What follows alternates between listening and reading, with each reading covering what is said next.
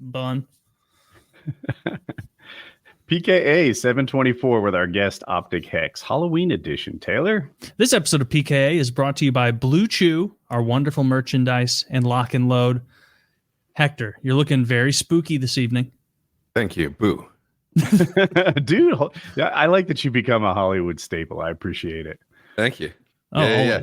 I promised myself that I was Halloween. not going to fuck it up this time, and I was going to get my costume ahead of time, and Amazon didn't deliver, so I had to run a long story.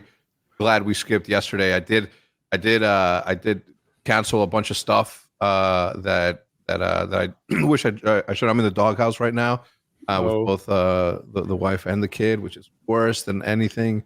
And the Halloween party for the company was yesterday also, so I missed that. But Really? Kind of sucks. I'm so sorry. no, you're good, man. I mean, lots of people get married multiple times Fuck now, it. so you probably you'll catch the next one. Norm. Yeah. So your Beetlejuice suit there Yes. looks like. Yes. I like that Did a you lot. guys? Are you a hot dog and a hamburger? Is that what I'm looking at? Yes. Yeah. No, Zero Uncoordinated. coordination. no Yeah. coordination at all. Get out. Swear to God. Literally, Really? we showed up to do this yesterday, and big Taylor one. goes, "What the fuck, Kyle?"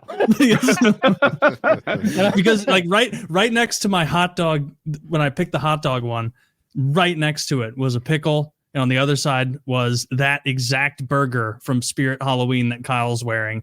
And as soon as I saw Kyle in the burger, I realized, like, man, picking the no head part costume was the move. I really fucked up. It's already hot in here. We're only here for 4 hours. Don't worry. Do you have smells- a headset inside that thing? Yeah, it's just coming in through this wire. It keeps falling out, so I have to keep adjusting my wiener head, my dick head. Yeah, it was zero coordination. I got a $400 lifelike Johnny Knoxville old man mask, but I couldn't glue it to my lips without it pulling all my mustache hair out, so it doesn't sound right. But it looks really good.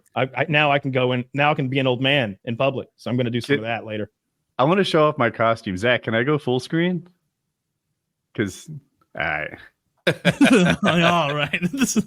check me out. Check me out. Oh, look at his little skirt. I got a shield. Oh shit. We got a sword. We are. We got a cape. Yes. Keep running Yes. around with your sword out.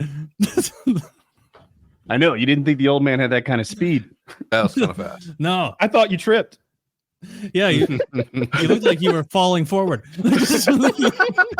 That's how I run, apparently. No, Woody's become unsteady. Yeah. Now, if I were going to be pedantic about it, I'd be like, arrow-wise, that sword, that shield, the look he's going for. I don't know about the historic Yeah, I don't know. consistency. Neither do I. Where's your helmet at? I mean, like, you know what I mean? Like, Well, he's got a helmet. There were a lot of no, he doesn't. He's got chainmail. costumes that had proper helmets instead of chainmail, but they don't work with headsets. Yeah, that's the big one. I also got like an over the ear earbud thing in case I was going to wear my old man mask. I don't know what I'm going to do with that. Does thing. yours smell kind of weird? Not the old man mask, your hamburger. No, it doesn't really have a smell. If anything, it's got a little bit of a like artificial chemical glue, polyester. That's the fabric-y smell kind of I'm getting, but I'm getting It's very. I'm getting a little. lot of it. Yeah, I'm like a sommelier over here, having to waft in the smells. That's okay. Chinese glue for 4 hours on my skin, all over my body. That's They fine. use high quality glue. If your wiener smells, it could be a hygiene thing. That could be. And that's true. It Yeah. could That's be. why you want to get My- circumcised, kids. If my Halloweener stinks. Amen to Checkmate. that. Mm-hmm. Yeah. Well, happy Halloween, everyone. Yeah. What I turn the lights candy- out. The kids will stay away. Is that you turn the lights out? That would be. There's no way you did that, right? I turn the lights out. The kids will stay away. What are you talking about? Oh, you don't have at least a bucket out there. What am I going to do? Get up every time they ring the bell, leave this Let's put show, and go hand them No, some you stickers? put a bucket. Like I put a bucket of please, candy on my Taylor. front patio, so the kids can just grab it and go. If we What did the show last graphics night, like I would in be. the land of Missouri. Because I'm going to tell you right now, I leave a bucket of candy on my porch. It's going to be gone in 5 minutes flat. Yeah, with the a first- neighbor will come get it. Some neighbor is going to be like, "Oh shit!" And come get No, my we candy. have a high candy trust here. Are you guys full bars or snackables?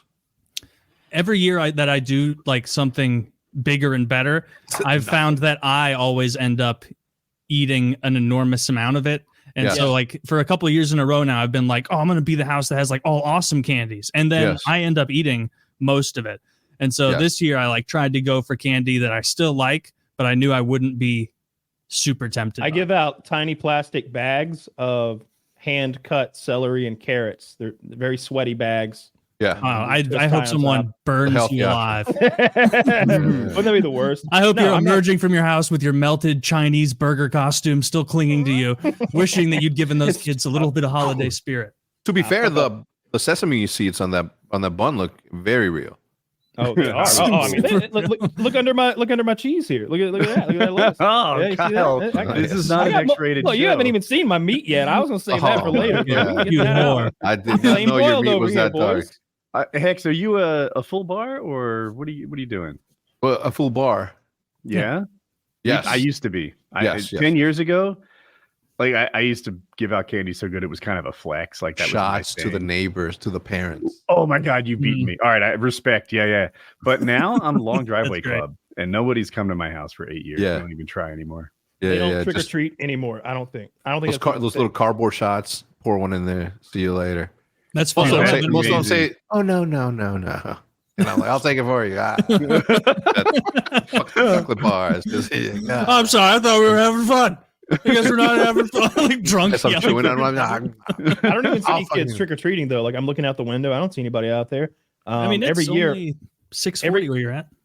Yeah, but like what they do. All right. So like in the movies and as a kid, I thought this was what Halloween was going to be like. We wander neighborhoods in the pitch black darkness in costumes alone and get candy door to door at strange houses. In reality, everybody meets in a parking lot and pops their trunk of their car. And every trunk of a car has a laundry basket full of candy in it. And Mm. everybody just does a circle. And that's what sucks. trick or treating is. Well, now. that's what it was for you because you're so rural. No, Like, no, that's not what it. No, I went door to door. Yeah, We the drove movie into. thing is my childhood experience. My parents had loose reins on us, so we'd stay out way too late. We'd be out till like 10 p.m. People would be like, "Why are you knocking on my door? Yeah. It's bedtime." Like, well, you got any left? We bring 2 pillowcases. We went big. Yes. like Pillowcase. the Pillowcase was places the fucking move. 100%. I always the place that would have those like trunk things was often like a local church. And so when I was like really young, my dad would like try and maximize our candy haul because he also was like one of those dads who's like, oh, all these kids having such a fun time getting all the candies. And then we get home and the mask drops and he's like eating so much candy. And so he'd like have us running around like getting entire neighborhoods worth. And then he'd be like, all right, everybody in the SUV, we can still hit St. John's if we're quick. And then like that would be like an addendum candy thing where it's like a loot room at the end of a They dungeon. have Catholics where you're from? Yeah, a ton of Catholics. Wow, we ran them all out of here. Did Oh, your well- parents inspect your candy?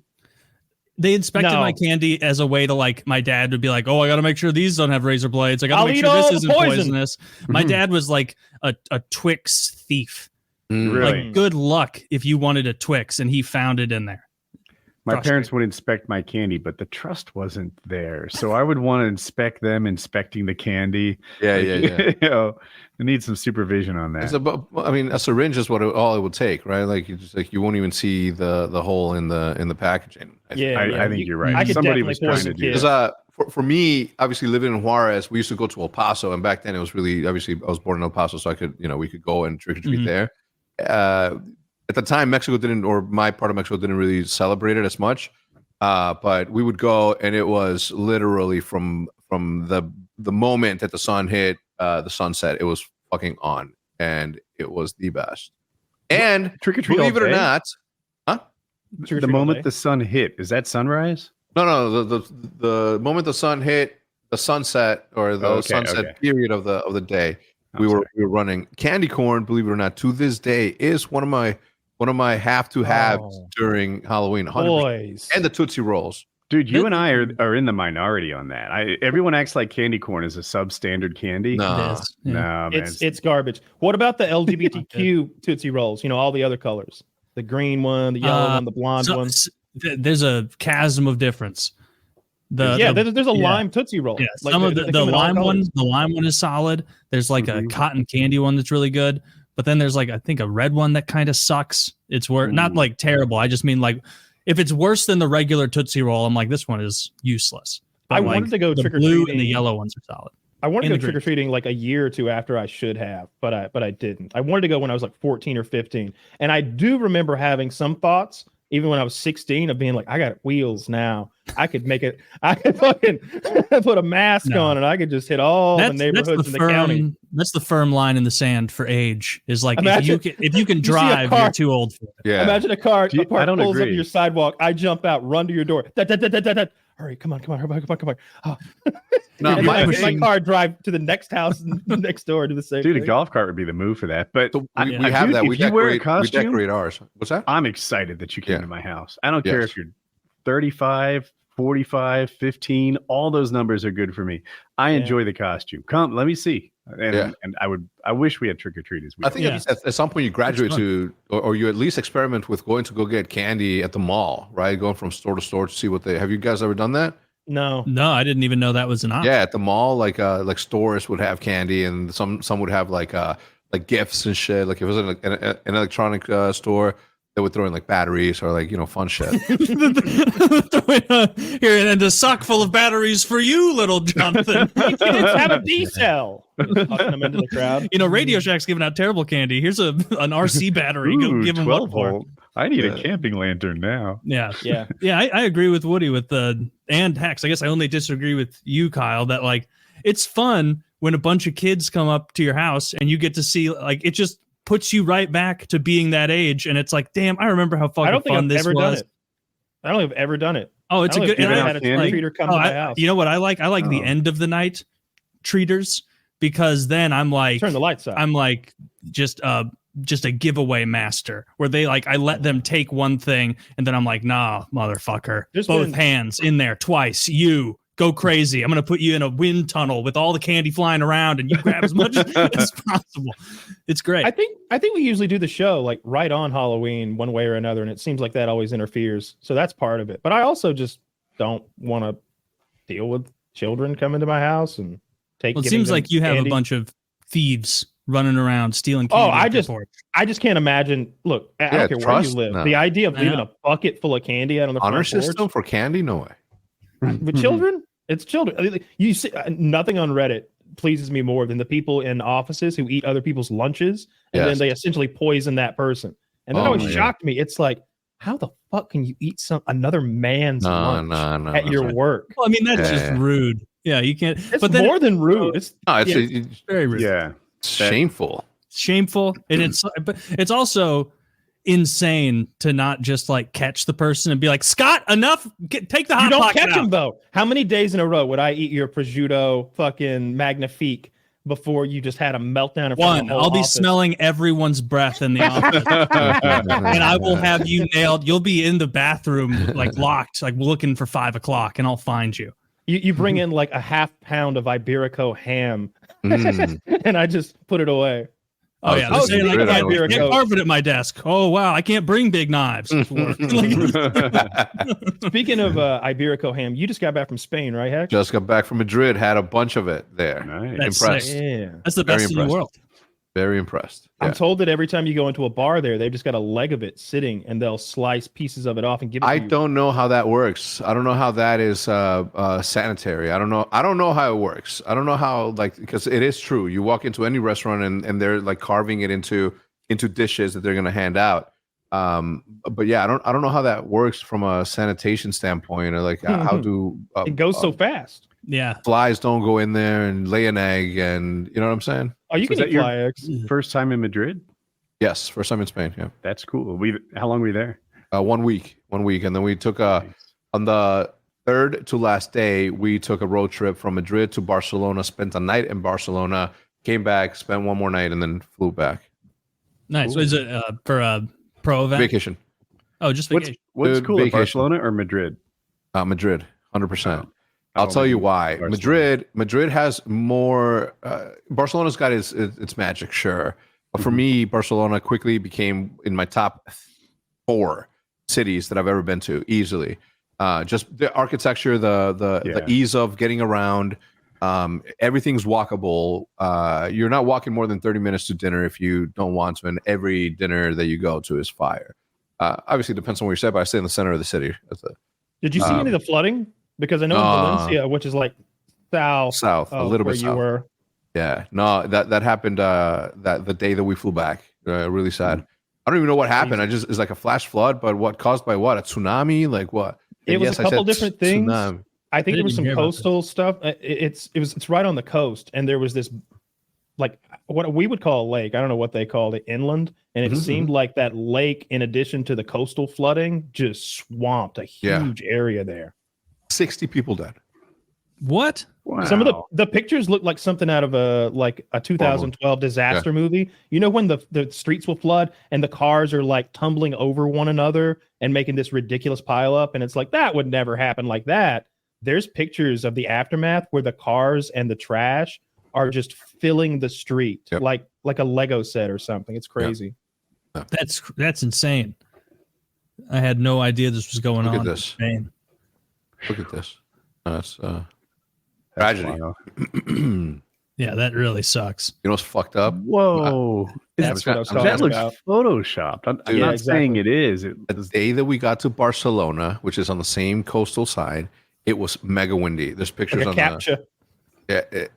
Yes. Like the bus. Crosswalk. Anyway, I looked at my dad and I'm like, because I took my parents with, they've never been out of the country. Here, I told my dad, I'm like, all right, Pop, tsunami, waves coming your way. Where do you go? And then he's like, oh, I'm going to go this way, that, blah, blah, blah. And I'm like, yeah, I would do the same thing. Right. And a day later, this shit happens. I'm like, oh my God, I wish I hadn't said that. You know, would your dad's escape route have worked? Might have caused it. For me, yes. For you? For me. Yeah. I think you spoken into existence, man. Some of the stuff that Dude, you talk What about other speaking powers things do into you have? existence. I was watching this Navy SEAL story, and the guy was talking about they're going out on a mission, and his buddy and him are like shitting around with each other. Like apparently they're just a bunch of like. It sounds like a high school football team when they describe the SEAL teams because they're all just chewing Red Man and just being shitty to one another.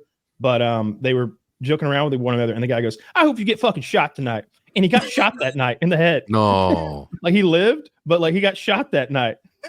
And so they get back, and that guy's a mess. And he's telling everybody, he's like, "Oh my God, I feel so awful. I told him, I hope you get shot tonight." They're like, "Why would you say that? Why would you ever say that?" Like everybody has a meltdown. It's great. Bad. Yeah. It was How bad crazy. were the injuries? Do you know? His arm was shattered, shot into. It took a few months to heal up, and the head thing was fine because of his nods and his helmet. But he got an infection from the evacuation running through blindly now without nods into gross stuff with all the wounds and shrapnel. But What is this word? Nods? Night vision goggles. Oh, okay.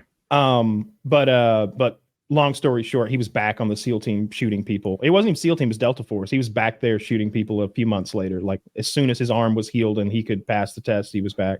He tried to sneak back. So one Navy SEAL told another Navy SEAL he hoped they got shot. Yeah. Okay. And then they did that night.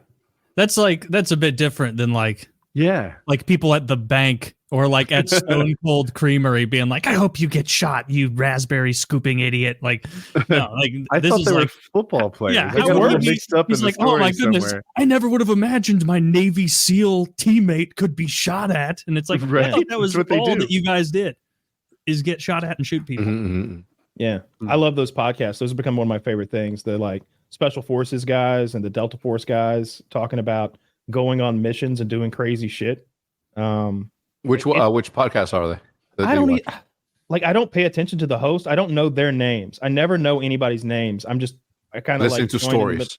I'm just listening to the story. I almost want the host to shut up because I just want his story. And it's always crazy shit. It'll be like stuff that you wouldn't think would even happen. There was one guy who was Delta Force, and they sent him on a solo mission looking for the people who smuggled Osama bin Laden out of Afghanistan. And he just dressed like a native, kept quiet, and hitchhiked and took buses deep into Afghanistan for days and days and days. And they're like, "What if anybody asks you anything? Just act like you're dumb as fuck, you know?" Like, How does that and they work? showed up, like he just blended in somehow and didn't get murdered. Yeah, lots of crazy stuff.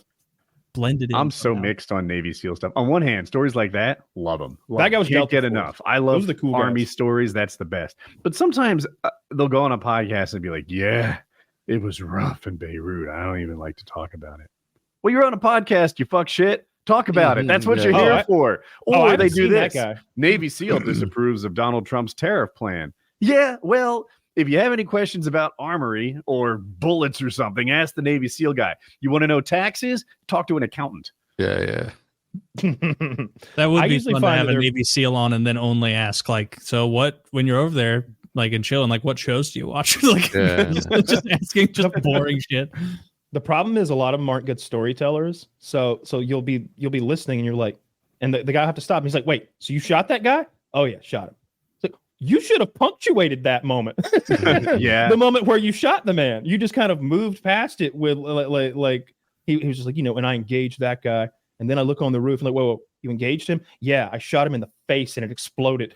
All right, well, say that. That's much better. Like they're not great at telling stories. Right. Sometimes the right host though can. You also don't want to run into the one that's like, dude, and then all of a sudden it's fucking crazy. Yeah, shot him, and it was like a slow motion bullet. It was like the movie Wanted with Angelina Jolie, and I fucking curved this shit. The second minute it hit its forehead, it peeled back the eyebrows first. Below that, this cranium started cracking. It was awesome. First, then you're like, yeah. Confirmed collateral. And then this is the thing. This is the thing, Joe, that they don't want to say. And all the other special forces guy will tell you.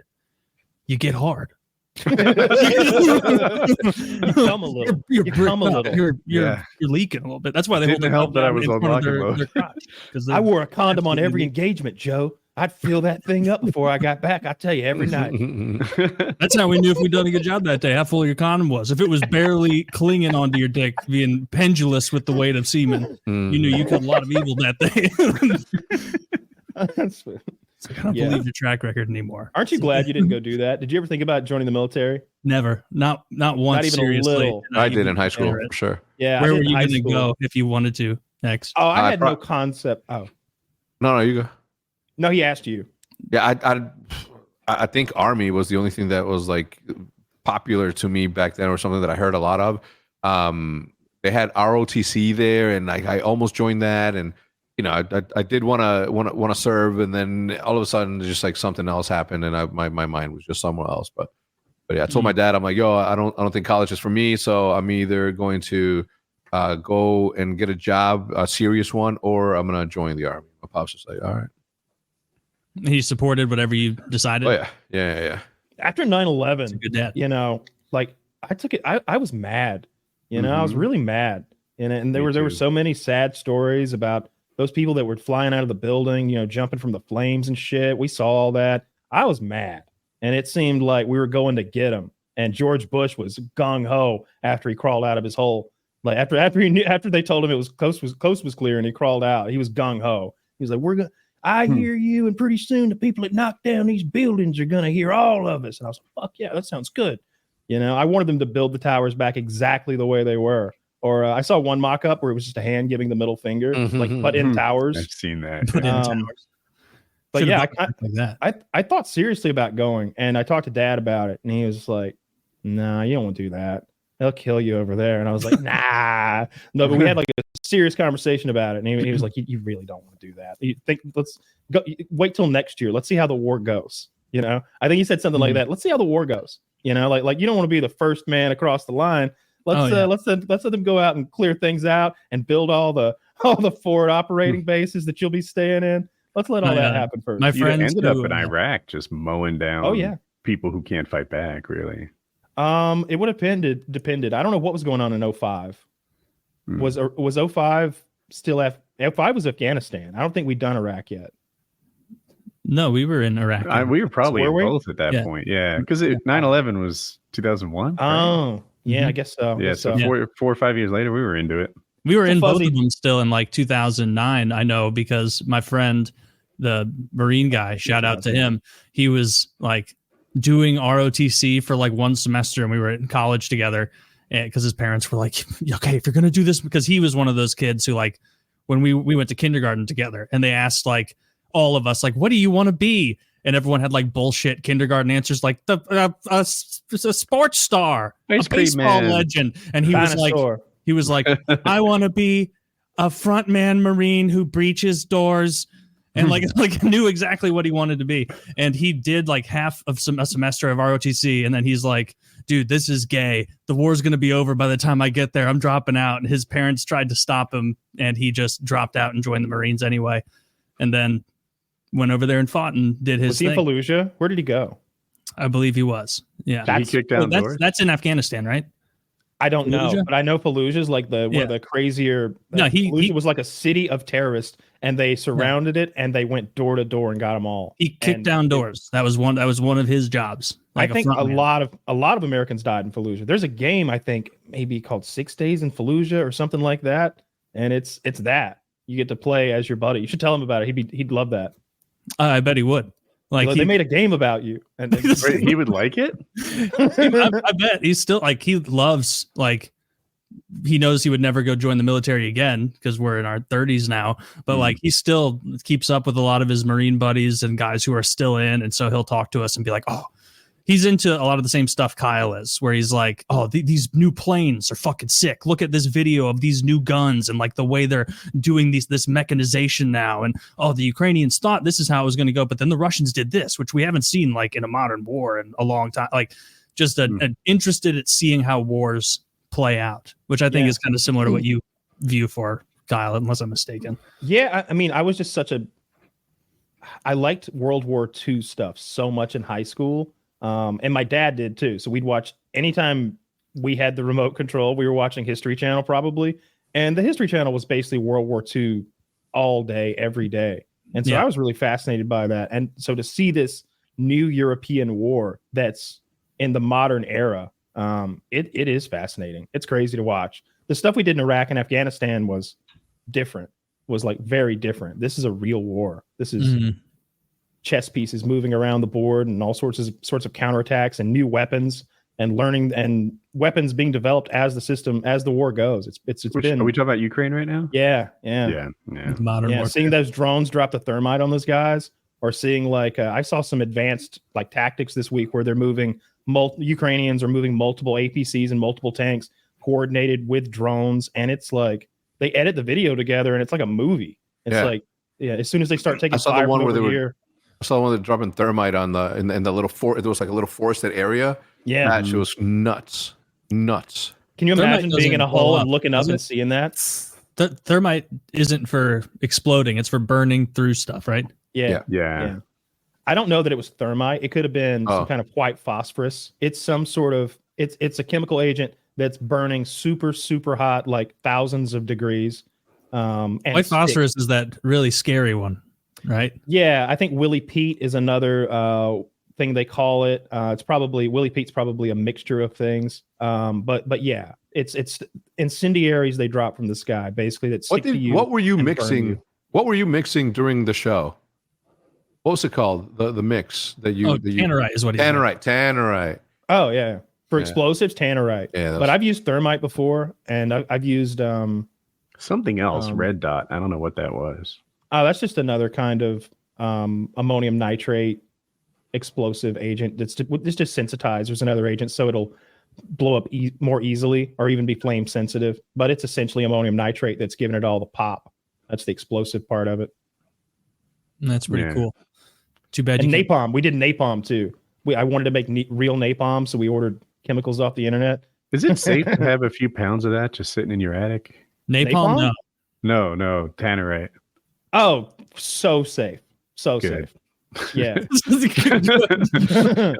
like so safe. It's by this time a little bit of moisture has seeped in and it's become partially inert, and all those tiny little prilled balls have formed into a solid thing now. You'd have to like take a ice pick to it to get it to work again. By the attic, though. And you're going to tell me that's safe too?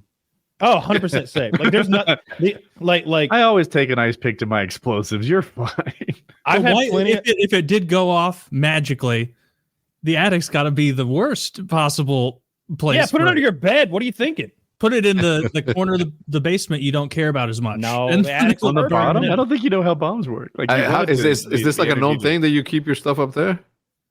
Me? Thermite? I don't have. I think he's just got some explosives left over from. Yeah. No, there's nothing wrong with that. That stuff's North Carolina super is safe. one of those no basement states. Yeah, They're rare around here. I don't know anyone with one. That's so weird.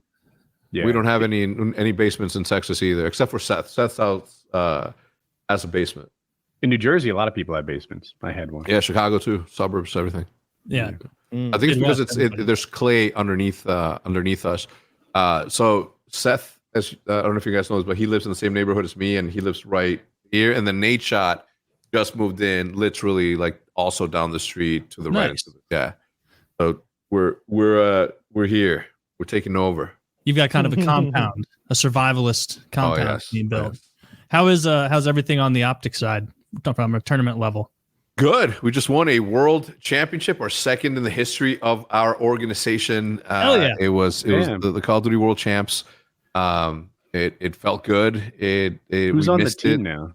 The people that won it is Kenny, Pred from Australia. Then we have my man Dashi and Shotzi. Gotcha. Being coached by Karma. Man, and it's interesting how similar anymore. I'm like Skunk. He's the best Slayer, right? Still to this day. It'll never change. Big timer. He's the strategist. He's clutch. Yes, dude. He just moved away. It's the first time in like over a decade that we haven't lived in the same area. So he's gone. He moved on as a kid. Still day trading. So it's good. He can be everywhere. Yeah, I always thought he was. I was a fan of him because he seemed a little more level-headed and mature than most of the people on the scene. And that's actually pretty important. It's easy for teams to start hating each other. They get envious of one another. And he's more of a, calming leading force. It was good to have him. Yes. How often do you are the teams getting switched up and, people get relegated or someone else gets boosted up? If it's seems like it's 4 people. Yeah. It's just the players know who they want to play with. They pick and choose. They'll deliberate amongst themselves and then make an offer, extend an invite, and that's how it goes. That's how it'll stay out of for a very long time. Absolutely. Has it evolved? Okay, so it hasn't evolved yet to like binding contracts where you've got. Oh no, yeah. No, of course. Okay, of course. All right. Yeah, that's been in place for over a decade, since 2012, 13. Since Wings got scammed. Wait, how? I don't remember how he got scammed. Oh, I don't remember. He got offered a contract and shit. Oh no, he owned Envious. Ah, yeah. I forgot about that. Did he buy someone a half a plane ticket or something? Yeah, he bought somebody half a plane ticket and then claimed a percentage of Envious, and then he was getting involved with player trades and stuff on Twitter. Yeah, love that. Love that. Yeah. I don't know how much of that's true. This is the best. That I don't know all the details of that story, but that sounds hilarious. Yeah, I'm 90% correct. No, you're right. I remember now. Yeah. As you started to say it, I'm like, oh fuck yeah, that's the envy thing. Yeah, it's a long fucking time ago. It's forever. I watched JD Vance on Joe Rogan today. Did anybody catch any of that? Not yet. I just know that it happened. I saw some highlights. I'm gonna be honest. I didn't think Trump did a great job on there, but I thought JD Vance in the 45 minutes of it I just watched, he did over 3 hours. He's a good speaker. He came off personably. He came off as a nice guy, and he's talking about his kids and shit. And I gotta admit, I like him. I don't like if I didn't know what his policies were, I was just he's a likable guy. I thought he did really well. And I gotta say, Trump finally did what I've been begging the campaign to do forever, and that was embrace the memes. See, if I were part of the Trump team, we'd have been doing a train tour. The Trump train would have been a literal thing. Yes, presidents used to do this all the time. FDR did it. Like you'd be on the back of the train, and it would stop at every stop, and the people would be gathered there, and you'd do a rally at each stop of the train. Mm-hmm. I would have had a Trump train going across the country, even if we had to lay fucking track. But he went after Biden in that call called Trump supporters garbage or trash or whatever. Trump went and got Garbage Force One. Or Trump Force Garbage or whatever the fuck that was. He got a big ass garbage truck and branded it with Trump stuff and put on a garbage man suit. And he rode to his rally as a garbage man. And then he continued to wear it when he went on stage. It was hilarious. That's kind of fun. I didn't watch any of that. And he had so much makeup on that he's darker than Hecs. Like, was he doing even more than usual? Because way more. It was a rainy day, so I'm just guessing. But it was a rainy day, So I'm guessing that maybe they had to lacquer him up good so it was waterproof. It wouldn't run like Giuliani. Giuliani had the hair thing. Yeah, I think they slacked a coat of some clear on him or something, and it made he was so dark. If you can, I would say almond. He was at almond level. There in his high visibility shirt. Genuinely darker than Kamala. Like if you use one of those Home Depot paint checkers, like she'd be burnt sienna and he'd be almond mocha or some shit. Like, Man, you're a good color swath namer. Just off the cuff. This guy there paint. we go. Jeez. I mean, look at the hand. The hands are the first thing they go dark, right? Like they're the most exposed at all Not times. Here, no, but you can't argue with the evidence. He uses the Kyle approach to golf. 2 gloves. always hidden. That's how you golf, Taylor. All the pros. Nobody golfs like that. whenever you talk about this, me and all the other pros out there, we laugh at you because we know that we're not out there hot dogging it like some people. We're putting both our gloves on and we're giving 100%. Okay. Hot dogging it. I like me and all my like 2 gloves when we golf. What's your handicap down to now? Just curious. 4. Okay. Damn it. I was hoping you'd say something retarded there. Something easy to make fun of because you don't know how to golf. No, I really sharpened up my short game. That was the problem. I was always able to drive. And like those 125 little chippers, like I got no issue there. I can get out of the traps, but that short game was terrible. I don't know. Do you golf at Hecs? Or not really? No. But I'm involved with a brand called Good Gaming. The golfers, they're just golfing YouTubers that fucking do dope ass golf stuff. One of the guys, Matt Sharf, has hit like 4 hole-in-ones. One of them being the longest putt hole-in-one in the history of golf. Wait, it's a hole-in-one, but he just putted? Was it mini golf? No. Okay, because I've done that too. Do you know how far I have it more is? than 4 mini golf. I think 146 yards. So he like smacked it with the putter off the tee box. I don't know. I think he sat it on the ground and he putted 100 clearly downhill.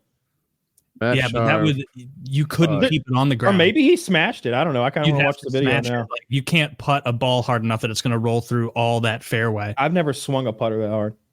Yeah. I haven't either. You'd have to stand. Actually, I did one time. I was putt-putting with like my football team when I was like Pee Wee football, and I drove a golf ball into this kid's ribs like 15 yards away. I don't know what I was thinking, but instead of putting, I just gave it all I got and call it luck, call it skill, but I hit that ball so squarely and drove it right into this kid's ribs, and it made an audible thunk and dropped him. Him. He cried. Coach was so pissed. So two things to note. 2 of his hole-in-ones were on a par 4. That's on video. It's fucking insane. Yeah. Is that more impressive or less impressive? A par more. 4 is the More. better. Usually it's on 3, right?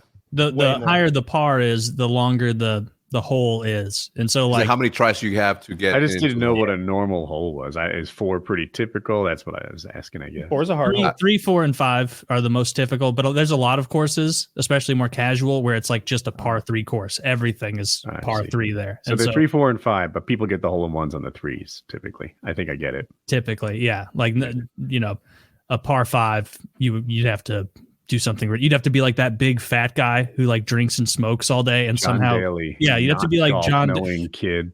Dude, I love like every once in a while I'll like go on a John Daly hole on YouTube and just listen to other other golfers talk about him, and they'll be like, "Yeah, you just see him go up there, and he's like visibly hungover. He's drinking again. He's like on his 13th cigarette of the morning, and it's 8:15, and then like."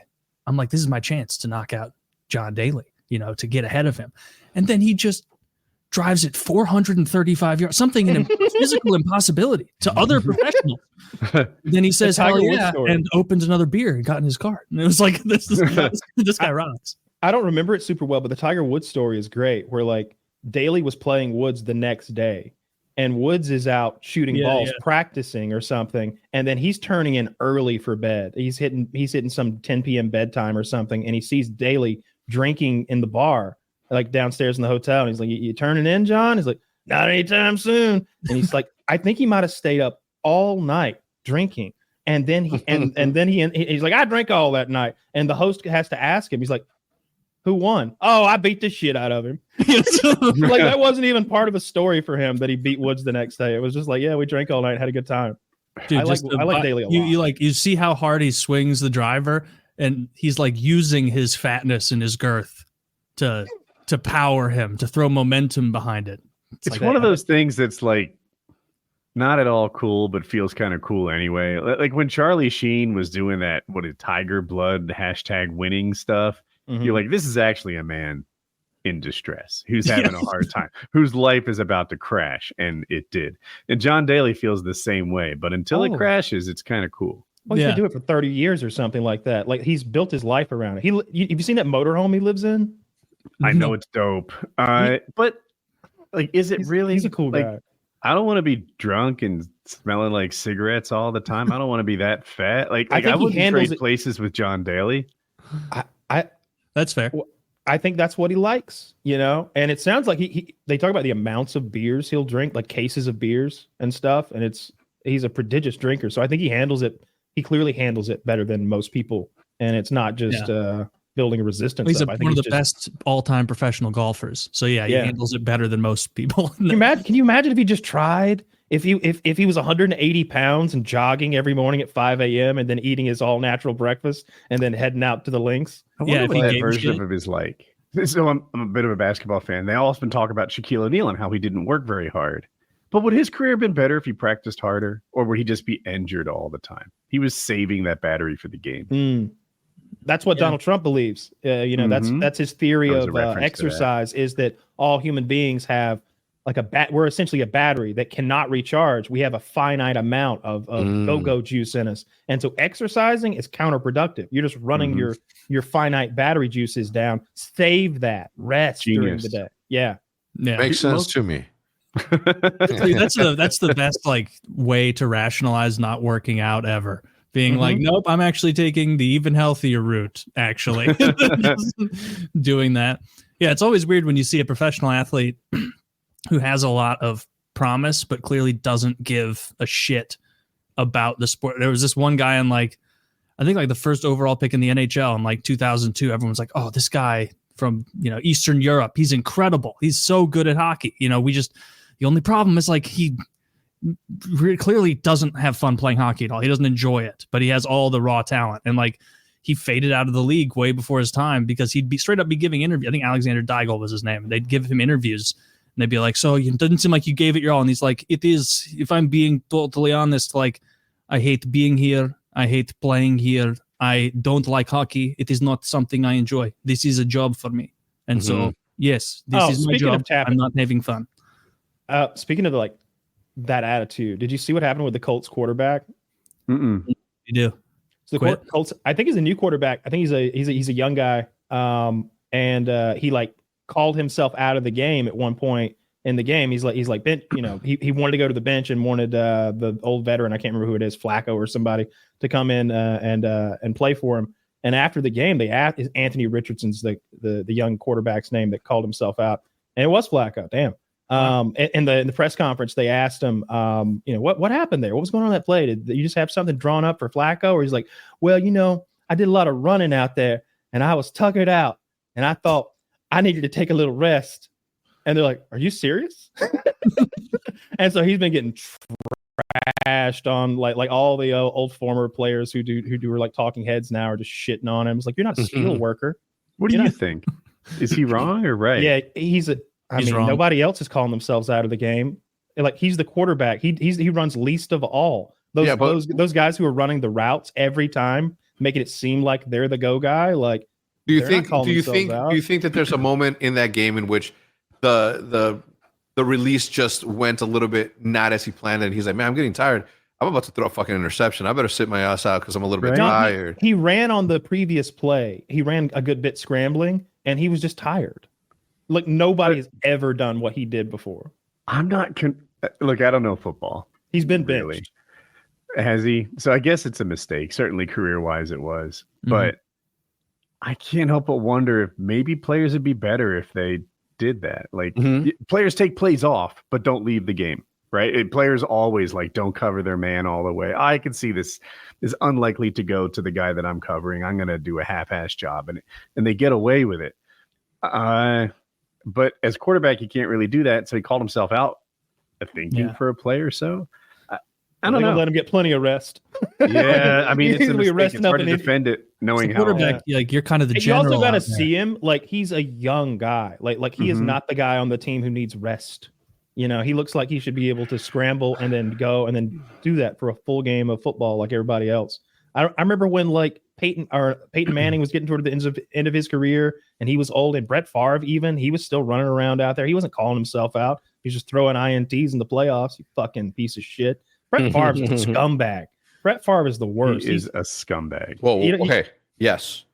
So if you don't know, he scammed all those kids in I think Mississippi, where he's from, out of like welfare money and funneled like $1 million of it to his pocket for like a speech he gave, and then $3 more million maybe went to his daughter's volleyball gymnasium being constructed or something like that. And then he's got just a piece of shit scumbag move for a guy whose whole image is being down to earth. He was always the Wrangler guy, like down to earth, kind of a country guy, conservative, like champion, and he's stealing from the poor of his own state. Like that's his bag. Yeah, and he has enough. Like I don't think he's got plenty. I don't think he's short on money. He was the Wrangler text guy. Messages were so incriminating. You know, like I think it was the governor he was working with. If not, it was some other like lieutenant governor, some shit like that. Yeah, and he's like, I'm worried that people are going to find out we're stealing from the poor. And he's like, nah, no one will ever know. So like he knew he was stealing from the poor while he was doing it. This isn't some misunderstanding. And he was assured he wouldn't get caught.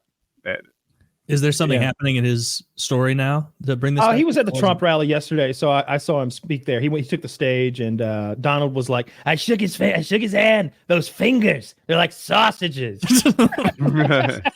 And I'm like, what a weird thing to say.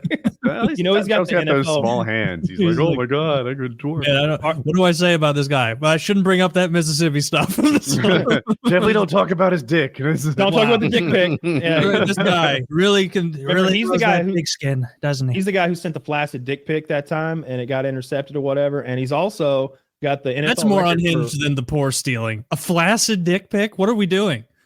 Like, just get hard, dude. You're a professional athlete. Get with the program. He was resting, Taylor. He was resting. He's resting. Yeah, he sat himself out. He said, I set my dick out because it wasn't right in the middle of fucking. I'm like, you know what? I gotta back out. I think he's got the NFL record for interceptions.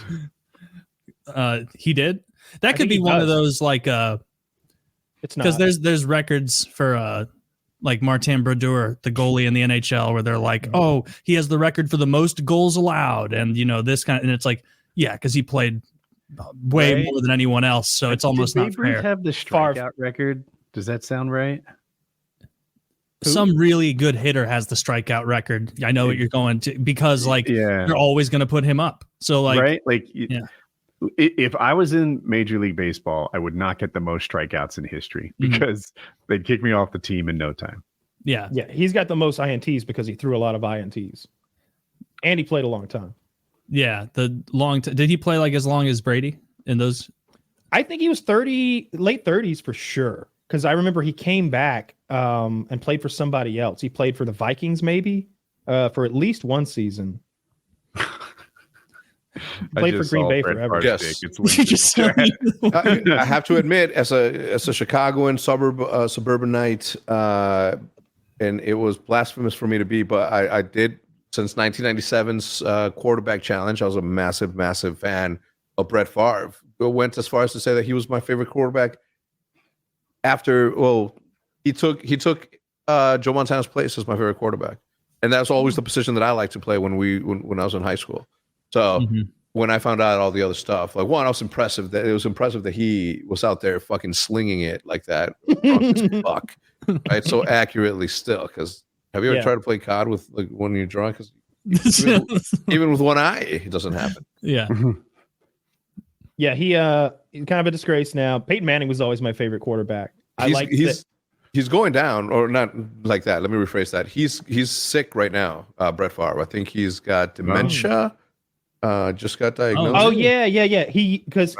So they drug him before Congress for the whole robbing the poor thing, and he was like, he opened like Kevin Spacey did. He's like, I now identify as a man with a neurological disorder, by the way. like he's got some degenerative Parkinson's. Yeah. Apologies.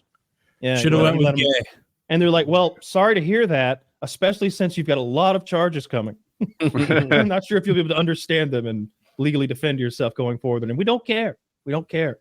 It's a piece of shit. I hate that stealing from the poor thing. Yeah, absolutely. But I always like Peyton Manning because he would read the defense or seemingly read the defense, and he'd call these audibles. He'd be like, whoa, Chestnut 45, Blue Eagle, and everybody would be like, oh shit, Blue Eagle? I didn't know it was that kind of move. And they all rearrange into a different shape and do a different fucking thing. And I always appreciated that because it was so above my head that I was just like, that guy's got to be the smartest quarterback in the league. Well, he's got to be the smartest. Look at his fucking brain pan. Look at that head. Like, do you think he got off the shelf helmets? No. That thing was extra tall. He's a conehead from SNL. It's crazy. It was so hard to be a Colts fan, which I was like for years, because every year we'd play Tom Brady. Every year we'd play Tom Brady, and he won a lot of Super Bowl. He did the most. Yeah, I think Peyton Manning might have the all-time record for most playoff losses. Damn. And it's because of Tom Brady.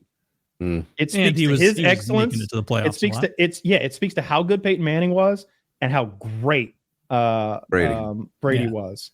Well, you better enjoy while Brady has all these nice little records, because Patrick Mahomes is coming for all of them. I hope so, dude. I'm a Patrick Mahomes fan. I wish him well. The Dodgers are the ones who showed out and like made an incredible World Series. So I don't know if y'all watched any of that. Is it over? But yeah, it's over. Freddie Freeman, like every night, was hitting. There's a Dodgers player called Freddie Freeman. He used to play for the Braves, and liked him a lot. He's a really nice guy. Like just always smiling and just a fan favorite. It was a shame when we lost him. Anyway, he hit multiple home runs in every single game, I think. Like he won all of the World Series basically on his back. And then in they lost one game. They were in there. So in game 5, the Dodgers need to win one more which was last night, win one more to win the whole series. And they're down 5-0. And they came back and won. They just rallied and won. It was a good game. I watched it on and off like throughout the series. And like, I just hate the Dodgers so much. I wanted the Yankees to win the series. I feel like I'd rather see the Dodgers. I feel like anyone but the Yankees is the more common thing, right? I don't have a dog in the fight, right? But the first baseball team, professional Major League Baseball team that I saw was the Dodgers. It was Fernando Valenzuela. I was 8 years old. It was the first time I ever traveled with my parents from Juarez. Drove to Los Angeles, watched it, came back. It was awesome. So I was like, all right, if I'm gonna pick one. Also, there's a lot of Mexicans over there. Okay, so I'm gonna have to side over there. You gotta. It's New York style pizza versus tacos. You know what I'm picking. Fair. Oh, there's room for at all. There's room for all those things. That's right. That's right. I just hate the Dodgers because they're just a problem for the Braves every year. Not that I'll ever watch them again, but I even like the Dodgers uniform. I think their uniform is sick. I think their helmets are sick. They've got those like matte helmets, not the shiny ones, which I think look really nice. I like everything about the Dodgers except that they're not my team. They keep beating up on your poor Braves, apparently. Well, everybody does. We didn't even make it to the fucking playoffs this year because we're a bunch of fucking losers. Hey, a lot of cool teams missed the playoffs. No, they don't. Yeah. The returning champs, right? They missed it. God damn it. I don't even know who the the Rangers. Yeah, Texas Rangers. Scum through the first pitch. They ended up winning. We have a night. Every year we have an OpTic night at the Ranger Stadium. So one of us is going to this year was me. I threw the first pitch. I took it easy. I didn't want to throw as hard as I did the first year, which was 2 years ago. Where I'm just gonna show off. I'm gonna see if I still got it, and I fucking slang it. It's not that. So this time I just kept it easy, threw it in there. It was awesome.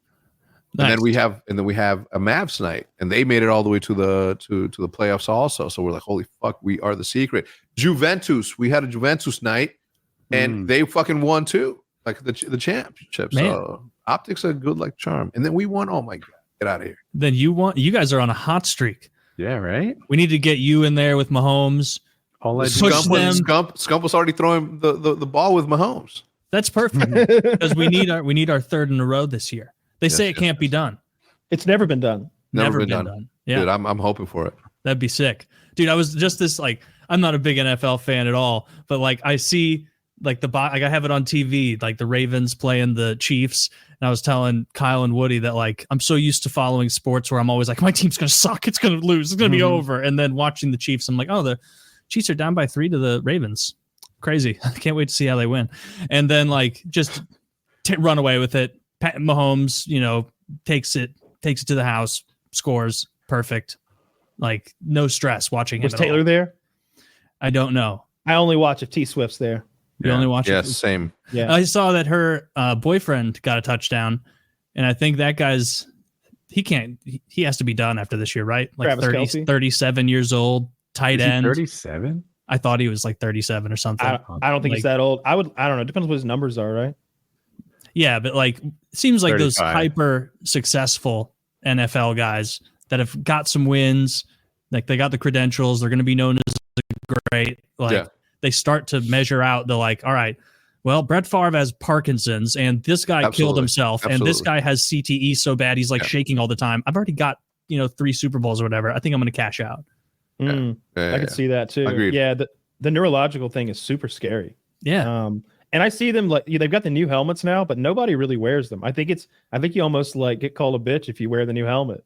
Yeah. Even if you do, whiplash is still a thing. Your body's still going to your brain's gonna move in an unnatural way at any point. It doesn't it's not as bad as when you get hit in the head, sure, but you're still going to go through those things, and that is something you have to take. You're married or you're not married, but you're about to maybe marry Taylor Swift, dude. Okay, it's trophy husband time. Okay, that woman is so fucking powerful. Just sit back and relax. Yeah. See, I don't believe in the relationship. I think it's either fake or it ended a while ago, but it makes financial sense to pretend it's still going. Dude, does she need the money? Dude, she don't need shit. I think it's she's more a about billionaire. Multi. He's worth a lot. Yeah, and I mean he's only poor compared to her. Like he's right. Like he's so fine much money. too. Yeah. Compared to most NFL players. 1.6 bill. Okay, so almost multi. This is That's rounds up the multi. She's got a ton. Yeah. I don't know about the relationship being fake. I'm not that clued into it. But if that's what it takes to keep the Chiefs winning, keep running that relationship. Yeah. Push it forward. Chiefs are undefeated. Agreed. Like the Chiefs are undefeated. If I remember correctly, the game with the Falcons was close. And the Falcons are doing pretty well. I think the Falcons are probably leading their division. They're well above 500. They're 4-2 or 5-2 or some shit like that. I haven't looked in a minute, but they'll be in the playoffs. I'm looking forward to it. Actually, don't that 5-3. maybe? Okay, yeah, not bad. Not bad at all. Yeah, it's gonna make the playoffs. The Eagles are 5-2, so good year. Yeah. Well, we'll see. It'll be fun to watch who the Chiefs beat in the Super Bowl this year. I put $1,000 on the Bears to win. If they win, I'm going to get 45,000. I was super hyped. I was super hyped on Caleb. And like 2 Sundays ago, I'm like, you know what? It looked fucking good. This is how this story begins. So I'm like, I'm gonna be that guy that won that shit. The visionary. Yeah. Looks like they're last. Every now and then a bet like that doesn't they're look 4-3, so the season's far from over. But they're not looking like they're Super Bowl winners. They need Detroit and Green Bay and Minnesota to. Every so often, something magical happens, though. That's true. Yeah, you can go on a run. Yeah, it's a lot easier to go on a run in baseball, though. I don't know about the NFL. They get a lot of goes. Detroit's Kyle, up there, obviously, like it's crazy. Sports talk. Do you still maintain the Tyson fight's not going to happen? I mean, I thought when he had the medical thing, that was their way of like pulling out with honor, and that anything thereafter was just going to be fan service, like saving face. So I didn't think it was going to happen. And I haven't been following those circles well enough media wise to know if they've been saying, yeah, this date, that date. Like, I don't know if that's been said, but no, I didn't think it was going to happen after the Tyson pullout for medical. It's in 2 weeks. Okay. It's in 2 weeks. They're releasing Tyson's gonna training. Smoke him. I mean, Paul's going to smoke him. Paul's going to smoke him. No. Do you think? Oh, yeah.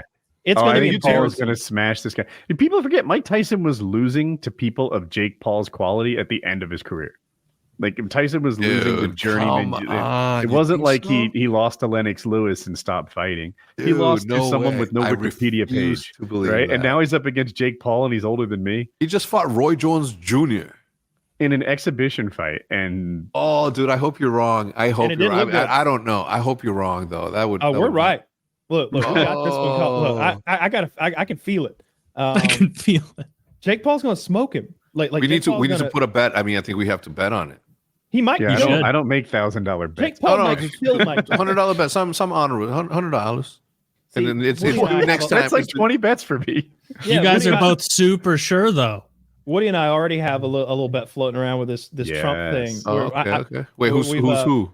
So we bet $100. This is like going back 2 years ago when we made the bet. I was so sure that Trump was not only going to run but be the guy and win that I Yeah. called him 2 years out before he said he was going to run again.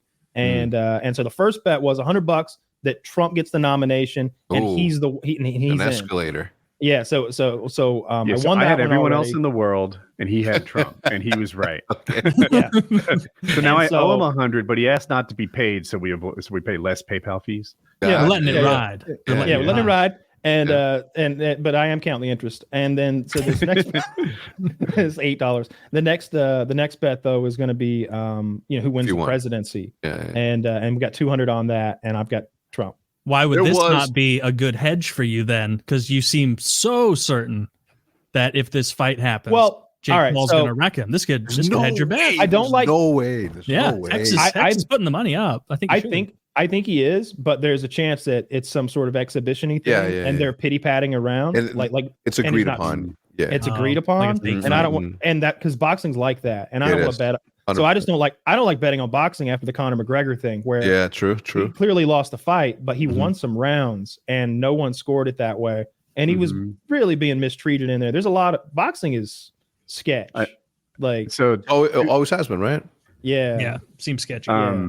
one, YouTubers don't lose fights. It's been proven again and again. The only person the YouTuber loses to is another YouTuber, right? So True. that's right. And the other, I really like. Didn't Jake Paul beat Mike Perry? Yep. The bare knuckles. Yeah, dude, that guy's no joke. He hits like a ton of bricks, and he's scared of nothing. Or maybe And they Jake Paul went in there and He's beat like, I'll him. give you an extra bonus if you fucking go down for me, right? That's also the alternative. Well, there's That's more also than the one way to alternative. win a fight, and maybe Tyson's susceptible to that same thing. Yeah, no, for sure. I would just. I mean, yeah, he's super old, and he's always on fucking shrooms. I don't. But here's what, and the antithesis of that is Jake Paul. With Jake Paul, you got someone who has a team. Who has a team making him a Superman. Uh-huh. He doesn't take drug tests. No. I promise you, he's on some good shit. He's not just Yeah. taking TRT and getting a little beefy. He's on some good shit. He's Ivan on some Drago would professional blush. athlete shit. Ivan Drago would blush. And not only that, his like fitness like routine, his boxing training, the people he trains with, like he seems very serious about being a really good boxer. I think he's gonna smoke poor old Tyson. I don't know if Damn. Tyson can take a punch to the head anymore. He's so old. Yeah, and he's yeah, already he is, taken he is. so many. Yeah. And I don't buy that heavy bag bullshit clips that you see on TikTok. I look pretty good for 15 seconds on a heavy bag, but then as soon it's like that thing Taylor was talking about where you hide that you're out of breath. It's like the clip would end and I go, "Woo!" Lay down on my back. Yeah, lay down. Doing like those heavy swallows. Yo, I think.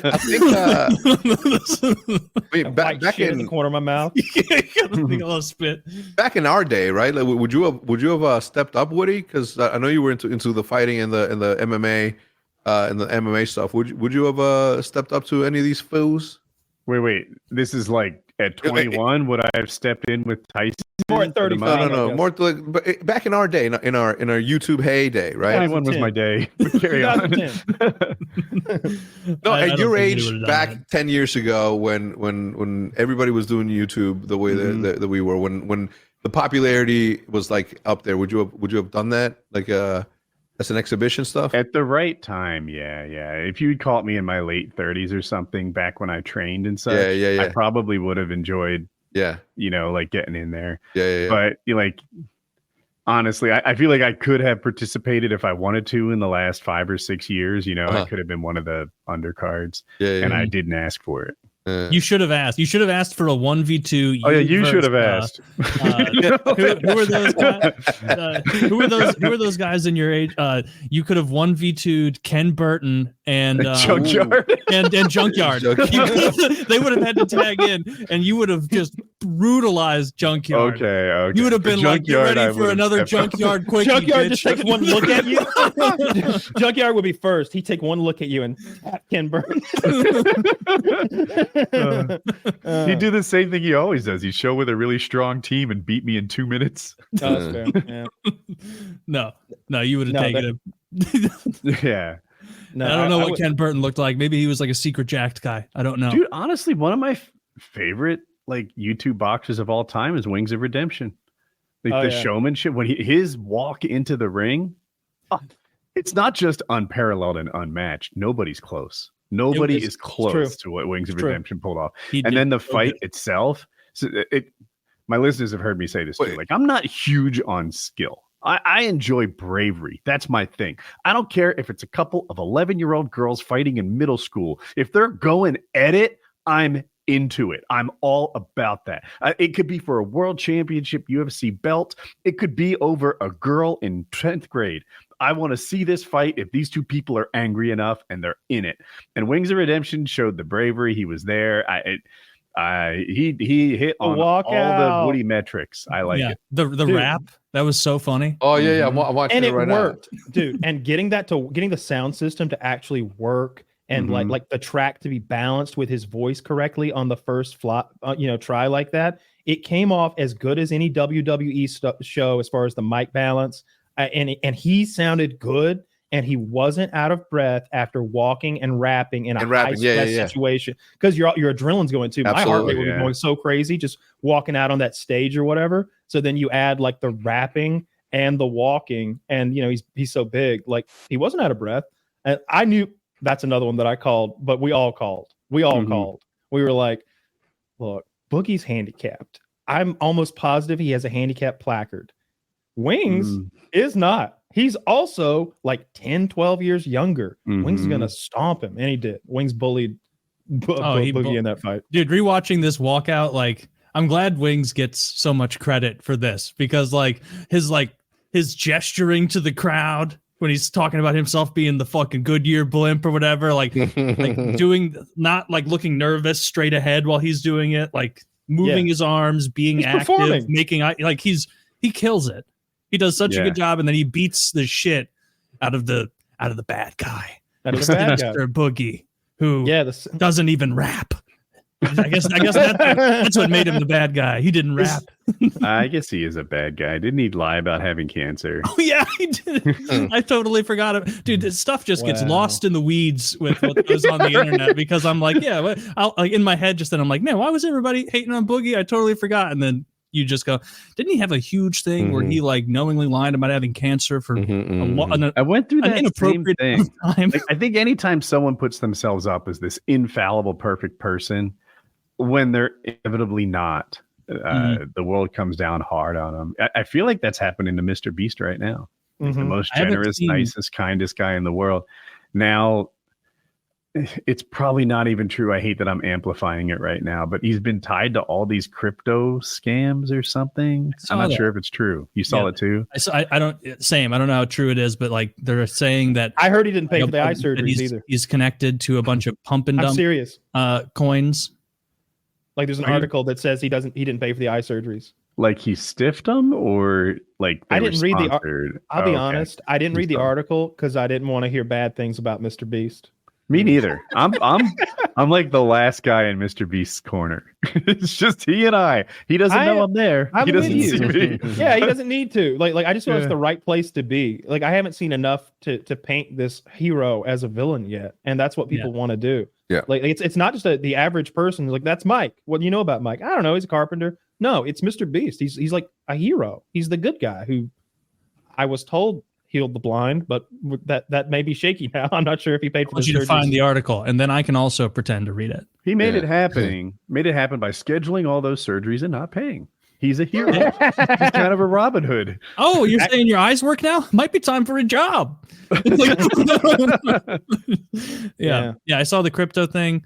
But the only other, and I'm not as plugged in as you even on the MrBeast stuff, but like the only other big controversy I heard was like he had that creep around and then seemingly gave that guy the boot.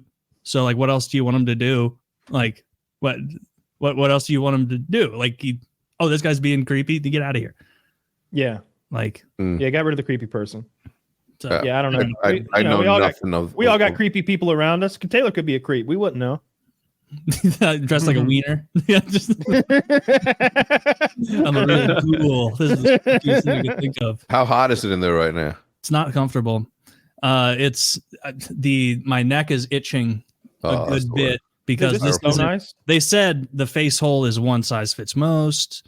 It's not most, and so it's bulging. I'm getting accustomed to the glue smell. I have to like focus to notice the glue smell now, but it's just part of my world. You might get a little high, get a little goofed up by the end of this. Gonna get a fucking headache on this Chinese glue.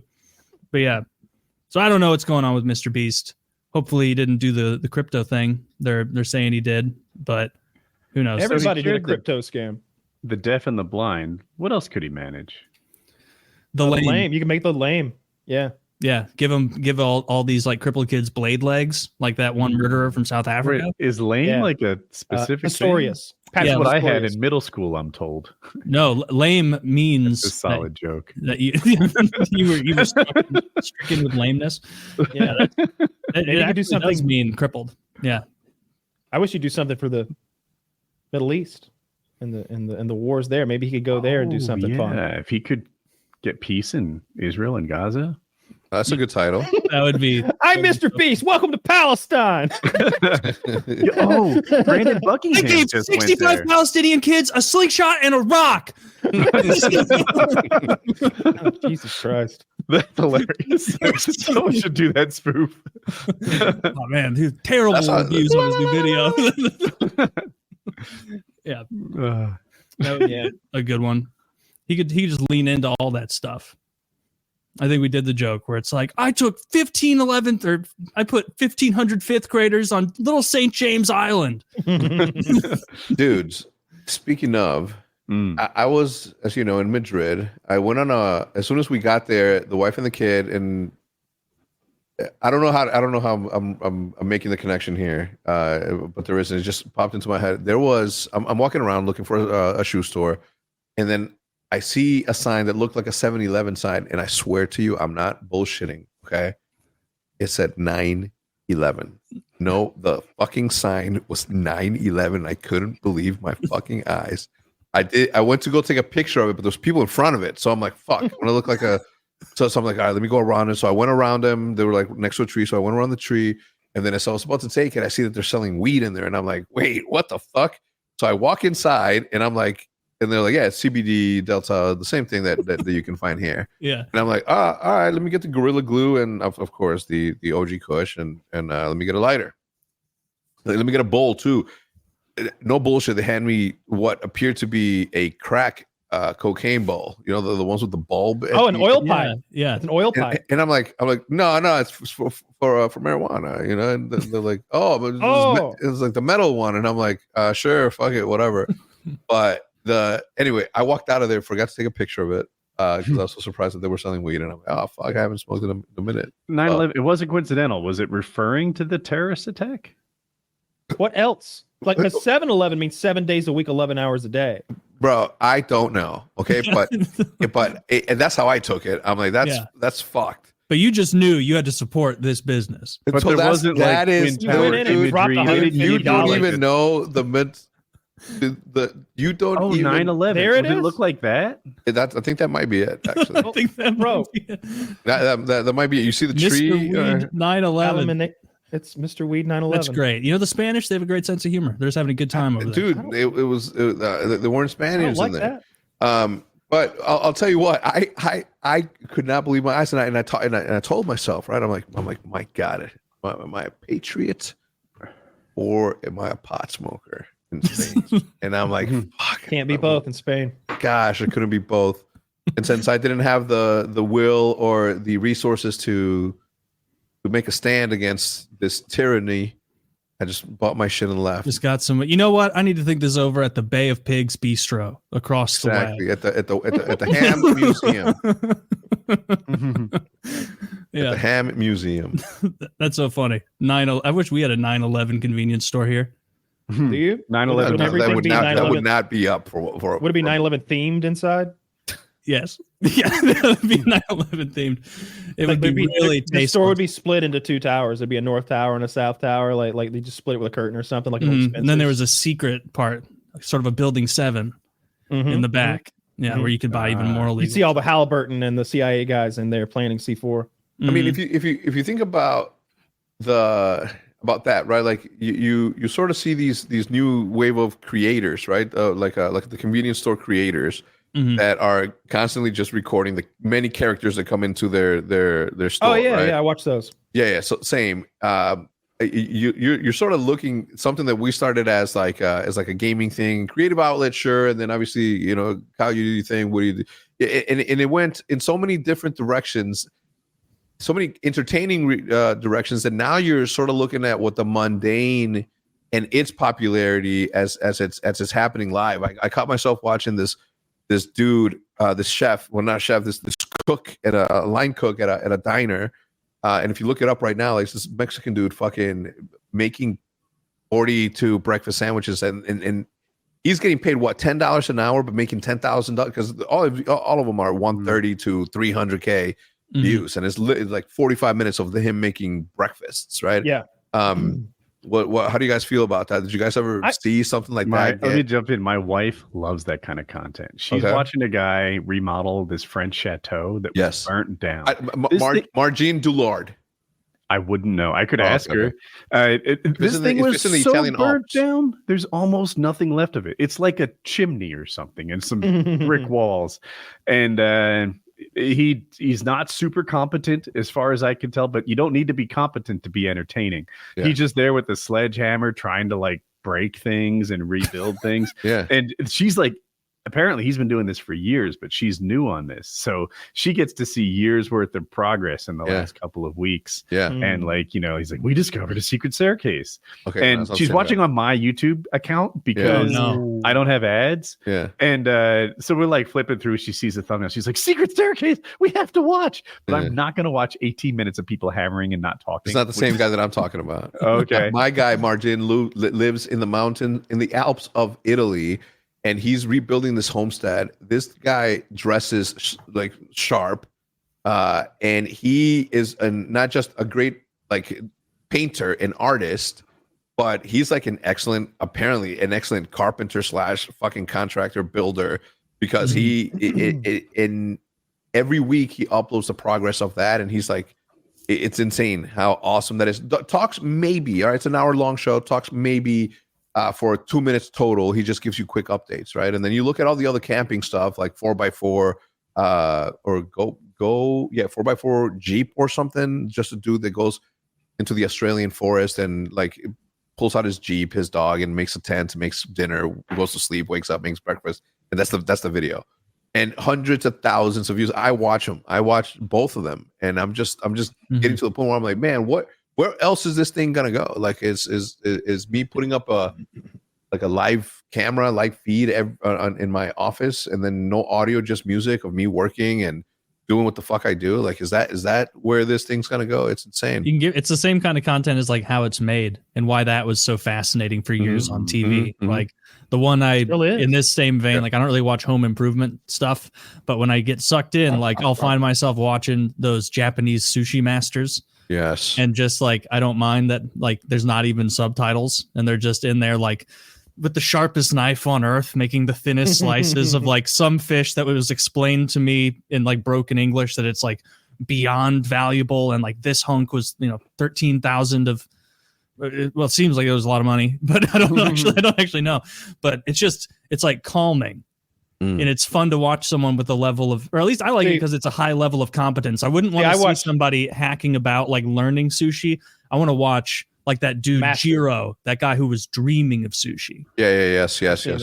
I dream of it. Yes. That's a really good documentary. 100%. It is. I've seen it. When you said gas station videos of just people working, I thought of a different video that I watch because I watch gas station security cam videos that are narrated by the guy, the clerk. And the clerk will be like, look at Mr. Blue Pants. Oh, he's looking at some gummy bears. Oh, he likes those gummy bears, doesn't he? So much they're going right in the pocket. Yep. And can they hear this? Are they just bullying customers? No, he's doing it. He's after doing the a fact. voiceover. He's doing it after the fact. He's like, oh, and I think I'll have a few.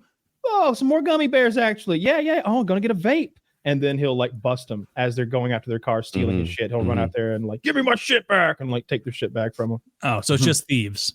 Just thieves. I thought he was making fun of a paying customer. No, like, wow, someone needs Band-Aids. Boo hoo. Like just being a shithead. Who buys a shit at a gas station? There'll be like a Mexican dude walks in and be like, yeah, can I get a lighter? The dude will give him a pink one, and oh yes, like, yo, what the fuck? He fucking throws that shit back. He's like, fuck out of here with this shit. Yeah, I've seen that, but it was a black guy. They do in this neighborhood. They don't like pink lighters. That's clear. Oh, but there were like super gay, like the zestiest of black guys, and they gave him a pink lighter, and he's like, yeah, and I liked it. Did they just have a glut of pink lighters, or was this guy trying to be? Yeah, it's just. Oh no, he was just trying to get a reaction. Yeah. Oh my god, did you see the? All right, so I don't know this guy, but I've never heard of him before. But this streamer went to South Korea, and it doesn't even make sense what he said. But basically, he challenged all the men of South Korea to like swing on me, like bring it. I'm not scared of you, you pussies. Like, and his brother's with him. His brother's like, yeah, I wish a motherfucker would. And they're just like. It doesn't make any sense. Like maybe there's some context I missed, but he's basically saying like, "Come at me, bro. Swing on me, dude." He's been there for a week, and he's been assaulted so many times. He's been assaulted every day as he's live streaming, walking down the streets. Someone finds him, and you just see a Korean guy pretend like he's normal, and then like get like a running start, like in a movie, and deck him to the ground. He's got bandages on his head now. And he like walks outside with bandages on his head, and some random guy immediately takes him out. Like immediately, some guy takes him out and doesn't run away, stays for the cops and goes to jail. Doesn't give a fuck. He's like, I came to hit you. That's a very Korean way to commit an assault. Is punch someone in the side of the head and then like get a coffee and wait for the police to show up and be like, I did the break of the law. It's on the Justice Served subreddit, I think. And there's like a quick montage of him getting decked maybe 4 different times by just random What was Korean he saying at all of Korea? He's like, fuck all of you. You won't stop me from blocking your country or whatever. Yeah, he said something. He's like, I remember him saying, I'm a sociopath. I don't give a fuck. I'll make fun of people's culture for clout. I'm a piece of shit. I'll admit it. So swing on me. Bring it. I'm not scared. Like he literally said almost verbatim that. And so did. South Korea said that. Dude, South Koreans don't play. They've been whooping his ass all week. Is this guy an American making an ass of himself over there? Yeah. Damn it. And it was funny, like at the beginning, his brother was like, I wish somebody would. I'd be on him like that. And I swear to God, the timing is so good. Immediately somebody decks the brother. And the one who was just saying how he'd be there was like, oh, and this Korean man ran away into the night. So we're getting a lot of content, but I'm losing a lot of hearing in my left ear. Dude, they should knock him out. Hit me in the eye. Dude, they should knock him out and just like push his body over that line into the north. I bet he cuts that out right quick. Kim Jong-un isn't going to be having it. Yeah, dude, I saw a video of a North Korean soldier who's captured by the Ukrainians, I guess, and he's bandaged up like a horror movie victim. Like his whole head is a big, and it's not clean bandages. They're like a little yellowish and blackened in some places, and you can see like one eye. And he's speaking in North Korean or Korean. Maybe it's probably the same. So I have no idea of validating the captions, but he's basically like, we were used as meat. We didn't have good guns. We didn't have good ammo. We were told we would at least have shovels. There were no shovels. It's like the worst trip ever. Like he says they were just kind of thrown in with ill-equipped. You think they like got to ask questions first, where they're like, Kim Jong-un's like, all right, you're all going to Russia, a great country that has centuries of battle victories, and you're going to be a part of it. They're like, yeah. I'm sure they got fired up. How did they win? How did they win all their battles? Oh, great one. Attrition. Certainly not just throwing piles of ill-equipped bodies at enemies by the millions. Definitely not that. I would that would be the worst country to get thrown on the front lines by, like from the Soviets to the Russian Empire to whoever. Seems like the only way they win is just brute amount of guys. But does Russia have any losses? Afghanistan, I can think of. Who else? Oh, I just was meaning like they try and pump up their World War II victory the way we do as well, and so they'd be like hanging their hat on that. I get it. I'm just thinking like, but they win. I want Russia to lose in Ukraine, and they seem to be winning. I mean, they just don't fight a lot of wars either. According to the propaganda I watch, they're paying brutally and about to quit any day now. Oh yes, just another that. check. We're a check away from Russia being defeated. Surely this time. Yeah, I don't know about that, but I don't think it's super one-sided. The Ukrainians are killing a lot of people. They're just killing so many people and blowing up so much shit. It's crazy.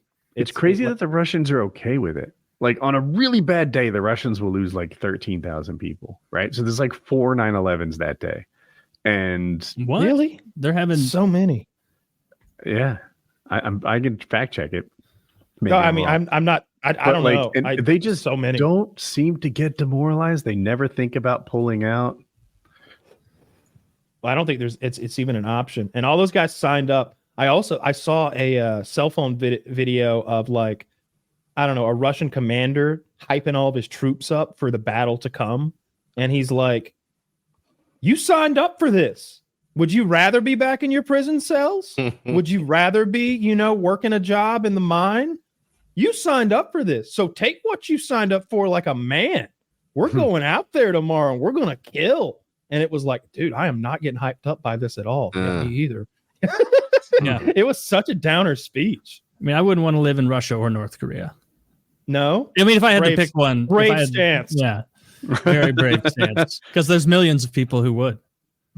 I think there's people from countries way worse than Russia. There was a famous. We're just from like a country way better than Russia. Early in the Ukrainian conflict, there was this dude, maybe from Texas. He looked like it. This big old fat hillbilly dude who was like, "I'm going to go fight with the good guys," and he joined like some Russian unit or whatever. They genuinely raped him and murdered him. From an American joined the Russian side. Yeah. Do you think? How funny would it be if it's like an honest to God translation error? he bought a ticket to the wrong city. He's there's a lot of Y's and K's and goofy umlauts. I figured. No, he was blogging about it like the whole time. He was one of those guys. He was all about. Who raped and killed him? His Russian comrades thought he was a spy, so they raped and killed him. Oh. Ew. Was he a lurker? No, that's the thing. He was. I mean, it's real like big the worst. Guy? Big fat ugly guy. Yeah. It's like who's the guy that got raped in Deliverance? Ned Beatty. Yeah, not far from that, right? Well, those guys. So I always read into that rape scene as that those hillbillies had mostly been having sex with actual pigs, and so Ned Beatty was the man who most resembled a pig. John Voight's over there, kind of twinkish. Burt Reynolds is over there, like I mean, he's the man amongst men. He's not my piggy God. at all. He's looking good. He's looking slick. He's the one I'd pick if I'm gonna, get after somebody. But Ned Beatty's over there looking a little bit fat and pink, like a real pig. And then when they molest him, he says, "Squeal like a pig." I think so he can get hard. I think he needs to hear that so he can like either get hard or get off. And so that's the funniest part. I know it's not a funny movie, but the funniest part of the movie is like after all that horror, like they're just canoeing again. And it's like a hot one, huh?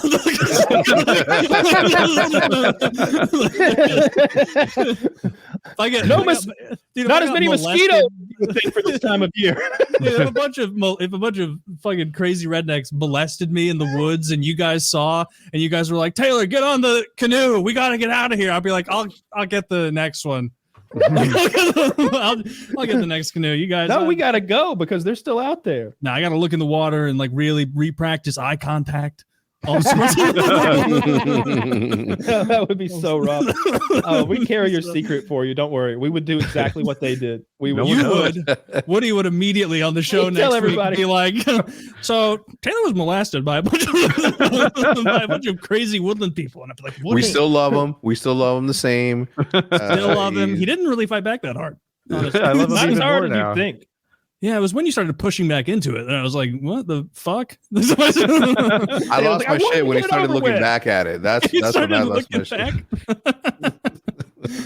Yeah. That's rough. And Yeah, then that's a rough-ass movie. I I've only made him seen keep that movie going because twice. I hadn't come yet.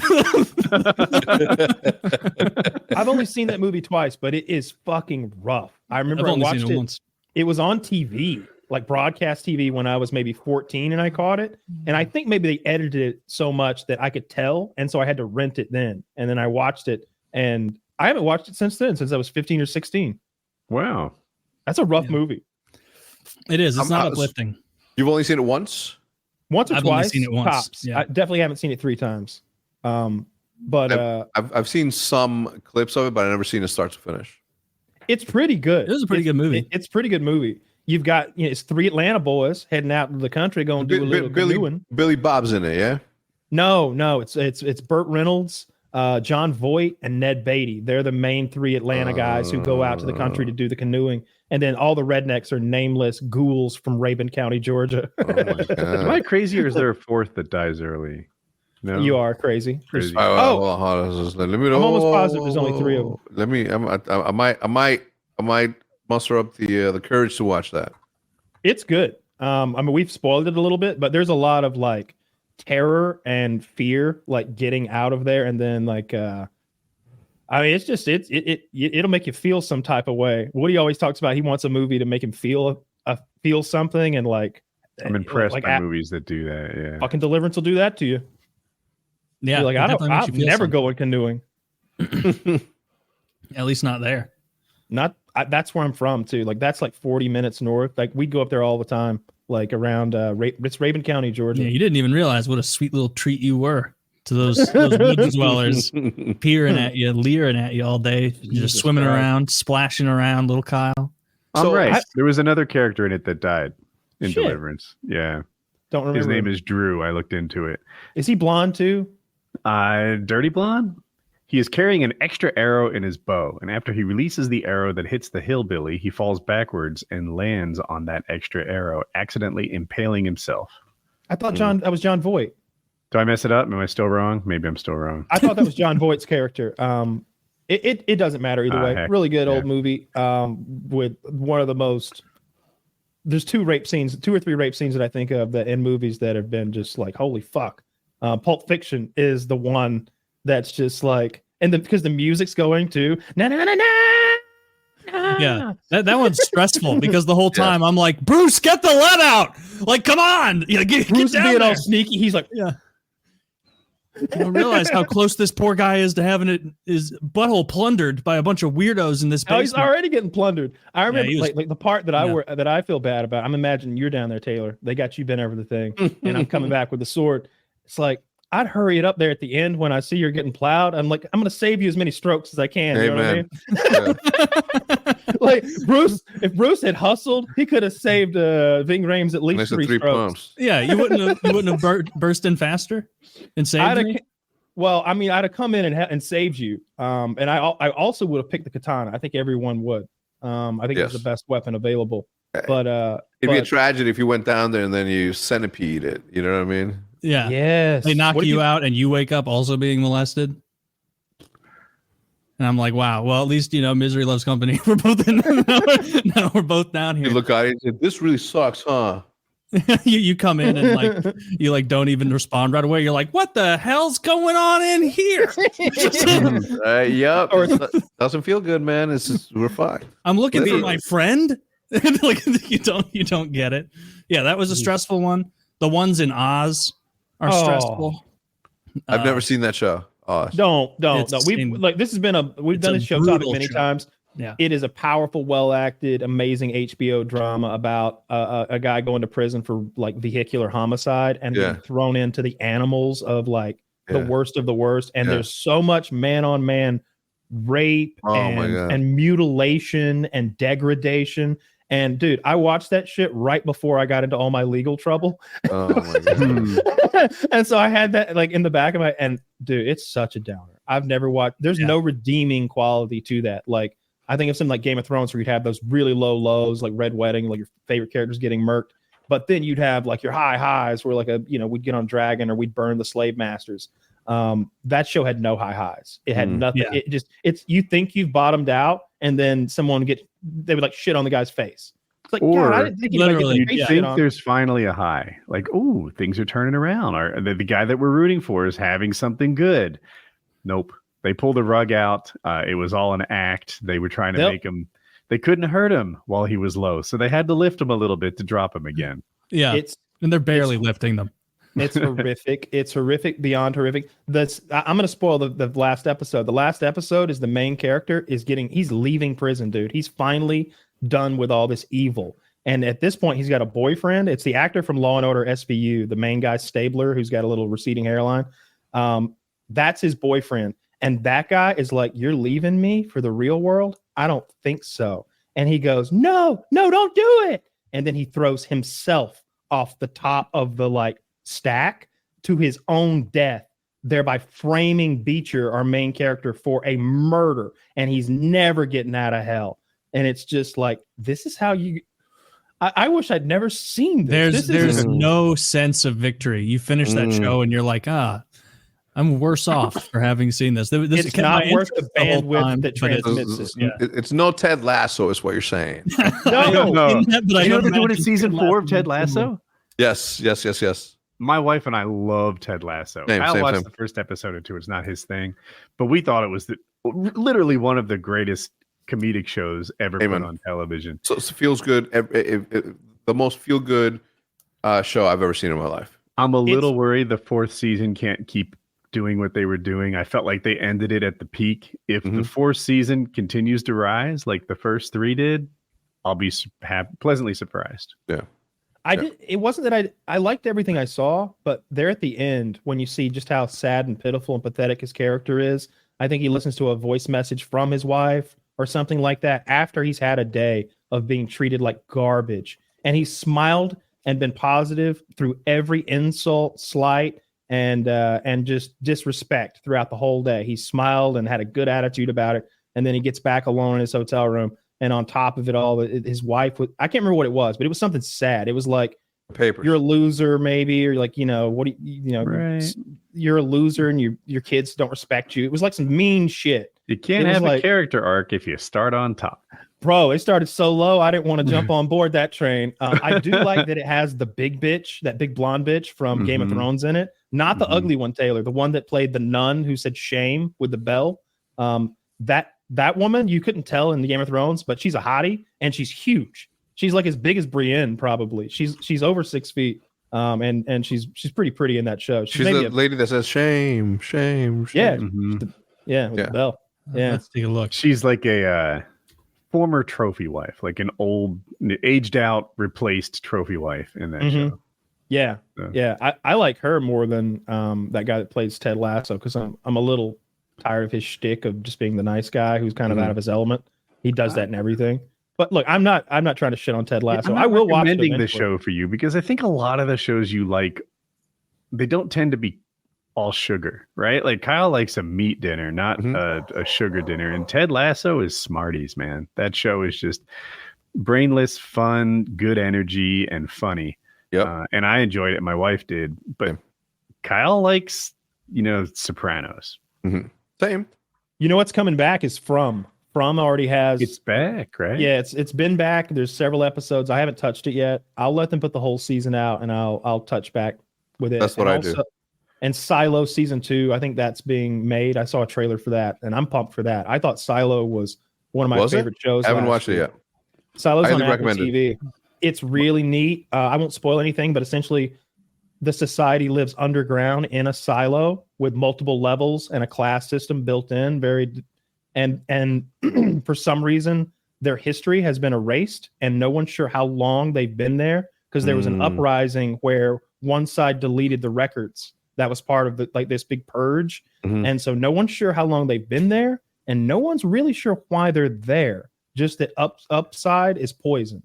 And to explain with Kyle, the outside is said to be deadly, so everyone stays inside, and it's not a very pleasant place to be inside. But if outside's death, you don't go there. But the show, there's just one season or two so far. There's one season so far, and it goes back and forth on whether the outside is really poison. Sometimes you're like, "Ooh, I figured it out. It's fine out there," and other times you're like, "Wait a minute, that evidence was false." Yeah. I haven't picked it up yet. It's been highly recommended by different people, and I just haven't gotten around to it. I'm so afraid it's going to get canceled, like, because it's one of those shows where it's a cliffhanger at the end of season 1. Like, at the end of season 1, you're like, I need some more of this. Let's see. I think they might even open a door or something. They like do a thing where it's like, we're like, what's behind this? And it's like, see you next year, maybe. Yeah, I remember what they showed, but I don't want it. It would be a big spoiler to say it. Yeah, I do too. I didn't want to spoil it. Okay. It's a really good show. I like that type of shit. It reminded me of Fallout a lot.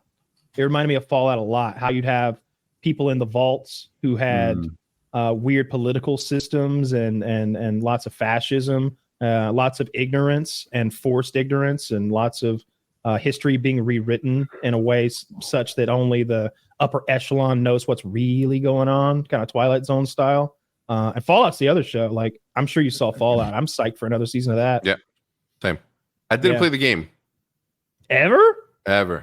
Damn, dude. I only played the Am I missing out? Yeah. The fourth one was pretty fun. That's the only one I played. Like, they're so old now. Like I think me and most people who are Fallout fans think Fallout New Vegas is the peak. It was made by Obsidian, not Bethesda, and it's got a really dark story where there's like child molestation and murder. There's like rape and evil, and the Wasteland's a scary place. And it's a deep, long game. You're a courier going to New Las Vegas to right some wrongs, and by the end of the game, you decide who rules the Wasteland. The rest of them are made by Bethesda, and the stories are rather simple. It's usually go find your dad or go find your son. They've been kidnapped, and the twist will always be your dad is your son, or your son is your dad, or your dad's not your dad. He's an evil dad. Or actually, he is your dad, but he's not your real dad. He traveled through time. And now you're a ghoul.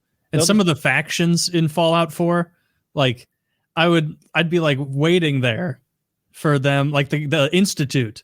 I'm like, I'm finally in the Institute. There's like white, these like scientists, white coat style guys, and everyone hates them. Everyone thinks they're evil on the surface and everything. And I'm like, well, I bet this is going to be one of those twists about how the Institute is actually the good guys. And so I'm excited to see how they orchestrate this and make all the kind of things twist into place. And then like you're sitting there waiting for the monologue to end, and the main guy of the Institute's like, well, of course we're evil. We enjoy harming people. It's something we do. The thought that they deserve life is fanciful, and the ends always justify the means, of course. Their suffering is but a pittance to pay for the future. Yeah, and it's like, oh, this is like they didn't even try. Yeah. I immediately shoot that guy and the alarm sounds. And I put him down quick. And I was like, then they give you they give you the dumbest choices in that game, if I'm being honest, where like they're like, all right, do you want to join this faction of a bunch of retards in the Underground Railroad who give you nothing, like leather armor, or do you want to join the robot giant manufacturer? You've really done a good job setting up a difficult question here in the late game. Do I want the robot armor or a new hat? Like there's no reason to ever not go robot armor mode. Yeah, but to answer your question, it's worth playing. 4 is the one that's easiest to just hop in and go and have a self-contained Fallout adventure story. It's in Boston. Okay. There's some newer games. Fallout 76 is like this weird multiplayer ham scram of a game where it almost needs to be your second or third Fallout so that you're accustomed to the world. And I don't even care for it. New Vegas is the best story and everything, but it's old. And to really play New Vegas, you need to play modded New Vegas. You need to at least fix all the bugs. And there's like a big overall mod that fixes all the textures and all the bugs and all the nonsense. At the very least, you have to do that to like just play that game. But it's my favorite. I like that universe a lot. I haven't played Call of Duty at all last year. I didn't play last year's, like maybe in the beginning for like a month. This release, we had the 24/7 out of the Hecs quarters.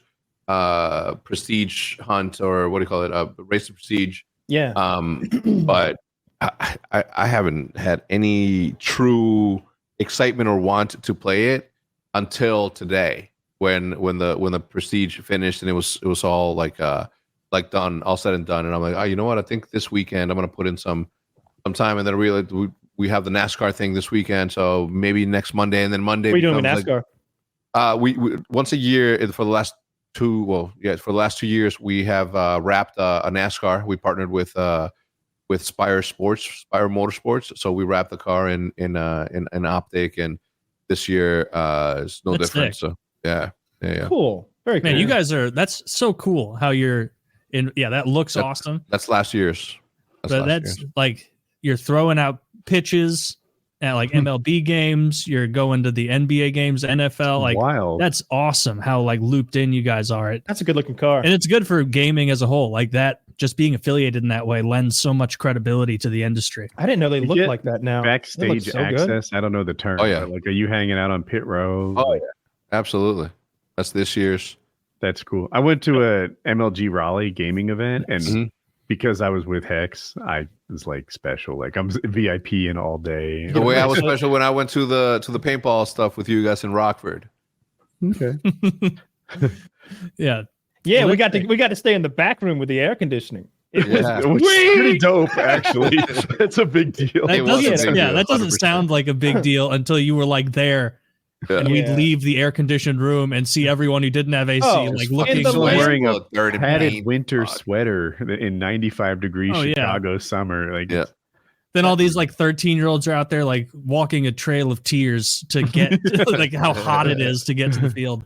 And they were, it was an event, so like water was probably $3 or something like that. I think they had water fountains though.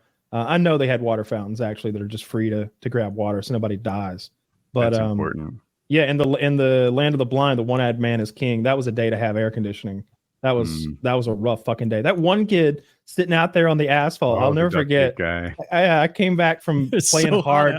I came back from playing hard, and I was wiped, and every piece of equipment is glued onto me with sweat, and I'm peeling it off, and the air feels so good, and I'm thinking about how hot and thirsty I am, and I look through these double swinging doors that have the glass in them. And this poor fan kid is out there. There's a human stray dog out there. There's a human stray dog out there, and he's got this homemade suit made out of duct tape because paintball equipment's expensive, and he made his own, and it worked. Yeah. And but he's really sitting on hot black asphalt in the 95-degree sun. It must have been burning his ass, and I'm just like, is nobody helping this kid? I like open the door. I'm like, hey, buddy, you need something to drink? And you ever see somebody, you hand them a drink, and they do the whole drink in one thing because they genuinely needed liquid. Yeah, and it's like I wasn't just thirsty; I required hydration. Do you remember what what Frodo's lips looked like on Mount Doom? Like that's how dry this guy went. Just cracked. I can't imagine anything hotter than a duct tape vest in the sun. That was a good kid. Awful. He always brought us gifts when we'd go to events. He came to 2 different events at 2 different parks. Shout out that guy. His mom did something where they like made custom cups, or they monogrammed cups for companies. Like if you wanted your logo on a cup, they did that. And so he had all these like reject cups to give us. he like opened this big box of coffee cups with other companies' logos on them. He was like, "You want?" And I was like, you know what? Yeah, give me that one. I got, and I still have one of his coffee cups to this day. Was it just like mislabeled, like Bass Pro Shop? No, it was like the one I took was actually I think they're made of copper or brass or something, but it was a Kettle One, like so that you can drink maybe White Russians or something out of. Moscow mules. Yeah, it was one of those. I've never had a Moscow Mule, nor will I. But whenever the dishwasher is completely full, we go to that copper cup. you just drink and you're like, man, my milk tastes awful out of this. Pepsi's all metallic. Yeah. I've had a one of those. Not White Russian. Moscow. I've had a Moscow Mule before. There's Moscows and then there's Mezcal mules. There's the whole thing. It's not my thing. I'm not a big cocktail guy. It's old fashioned or rum and coke, please. That's it. No, fancy. no matter where unless I go to a winery or something like with a group of friends, like I pretty much always just get like beer. Dude, do you ever do a wine tasting and get shitty? I've definitely got to get wine tasting before.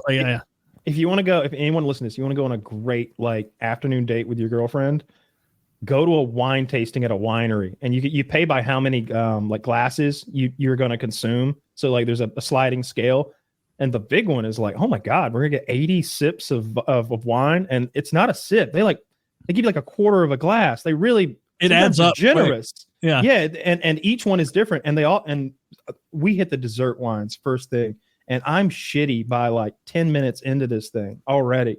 And by the time I've had like 40 sips of wine, which is like, I don't know, probably like 8-9 glasses, legit. Like we're just wandering the vineyards, having a great time drunk now. It was such a beautiful day. Yeah. This experience is so much better than mine. I don't like drinking. I hate it. I don't like it at all. But I didn't want to miss out on the experience. I was in Nice in France. I think it's pronounced Nice. Mm-hmm. And we did a wine tasting. They had a terror attack there where they crushed the children. Mm-hmm. I was uninvolved in that one. And anyway, they're just, I like am praying this thing ends and I get to stop drinking, but I wanted to have the experience of a wine tasting tour in Nice. And I did it. Now it's over. Were there I'm glad it's over. Like, how long ago?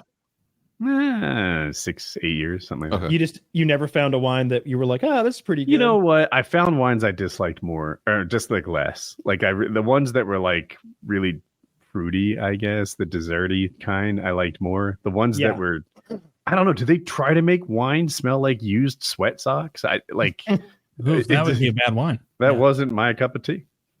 I've been like fooled because I'm not a wino. I don't really know that much about it at all, but like I've been at wine tastings before where like someone guides you a little bit and they're like, now try this afterward or before, whatever the order is, like eat this cheese or like this cheese and meat combo or something.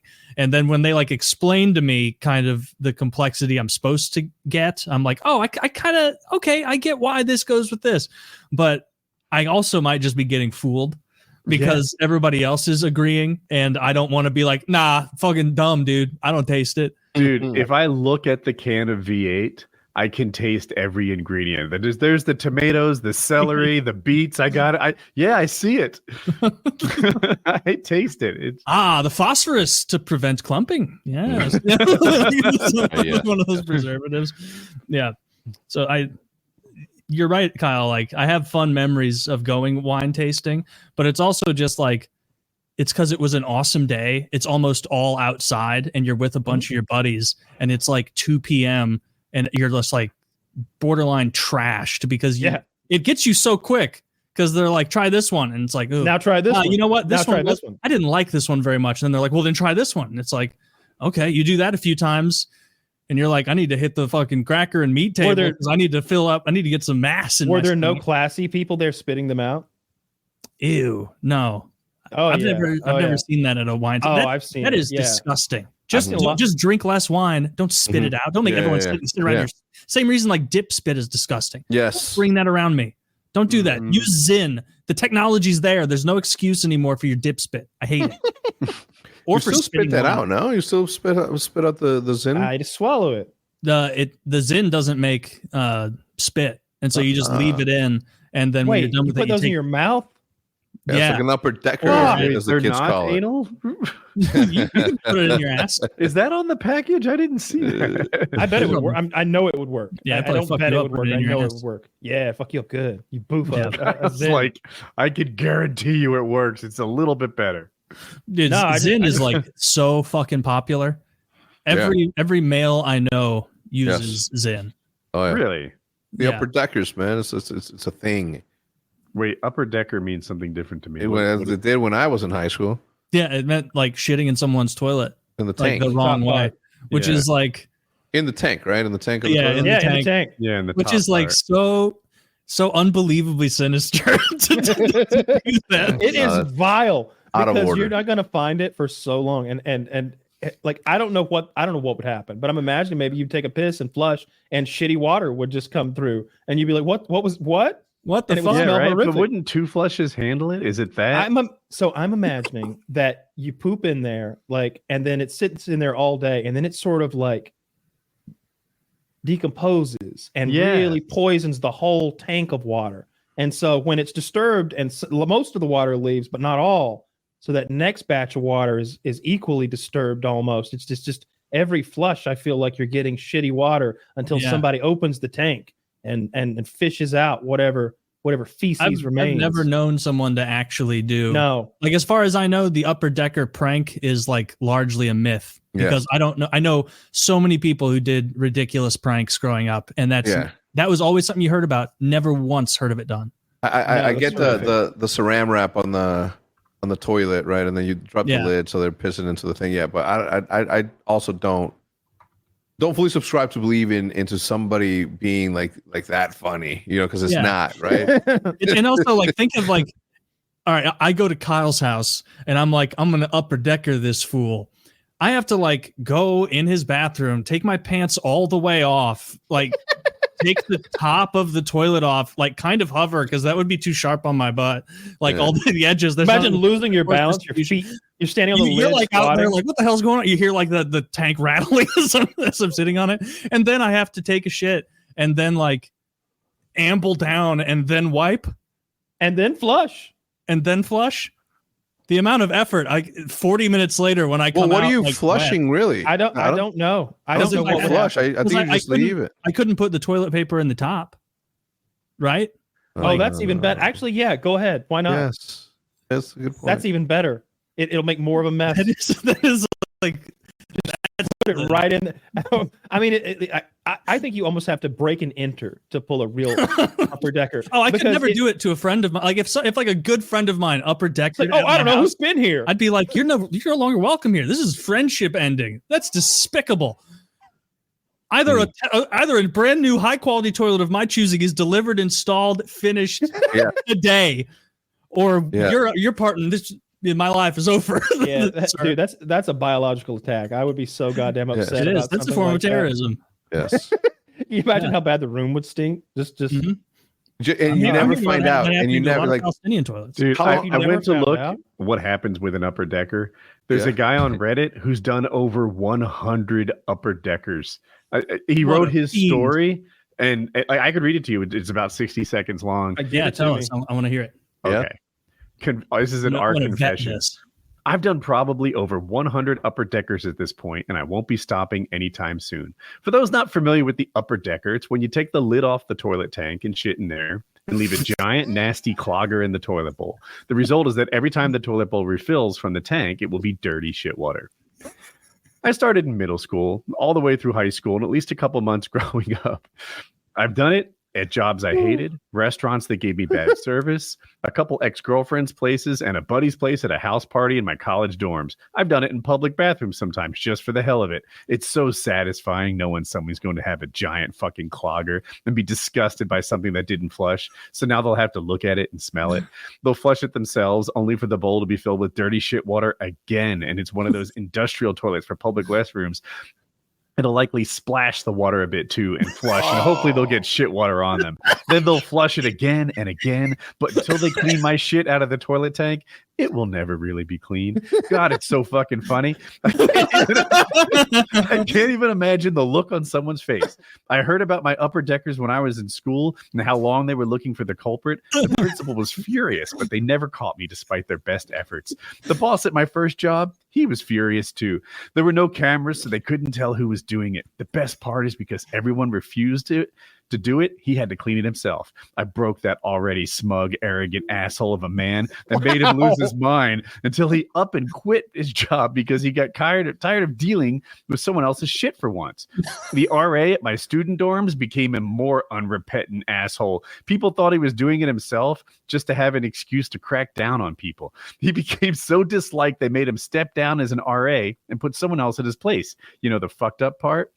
I still didn't stop doing upper deckers. At my second job, they held meetings and reviewed the camera footage. They even had supervisors do walkthroughs to look at people's boots to see who was in there periodically. I never got caught. No one suspected it was me. Not a soul. At my friend's house party, he kissed a girl I just started dating. I was so furious, I immediately went into his bathroom and unleashed the floodgates. Due to being drunk and eating greasy food, it was pure sludge. I did all of it in the toilet tank. Every sweet drop of putrid ash juice went in there. I left the toilet clean and heard the scream of a girl who went into pee flush. No one knew it was me. One time I got tomatoes at Jimmy John's when I asked for none. Upper decker. One time they got the order wrong from a McDonald's drive-thru. Upper deck. The bartender fucked up my drink. Upper decker. Ex-girlfriend pissed me off. Used her spare key and I knew about and upper decked. Another girl broke up with me because she was crazy. She is. Upper decker. I can't stop and I won't stop. So you fuck with me, you know what's coming to you. Upper decker. So we gotta lock this guy up. What state does he live in? It's been found. Are we safe?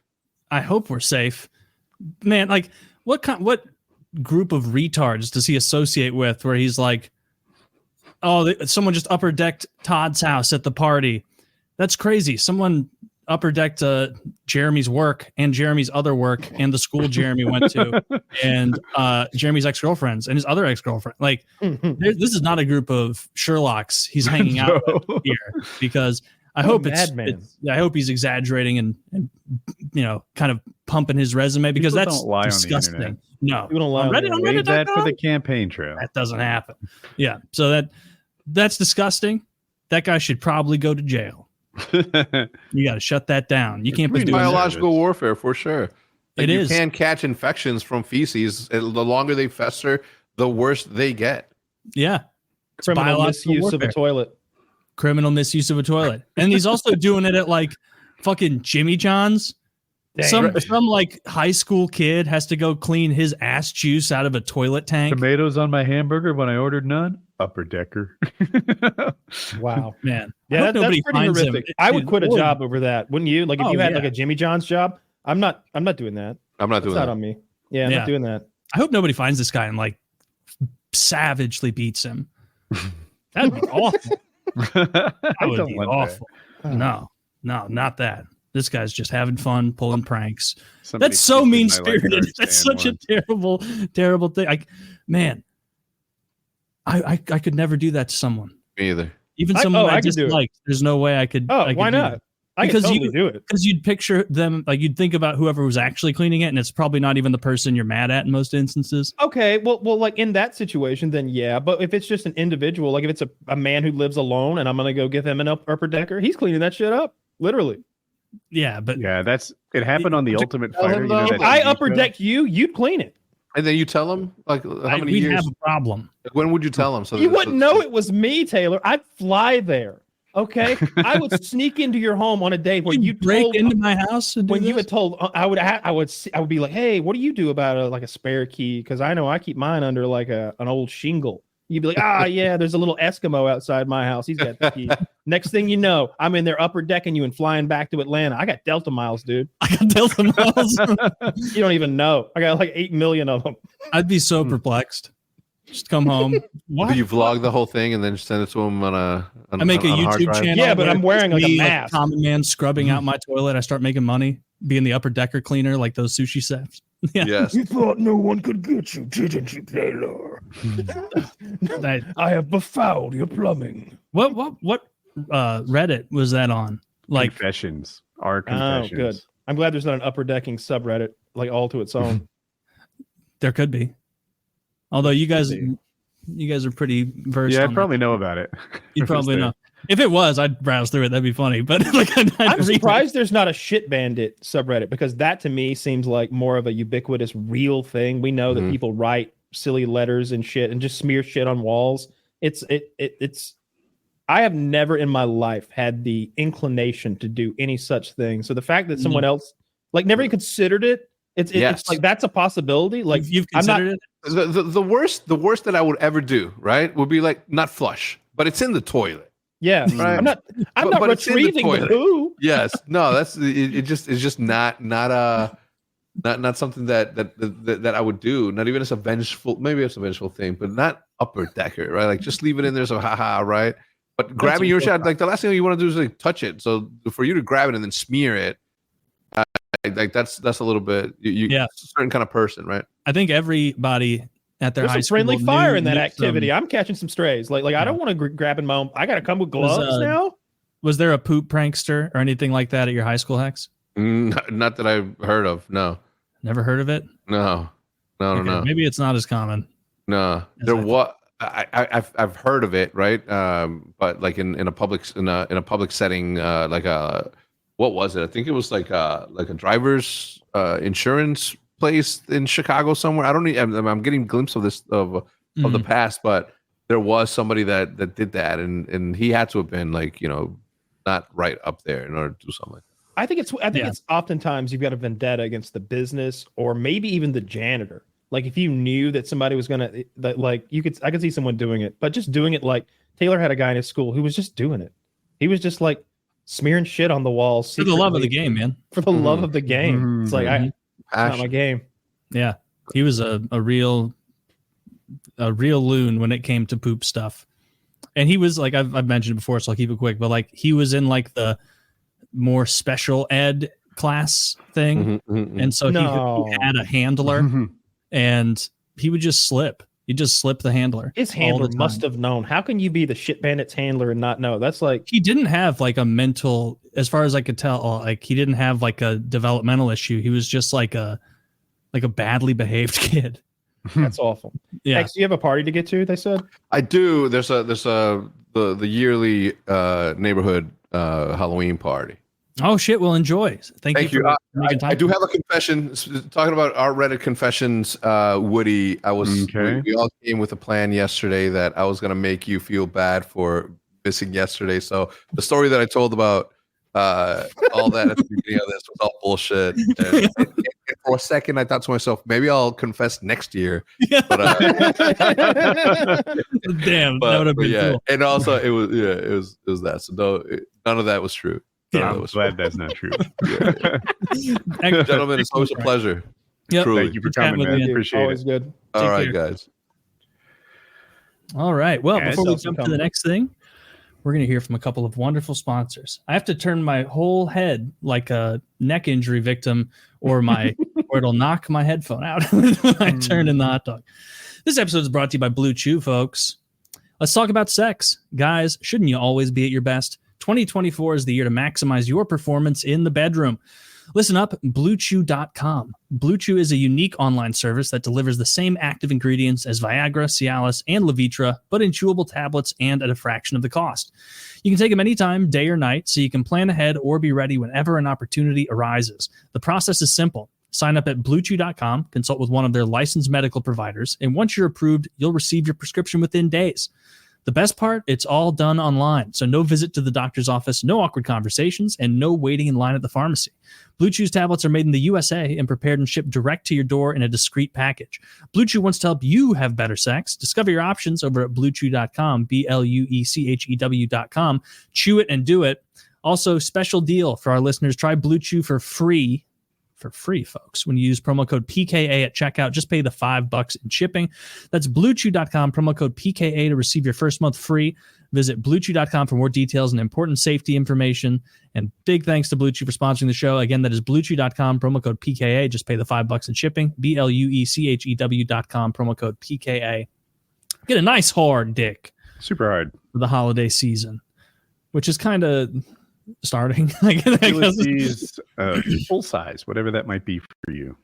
Yes, a full-sized candy bar of a dick. That's what we're all angling for. It's not the fun size, the nice big old, getting the kids in the neighborhood excited. King size That's what we're getting. Like, king size candy bar. So check it out, BlueChew.com. You're gonna love it. You're gonna love it, folks. This episode also brought to you by Lock and Load. Brand new formulation, works better than ever, fewer tablets than ever, with all the same punch, thanks to Derek and his team of elite scientists. And so use code PKA or code JIZ for 10% off of Lock and Load, or protein powder, weight loss supplements. The energy drinks are excellent. If you're an energy drink kind of guy, use our code for the energy drinks. I like the white color and the orange color the most. Just throwing that out there. They're all good, but I think those are the easy S tier ones.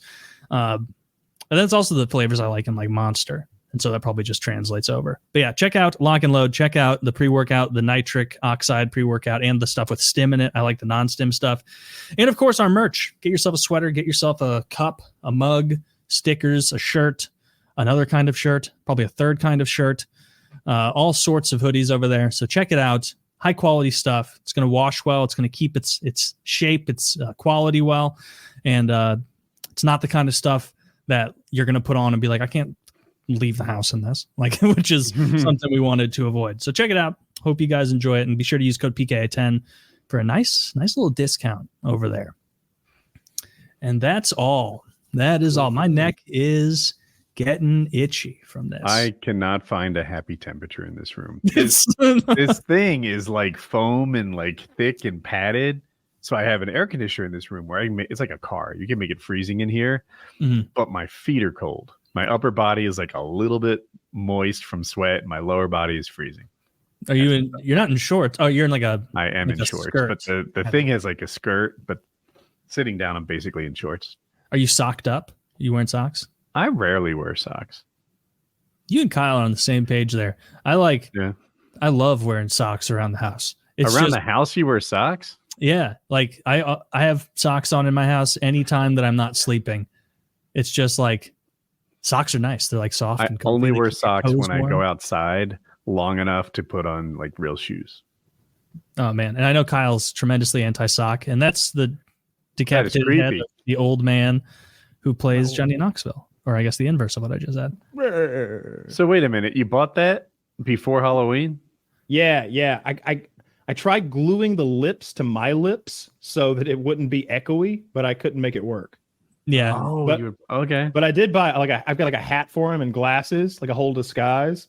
And I did get the glue to glue it to my lips, and I got an X-Acto knife. I'm going to work on his eyeballs a little bit, so you only see my eyes in there. You can stick it to him. Yeah, it's very You'll get creepy. It was definitely too echoey and weird sounding for the show as is. Yeah.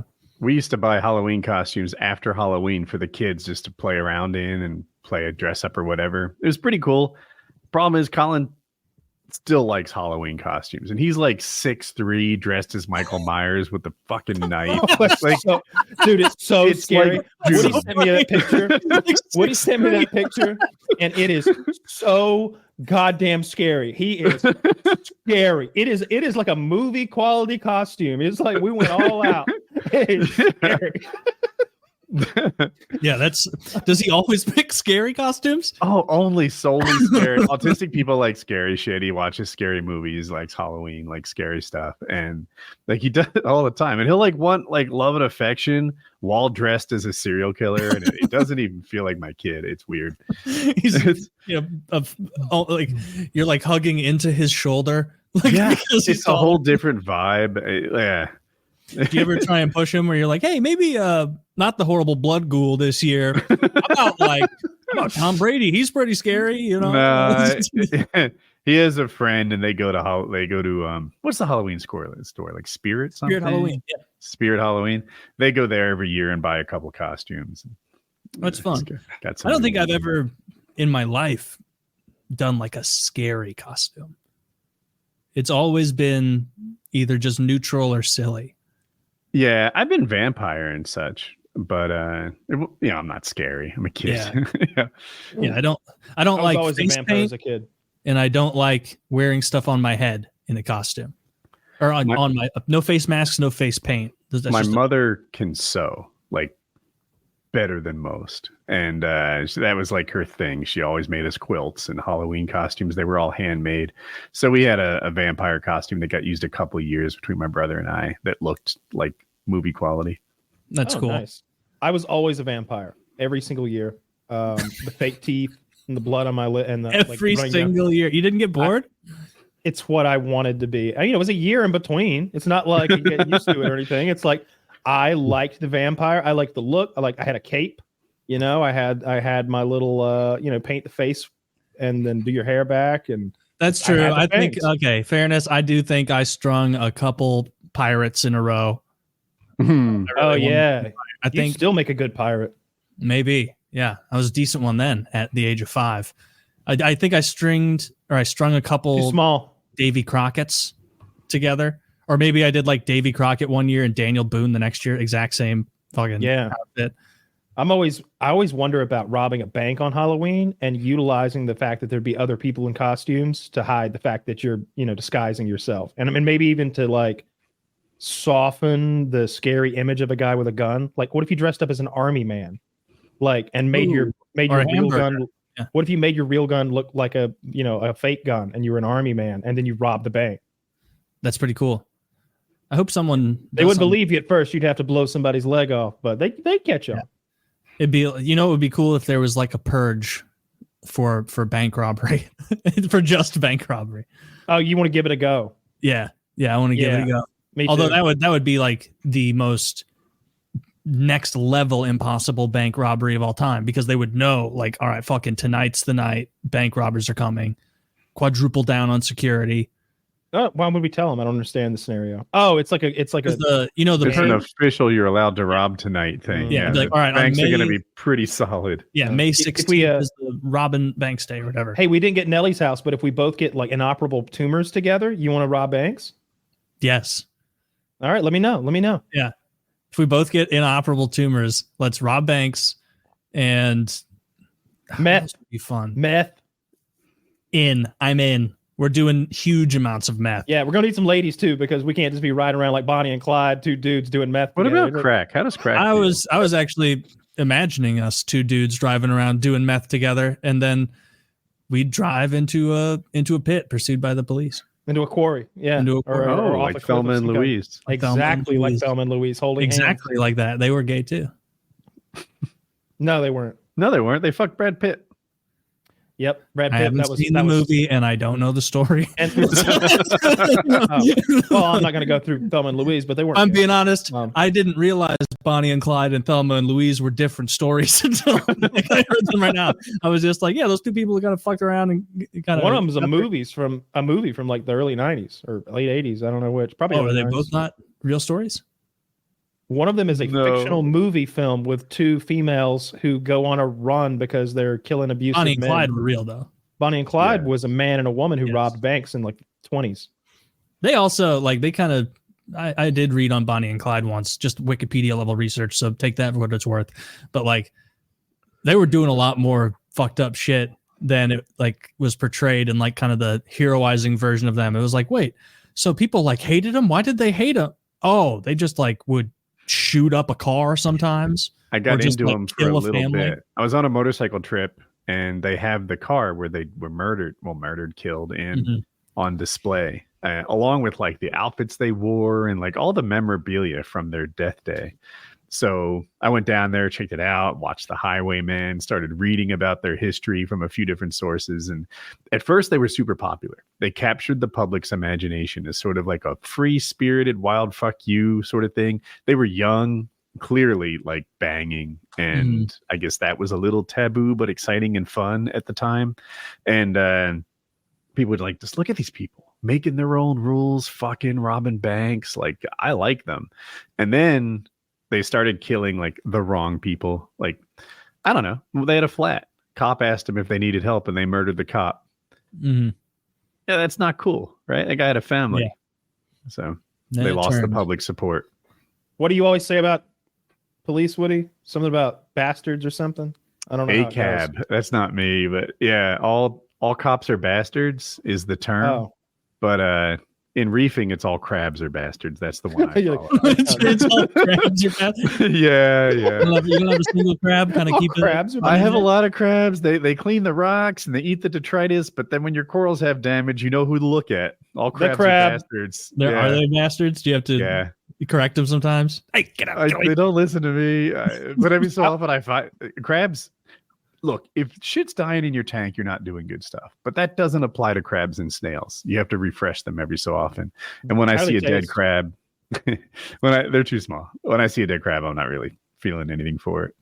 Oh, are these tiny little crabs? Little hermit crabs and pithos crabs and decorator crabs. I have some cool crabs. Had them for over a year now. They're filter feeders. They just have like fins on their hands, and they go like this all day, all night. They never stop. They're just pushing water towards their mouth, doing this constantly. What a life. Just always filtering for little. My wife and I, of course, it's about the fish and the corals, but we like the bugs and the crabs and the worms like almost as much. You know, to go in at night with a flashlight and see the bugs come out and eat all the little detritus. It's the rest of the ecosystem. We like it a lot. That is cool. Could you ever put something as big as like a lobster in there, or would that just wreck it? No one keeps lobsters in a reef tank. It'd be too big for my tank. Red Lobster does.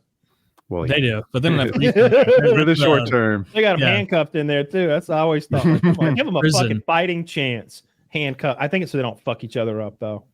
As much as anything. Mm-hmm. Yeah, I don't think makes they're nice to one another. You know what I was just thinking about with your Rolling. aquarium, and I'm sure someone does this. I was just thinking about like videos of aquariums.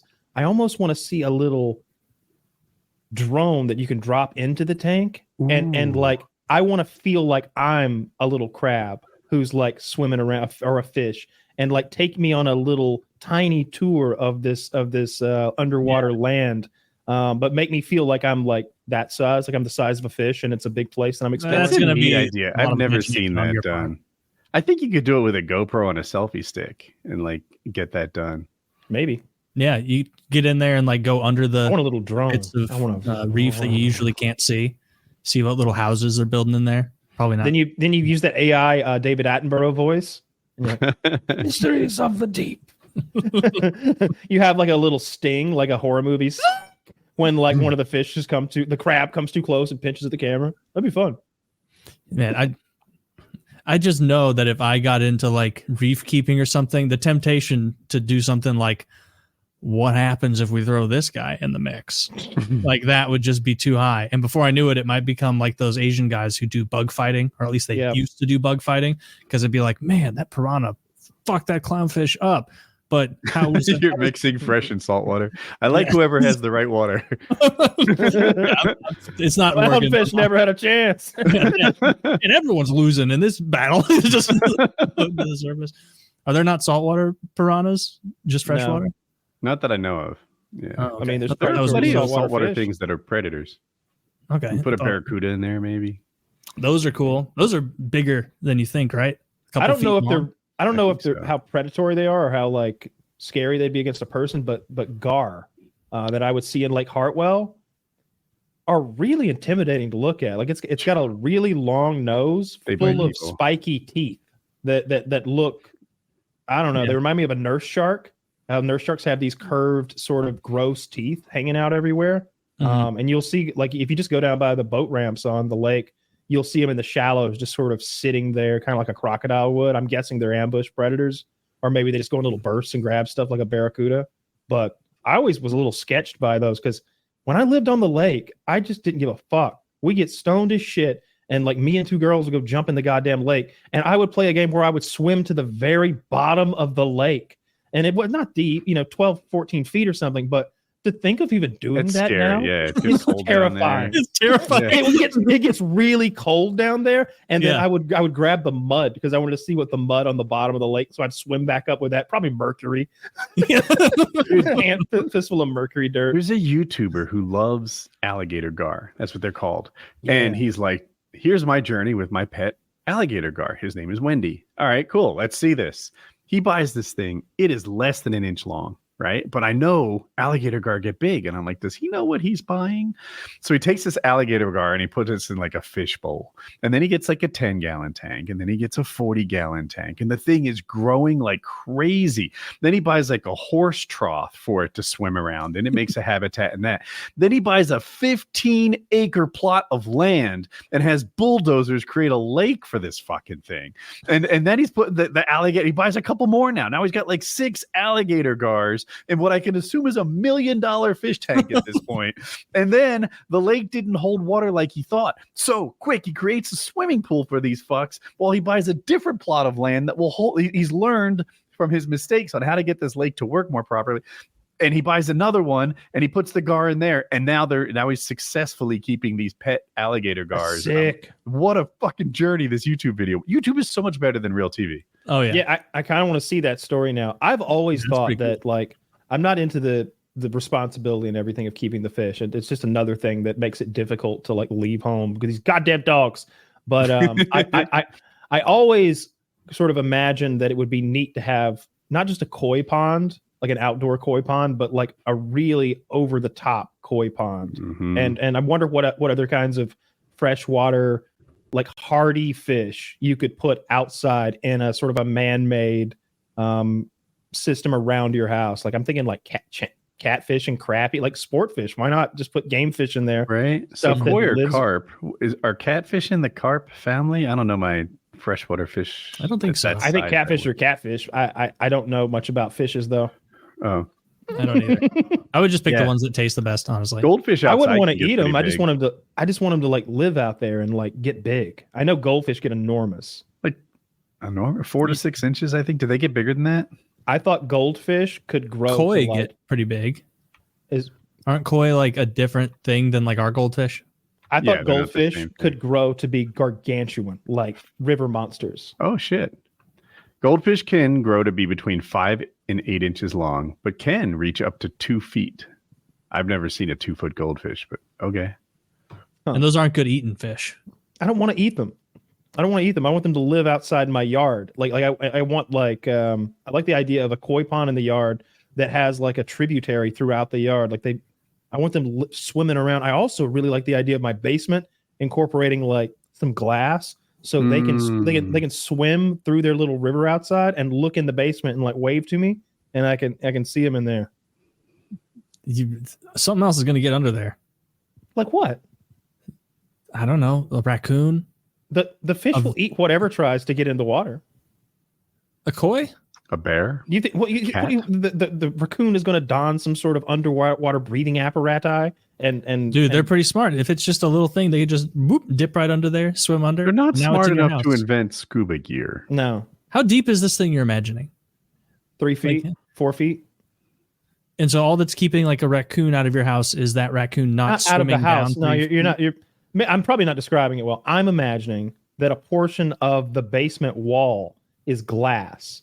And the other side of that is my like river that's in my yard full of fish. I thought you meant like an indoor-outdoor pool situation with fish swimming around, and I'm like, so they would be like an open channel. No, in your there'd house? be no opening in the house. No, that wouldn't work. I've thought about an outdoor pond, but one, I think it's a lot to maintain, and two, like, I don't know, it's tricky enough without the factors of outdoor. We have so many birds of prey around here, like we wake up every day and there's vultures hanging out on our roof. And Jackie and I are like, do we look that old? Like, why are vultures constantly hanging out by our house? But they are. I wonder if hawks. So if you put owl decoys out, that'll chase a lot of stuff away. Most stuff doesn't want to fuck with the owl, but I don't know if it'll scare the way the buzzards, which I also wouldn't want shitting on my house. And they're federally protected. All those predatory species are. So if you were to accidentally even wound one, you would want to make a whole cover up about it. You know what I mean? Yeah. You need to incinerate the evidence at that point. I know, like crows, ravens, something like that. Small birds, they're all afraid of owl decoys. I don't know about a buzzard. Crows will want to fight it. Crows will like come to it. We put the owl decoy out, and the owl decoy has flappy wings on a battery, and we've got a wireless switch. And we've got a bunch of crow decoys in the trees with spinny wings, and they've got remote control too. And then you've got 2 speakers. One of them's and they're blaring an actual audio recording of an owl fighting a bunch of crows. So crows hear that and they're like, "Don't worry, buddy, I'm a coming." And so they haul ass to like right and you'll see them coming and hear them coming because they're screaming, "I'm coming, I'm coming, I'm coming!" And so you slowly turn the volume down. And so they zero in on your position and come right to, and then you blow them away. But you got to kill the first guy that comes because he's the alpha crow, and he will. If you miss him, he'll go back and be like, "It's people," and they'll all. They got us again, boys. They'll all fucking leave. That's it. That's why when we'd go crow hunting, like you wouldn't take an amateur with you, or if you did, it was. Yeah. We're all looking at that guy like, why did you even shoot third? You shoot third. Yeah, let us take care of the king raven, or the king crow, the alpha crow. Yeah, I would like to. I haven't seen any videos. This seems like up my alley. I should have seen many videos of crows and owls fighting by now.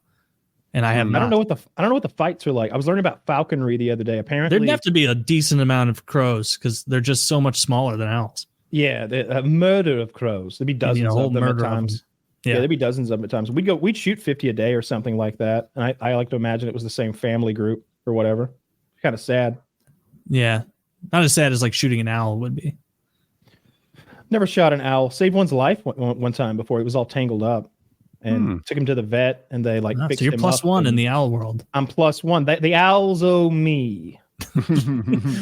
They're the cool. I like those owl videos where some bird trainer will show you how other birds fly and be like, all right, here's a sparrow, like fly to the fucking Cheerio or whatever. And then they'll do it with an owl, and they have like hypersensitive audio equipment there to try and measure it, and like nothing comes up when an owl flies. It's just dead silent. And it's like, oh, okay, now I kind of get how this goofy looking thing fucks up a lot of animals. They have no idea it's on the way. Disadvantage to its flight. Like owls aren't the best flyers, right? That's condors, right? They basically can fly for days. Does that silence like lose them anything? I wonder. I think that's how I think because they're not as fast as like a falcon or something. They have to be totally silent because otherwise some mouse or whatever is going to look back and be like, oh, this oaf is trying to eat me. I'm just going to run away. But yeah, owls are cool. They don't have they have the coolest eyes in the bird kingdom by far. I'm imagining the way they hunt doesn't allow them to get up a ton of speed, so they need to be quiet anyway. Whereas you've got one of those birds that comes down from way up high, they get up a ton of speed. We've got tons of those red-tailed hawks here. Like my dad's place, there's like a family of them that lives there, and we know where their nest is and everything. It's a big nest. Like they're big birds, but it's an even bigger nest. Like they don't fuck around. They build themselves a little mansion up there. It's a little intimidating. It's like, what are they doing up there? Just eating littler birds. Birds. Rats, rabbits, chickens, anything they can get. Yeah, it's pretty cool. Sometimes you'll see clips I saw an eagle. I don't know where it was, but it like picked up an entire baby goat. Yeah, I saw that. Flew away with it. Well, they dunk them off of the cliff. They're like up on they'll like lift them a little and then like whoops and like toss them off a goddamn mountain, and then it dies, and they go down there and eat them. They're just like those birds that drop it's so shells, cool. like shellfish. Yeah, they don't know they're being cruel. They're like, this is what I do. I'm sure I'm more cruel. I bet whatever factory I buy my farm from is just a long, miserable experience for whatever piece of meat I'm eating. But no, I don't see it. Yeah, it's not that. It depends. There are some like horror stories, but for the most part, like feed cattle, I don't think their life is that bad. Now, if they get injured or sick, then they're probably not going to have great medical care, and that's just a hard life that all animals. Pork or chicken?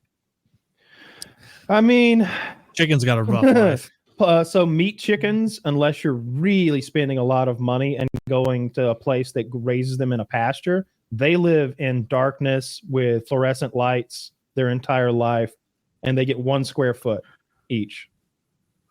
That's not a lot. No. And they stand in shit their entire life. Yeah. So that goat lived a better life than the chicken I'm eating. But yes. Yeah.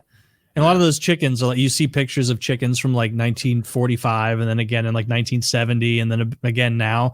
And like, it's weird, but like the chickens looked normal back in the day. It's like, yeah, that's what a chicken looks like. And now it's like their legs break because they're just growing so fast, so rapidly. You don't know how much of this is like, so like I grew up in there, and it's like they get so big so fast that their bodies will fail at a certain percentage. Like there's just, a certain percentage of them will just have heart attacks and die because they're getting so fat and big so fast. Like it's every day, 5 out of 100,000 will have a heart attack and die, but it's, or maybe 50, somewhere in there will every single day.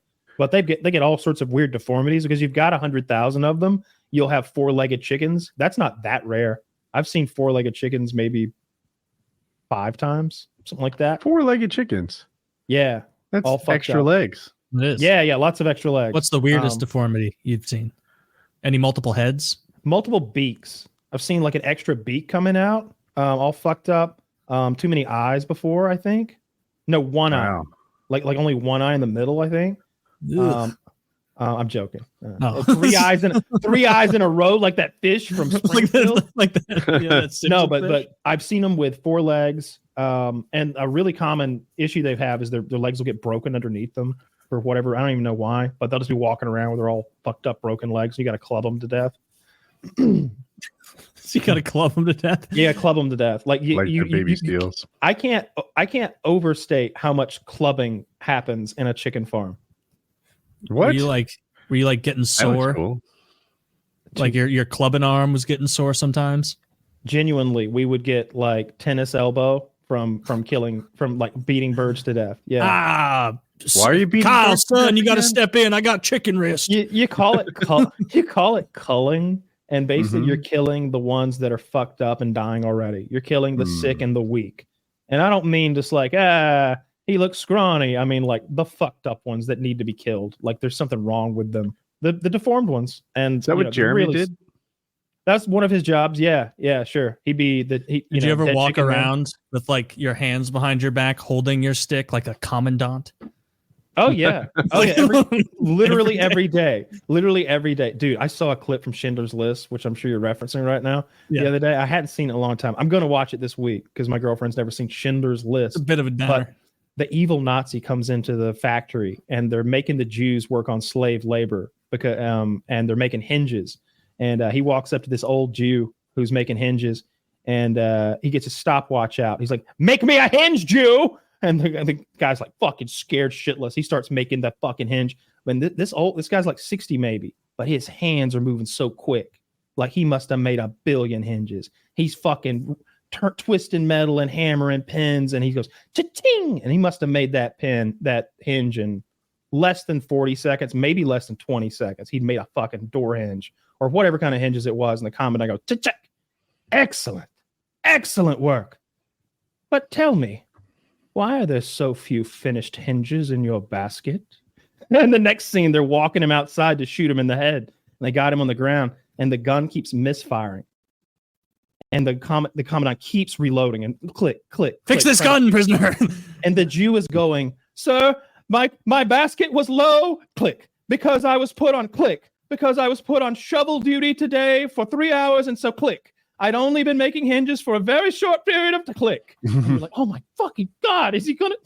And the commandant's getting angry, and he's like borrowing guns from people and shit. It's borrowing. So he doesn't even care. He's about to shoot the hinge man. Yeah, the hinge guy. Well, he don't care. It's a Hinge Factory. He plays another Hinge man somewhere.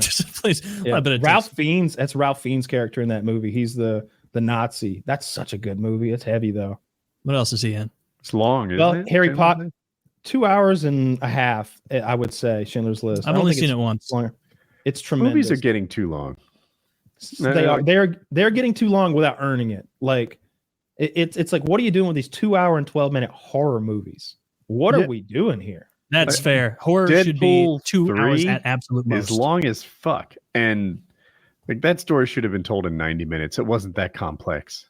Are they going to have to? What are they going to have to do to get you guys back excited for like a superhero movie again? Because I know you both had a very sour taste, especially Woody from the. As a slow learner, I'll be back. I'll be back. Yeah, I will too. But it's not because we're Ant-Man's slow got a learners. new. He's Ant-Man and the Mantis are gonna. They're gonna save. That's a thing. They've already done that movie. Wait, and the Wasp. No, Mantis is in Guardians of the Galaxy. It's Ant-Man and the Wasp. That's his chick. No, I'm not going anywhere. I'm just have a more discerning eye on which products I watch, because it used to be that I would watch every Marvel product that they put out so I could stay interwoven in whatever nonsense they were doing now. So I watched all those goddamn TV shows I didn't really enjoy. But now the only thing that's got me excited, because Deadpool did let me down, that I didn't enjoy that. The only thing that's got me excited now is they're bringing back Robert Downey Jr. to be Dr. Doom. And I'm sure that the story is going to involve the multiverse, and they're going to go to some other reality where they need to deal with this Dr. Doom character. And then it's going to be revealed that it's Tony Stark's face under there, that he's Dr. Doom in that reality. And I swear to God, they got to write this line in there where they're like, where they're appealing to like maybe Tony Stark. They think maybe it's something else. And I need Dr. Doom to say, "I'm not Iron Man," and kill a main character. Because that was like his catchphrase in the movies. Always, "I'm Iron Man." He'd do a thing. So I need him to be like, I'm not Iron Man, and like kill Captain America right there, like break his neck or something hard. Like I'm hoping that I've predicted that moment 2 years out. But is that cool to say? I'm not Iron Man. It would be so, dude. It would. I'm telling you, as a Marvel fan, it would be super cool if he said that. Like really? Every movie, almost he says, "I'm Iron Man," and then he does some shit. He ends one of the movies by like the whole thing in the first movie. I think is at first they wanted to do this secret identity bullshit, but he's at the press conference and he's just like, "Yeah, also I'm Iron Man." And they're like, what the fuck? And they like lose their shit. And that's like the end of the movie, maybe. He just like blows his cover right away because he wants to be like a celebrity. What hero. if he looks at him and he goes, "You're doomed"? That'd be lame as shit. Oh, wait, that was like You're Dr. Doomed, aren't you? I got a prescription for doom. No, you know what? I want to take that again. You guys keep looking scared. Like, no, that would suck. But I'm coming back for that. Like I'm gonna come back for that because that'll be like an Avengers big movie that has all the big collaboration, everybody coming together. And I want to see what they do with Black Captain America because I don't love that guy as an actor, but I'll watch him, I guess. I watched the whole Black Captain America TV show that was so much white guilt in that shit. What? That's crazy. Unexpected. They just beat you over the head. They go back and they find that the original Captain America program, which in the movies that we've seen so far seemed a real up and up organization. You know, we're doing the right thing for the right reasons. They're like, oh, you don't even know. They tested the serum on Negro soldiers, didn't even tell them what they's giving them. And then they find the failed Black Captain America who they like illegally tested Captain America serum on. And he's got like super strength and he's all bitter in his poor little house. And the white man took everything from me. Like he doesn't say that, but that's the gist of it, you know? Yeah, it sounds insufferable. I won't be watching. It is. It's well, you know, I remember that. Oh, it's a good show. It's a good show. I watched it. I watched it too. I didn't hate it, but it wasn't a good show. I don't know what Marvel's going to do. I fear that it was not a flash in the pan, but they really did. That first era of casting was so good with Robert Downey Jr. and Chris Evans, and even Mark Ruffalo as a kind of a quiet, thoughtful Hulk was really good. Yeah, dude, like you needed an actor who was going to go full steroid mode and get the physique for Thor. And Hemsworth did it, and you got to love that. Like, I love those stories. Like, I can't remember who told me this. Might have been Derek. Maybe probably wasn't though. About like Chris Hemsworth having to use CGI and like lots of makeup to hide all the acne on his back because he was on just so much shit. So he was just broken out. Yeah. You can get really bad at back acne. I got acne on my shoulders. No, that is a sign of it. That Derek would use to identify steroid use. Oh yeah, if you see somebody with that. If you see a dude who's like 35 with acne on his shoulders, just know. And Jack. Yeah, that shouldn't be happening. No. Well, I hope they don't get you again with another retarded superhero movie. Maybe it'll return to the way you like it. I mean, it's not like I'm paying for him anyway. Do you think we'll know the president next show? The election's Tuesday. Yeah, we're going to know. Thursday. Yeah. You think we'll know in 2 days? Did we know last time in 2 days? No. I don't remember, so. But they better. That's so fucking ridiculous to not have it same day. That's so insane. There are laws that prevent it, and I see it both ways. Like with not the mail-in ballots, they're not allowed to count them in advance, and I can imagine maybe that's intelligence you don't want to even exist, right? Like how the vote's going so far while the voting's still happening, and I can also be like, yeah, but now we're fucked. Now it's nearly impossible for those votes to get counted on time. Yeah, like we did this for most of our country's history, where like with lower technology, where like they knew by the end of the night who won. There's exceptions like 2000 where there's a huge amount of races are tighter than they ever were. Yeah, they weren't this tight before. We used to know weeks in advance, like who was obviously going to win. Yeah, so I think it goes that's just crazy to be like, oh, we might not know until 5 days later. It's like, well, that's fucking ridiculous. Get it together. Get it done by that night. I think we're going to know right away. I think there's two outcomes that I foresee. Okay. Well, no shit. But wait a minute. I also see two outcomes. No, hold on, Woody. He's got this on lock. Let's let's sit our asses down and listen.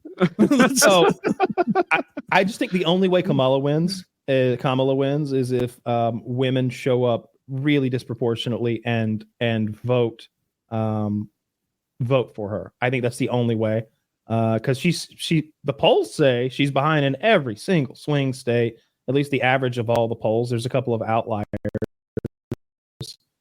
and I keep seeing stuff that he's winning the popular vote somehow. So it seems like it's a Trump slam dunk. So either it is what it looks like, and it's the Trump slam dunk, and right away we're like calling Pennsylvania, for example. Like he wins Pennsylvania, like 56% of Pennsylvania. That's not what's going to happen. But like if he does something like that, we know right away. But if the women show up and right away the swing states are out of play, and we're seeing like Georgia swinging back the wrong way, North Carolina swinging back the wrong way, then we're just going to know. That's what it's going to take. Like if he loses North Carolina, like Jesus, the paths shrink dramatically. I don't think he's going to lose North Carolina. I saw that the Democrats pulled a lot of advertising out of North Carolina, which is usually an admission that, like, you know, our money is not best served here anymore. Like the ROI is not there.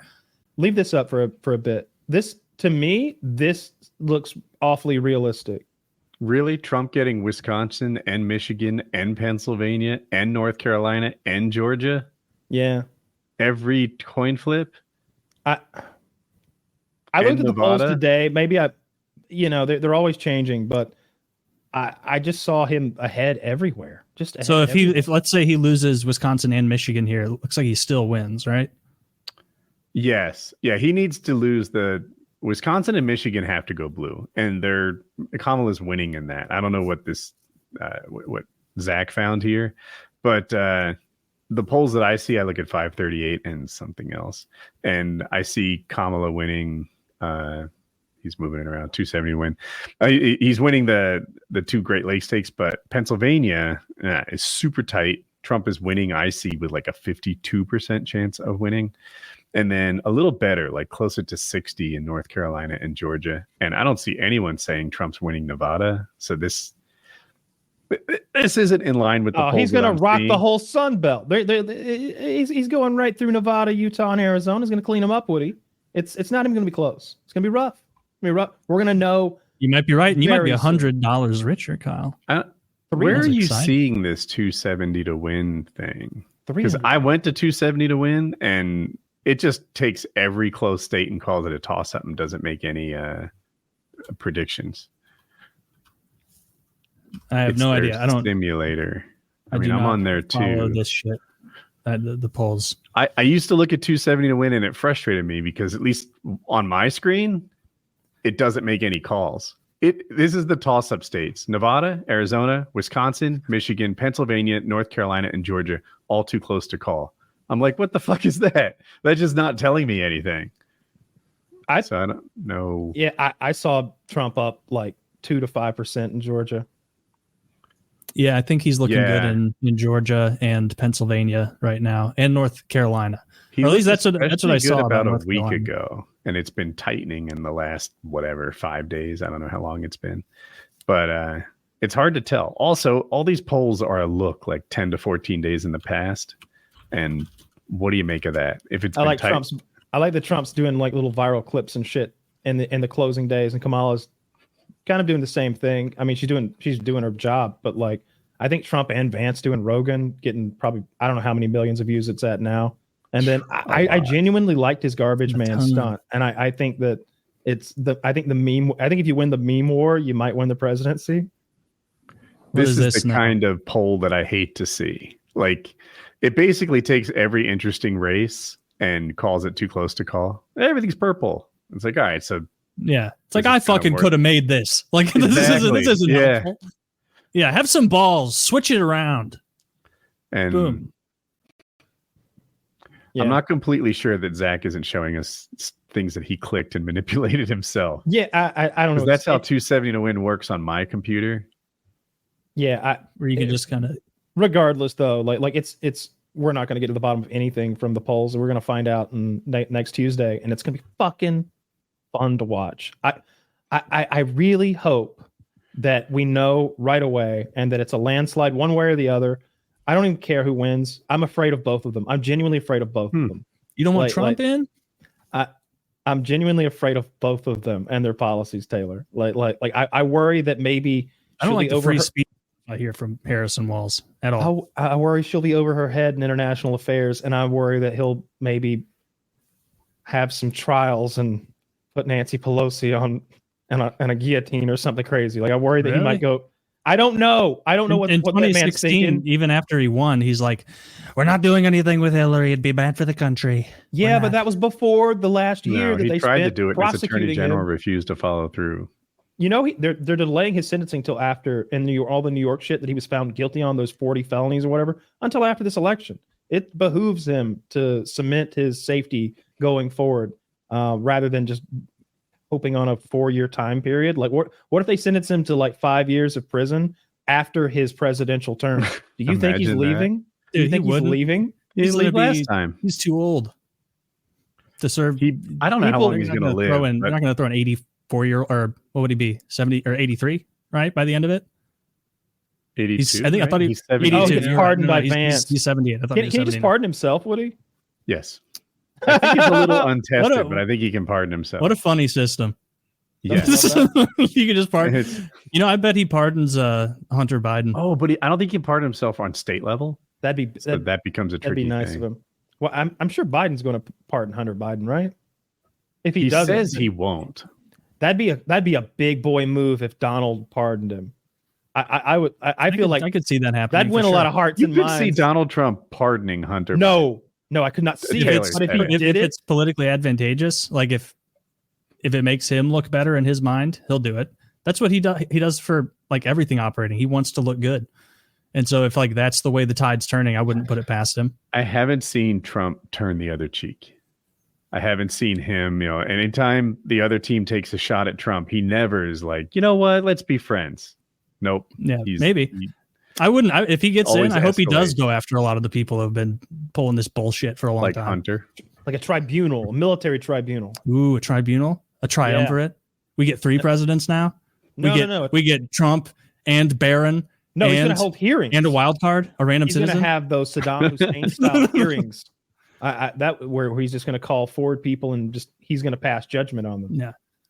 I really dislike just how open both Harris and Walls have been with like, yeah, I mean, free speech doesn't protect hate speech and misinformation, and that needs to be shut down. It's like, no. No, that's not how free speech works. Free speech isn't there to protect people being like, go Ravens. It's to protect actually, controversial speech. Well, I don't want to protect the idea Russian that you can just Russian let bots, some. though. The idea you can just let one political party or a bunch of rich oligarchs in big tech decide what is and isn't allowed to be said by the American public on the public square, which is Facebook, Twitter, YouTube, all of these things. I hear where you're coming from, but it's so difficult to get this right? Because at some point, telling people vaccines are bad and creating a movement that gets people to stop taking them, and not just the COVID one. I know that one's newer, but vaccines in general. RFK says they cause autism and the world should stop taking vaccines. But we know they do a lot more good than harm. And if you spread information like RFK does, it is more destructive than yelling fire in a theater. It's a problem. Why can't he on the other make hand, his voice heard? I have more to say. On the other hand, to your point, like it is really difficult to figure out what's right and what's wrong. I remember about the masks, right? At first you don't need masks. Then any mask will do. Then cloth masks are no good. And that changed.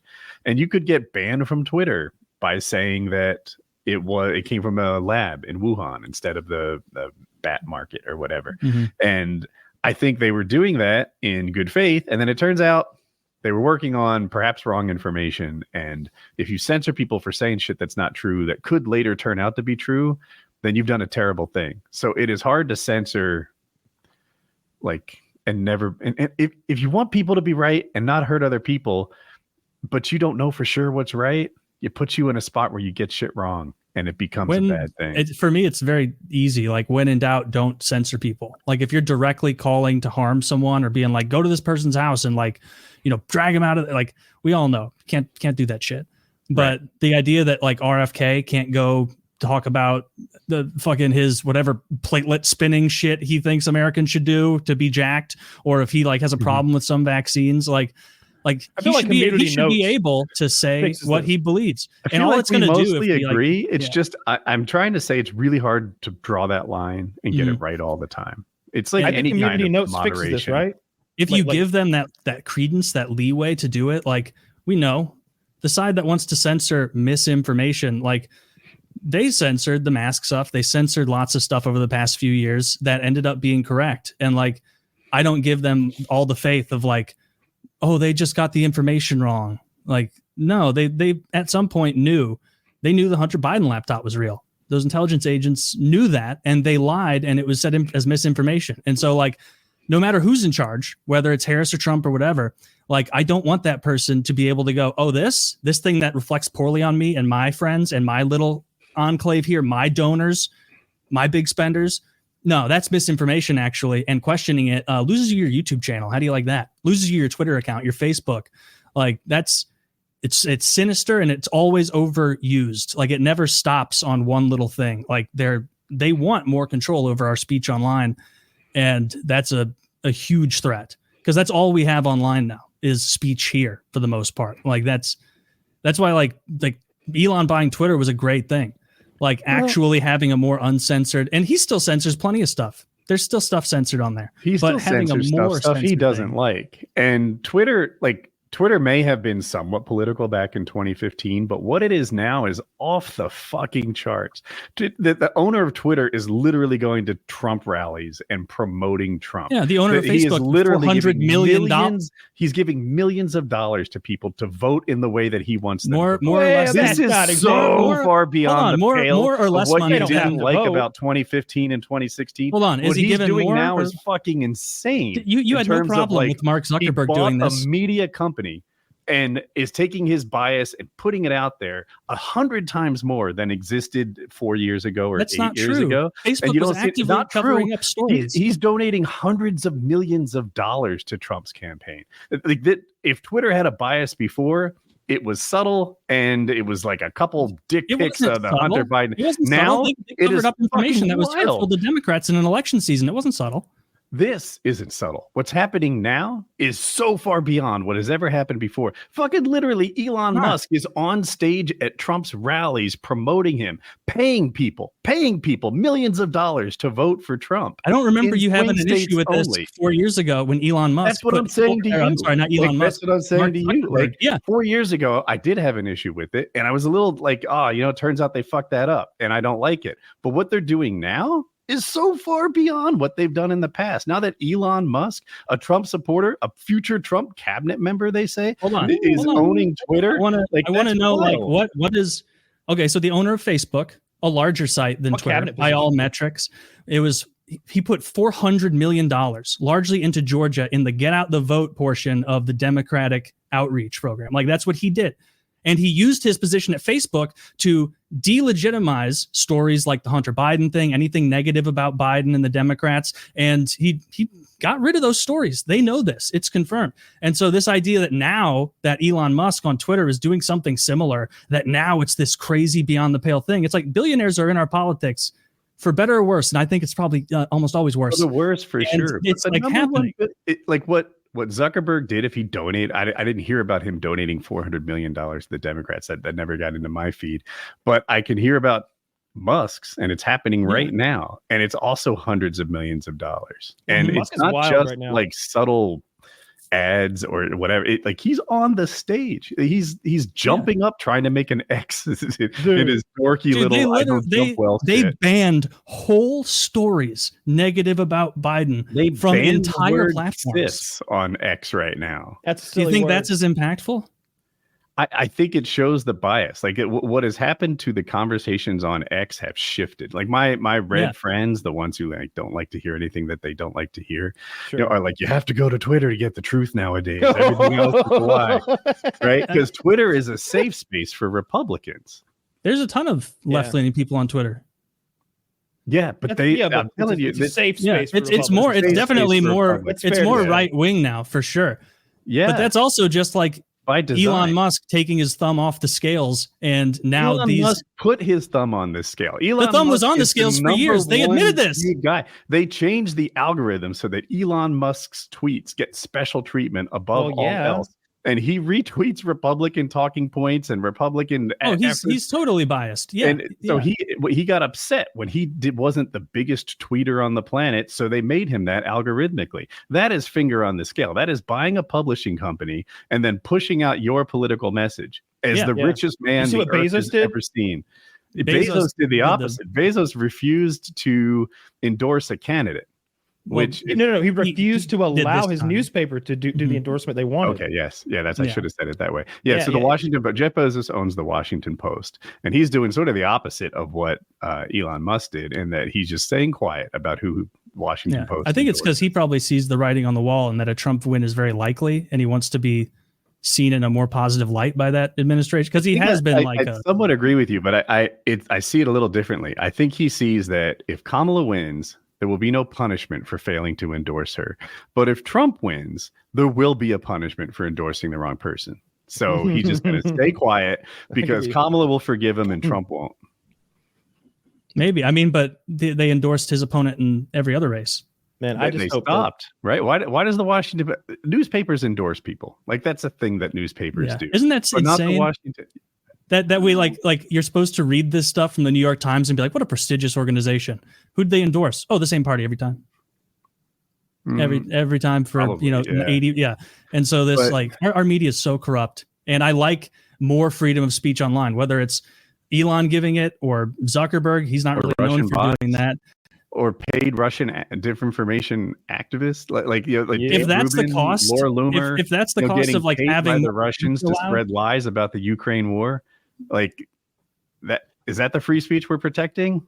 I would err on the side of allowing that versus shutting down whatever the current ruling party sees as threatening, because that's all that heavy censorship is. It's not about protecting people. It's about the people in power at that moment having the ability to solidify their stance and their ideology by banning speech outside of it. But it is a problem when Russian pays American influencers $100,000 a video to spout Russian lies. I agree. I don't like any foreign interference in our politics. That's why I've mentioned disliking AIPAC so much on this show. I don't like any of this foreign influence. America should be for Americans. There's harmful disinformation, and I can't have what I want. I want the harmful disinformation to not be spread.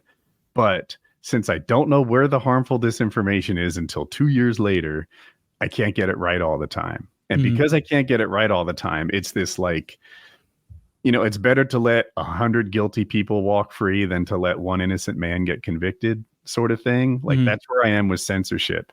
And I just don't know how to get it perfect.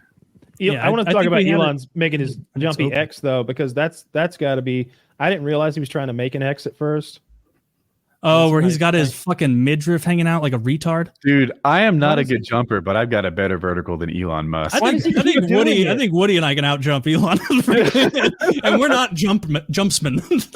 Why does he keep doing it? Because I'm sure he's seen photographs of him doing it, and it doesn't look good. And yet I saw the crowd beg for it. They're like, do the X. It's a crowd pleaser. Yeah, but they're laughing at him. It's like a kid that stutters, and they're like, "Say Mary had a little lamb." Did you see Trump talking about him on Joe Rogan, where Trump was like, "You've been hanging out with Elon Musk a lot. Like, what's he like?" And Trump's like, "Great guy. This guy, he's such a good guy from another planet. This guy." Just talking about what Trump thinks he's a fucking weirdo. Even 10 years ago, when Elon was the saving the world for the Democrats guy, I still couldn't find him to be a compelling speaker. He is one of the worst communicators who's ever been in his position. The space stuff is cool, and I am so in favor of making Twitter more free speech. But outside of that, the boring company, don't care. Tesla, I'm not interested. What about the flamethrowers? Flamethrowers, no, don't care about that. Flamethrower. It's really the Twitter. It's the Twitter and the space stuff that's top tier from him. Yeah. I like even politics. I think he's just he's got some good takes. I love that he's got this program in Pennsylvania where he's like, there's $1 million prize that you randomly get if you register to vote or something like that. Yeah. And it's like, I saw him give a big check to the winner, and it's like he's made it a game show. It's beautiful. Apparently that's illegal. And while they're suing him, he didn't show up today for court. Right. Which in my world means you automatically lose. But I just am assuming the rules are different for Elon and he'll never be punished and everything will be fine. Of course. Like, is it even illegal? Or are they like trying to? I've seen it again and again. Do I know the law? No. Yeah. But it seems like it should be. It seems like we don't tend to actually enforce laws against the amount of money that billionaires and large corporations bandy about in the political world. There's a thing we agree on. Yeah. Last week they also found out that he'd been having these private conversations with Putin for over 2 years, and Putin had asked him to not employ Starlink over Taiwan or something like that, or as a favor to China. What is why we have Starlink over Taiwan? Just give internet over there? Yeah. Well, he wants to make the whole planet like internet accessible. Like, what's taking so long on that? I thought he's launching, seeing more. Well, he has the most satellites. Putting satellites in space. Give him a minute. Continuously. Nah. Generally, get moving. Zach, show me. How about this? How many satellites do you think Elon Musk put into space this month? 35,000. Wait, this month? I'm gonna say 34. Yeah, I'll guess that's 20. Probably. I bet he a fucking 100. I bet each rocket's carrying like 50 of them or something. Okay, fine. If he's popping 100 a month up there, I retract what I said. Look, I'm guessing. I just know he's got thousands and thousands of them, and that like over 2/3 of existing satellites are Musk satellites. Like I can't see them with my eye, but I see people who are in the right area, and you see this line of fucking satellites moving through space. Was it 60 launching? 60 per launch. 60 per launch. How many launches this month? I thought he meant one. What I'm saying is, either way, okay, 60. It was pretty sketchy to hear that about Musk, and I don't know. He's got so much power and so much wealth, and to be tied into those key industries as well is a little sketchy. He's not just like making deals with Putin on the side. Like, yeah, his wealth isn't in like snack foods, so it's a little scarier. That's MrBeast now. Yeah, right. Like, no, they heard that the CEO of Boeing was secretly meeting with Russia and, listening to his thoughts on what he'd like Boeing to do. It'd be like, what the? No, Boeing is for us. Boeing's an American company. But Elon Musk is also a defense contractor. What is Musk? As of the 26th, he'd had 22 launches of 60 per launch. Yeah. Okay, that's a lot. What did Musk say about the Putin thing? I haven't heard Musk speak about it. He said, "Vote Trump 2024, MAGA country," and then he did a little and he jumped. I mean, did he do the yacht? That's Howard Dean. So that might be before your time. No, I remember Howard Dean. Dude, I can't believe that was disqualifying for president. He let out an excited yell in a crowded environment, and I guess the mics picked him up and not all the crowd noise, and it made him sound crazy, and his campaign was over. That was 2004, right? Nowadays, you could literally get convicted of rape, and they're like, I'm going to bite. I stick with you. We're going to there's no media confidence the way there was. They're going to Yeah. Your mic's muting you for all that because it knows that it doesn't want you to have this Dukakis moment. What was his name? Did my mic do something? When you yell, your mic quiets you. Oh, so you need to happens like a couple times a show. Calm down, big guy. Howard Dean, that's who it was. Yeah, Howard Dean, Jimmy's political brother. Yeah, we'll see. I don't know. I'm not confident that Kamala's going to win, but if someone's confident Trump's going to win, then I think they're being silly. Absolutely. I am not. If I was forced to bet on it right now, it seems more likely Trump, and so I'd put my money there. Yep. But I'm not confident enough to put money on this. Nope. Not at this juncture. I heard some poll expert, he seemed non-biased, who was like, yeah, if anyone's confident that their choice is right, don't trust that guy. That guy's biased. I'm like, oh, yeah, I like that. Yeah, for sure. Although, like, the algorithm is so fucking shitty, dude. There's like so many of these dweeb YouTubers who are like, I don't know, 22 years old, and they're election experts somehow. And it's like, I think this is your first election. You can vote, bro. What are you talking about? Oh my God, I see them too. And they've got the map out on 538 or 270 or whatever, and they're like, oh, we just ignore that one, and this one. So you're just picking and choosing polls to believe, and then creating this forecast for this Trump Reagan like sweep. California's in play, people. I'm saying it right now. Yeah. And then they show you a map of California, and I'm sure you've seen it before on Reddit or something, but California is mostly red. Like square footage wise, That's how counties square footage work. wise, it's like 2 to 1 red or something like that. It's the population. Yeah. We've got blue cities, not blue states. Yeah. And then we've That's got how it states works. full of desert and prairie as well. Mm. Yeah. The Republicans love to make it look like the bulk of the country is Republican, but it depends whether you measure by people. The bulk of the miles. land is. It is. Mhm. Yeah. If the animals could vote, though, they'd probably go dim. The animals? Yeah, I guess that's where the Dude, vegetarians are. Are you serious? The animals would go third party and we'd have new conquerors. If you let the Dolphins have a vote, I think that they vote Democrat. They're not stupid. They're not going to vote Jill Stein. Please, she doesn't care about the Dolphins. Dude, the ways. Dolphins would make their own party. Yeah, There's not enough American Dolphins. System. Do you know the population of dolphins in the Southern Waters, Taylor? No. Clearly. It's not going to be a real. This is not going to be. You don't think they're going to be a voting- powerful voting bloc? The Gulf? It's not going to be a powerful voting block at all. We're gonna. They would be the. I Puerto was imagining they would be the leader animals, and they would like direct the cows, pigs, and chickens to be like. No, they don't get a say. The cows and chickens are food. The animals don't have their shit together. The dolphins vote for one guy, the porpoise votes for another, and it's all Porpoises cracked. don't get votes either. And it all Only comes down dolphins. to who the pigs and cows and chickens pick. 'cause And they're probably the only guys. the bottlenose dolphins. I think those are the big smart ones. Certainly not those river ugly ones. Yeah. The ones that evolved to lose their eyes, basically. It's just a slit now. Get out of here. Those are the worst dolphins. Those yellow They are the dolphins worst, or but I whatever think they they're are. cool. Lemon dolphins. What are they called? No, they're kind of reddish. Disgusting. Maybe that was a tint from the picture They're cameras. fucking I remember disgusting. them No, being but like- I think brown. bottlenose dolphins are like color. they're coming right up behind us in intelligence. The Navy does crazy shit with dolphins, dude.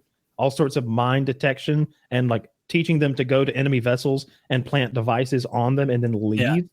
Like Dude, all sorts eventually of we're going to crazy shit. figure out their language. I wouldn't be surprised if they had already done it to a rudimentary level in the military. Then we Like can the figure Navy- out whales. The Navy's had a program trying to talk to dolphins since World War II, since before World War II. So like, I wouldn't be surprised if they can tell a dolphin to like, see you tomorrow at 8. That'd be And the so dolphin funny, shows up like- on time and clocks in. Like, what do you do? It's like, oh, I worked for the CIA. It's like, oh, doing what? Like assassinating foreign despots, spy missions. He's like, no, I played Duolingo with a with the dolphin. The 11 bottlenose hours dolphin. a day. I've been doing it for 35 years. We've made no progress. That reminds me. I want to play. If you want to play Scrabble sometime, let me know. I've been playing on an app, and just Mhm. the bot beats the shit out of me because the bot knows all the 2-letter words and I don't. And the fucking people that play on there genuinely cheat, Woody. I'm super curious, and I don't know how to ask without sounding like a moron. What's a 2-letter word you don't know? But There are that's- dozens. There are dozens that you don't know. Like I'm sure, but because it's Scrabble and we're any word. There's a list of the 2 and 3-letter words. it to be. How many more can there be? I probably like 75, something like that. Uh-huh. There's a big list. I don't know them. But so you need to know all. Which of one them did when you you're- lose on? I'm sure you remember one that you It lost. did a quadruple word thing where it stacked a word on top of another word, and it made like 5 different up and down words and 1 straight across word simultaneously. Damn, a you got manhandled. It was a cheater. He's got to be using some kind of fucking cheat to do that because he did it fast, Taylor. He was like, "Oh, Persephone," and then like immediately it was like 8-word combo, and like sparkles went Oh, man. off.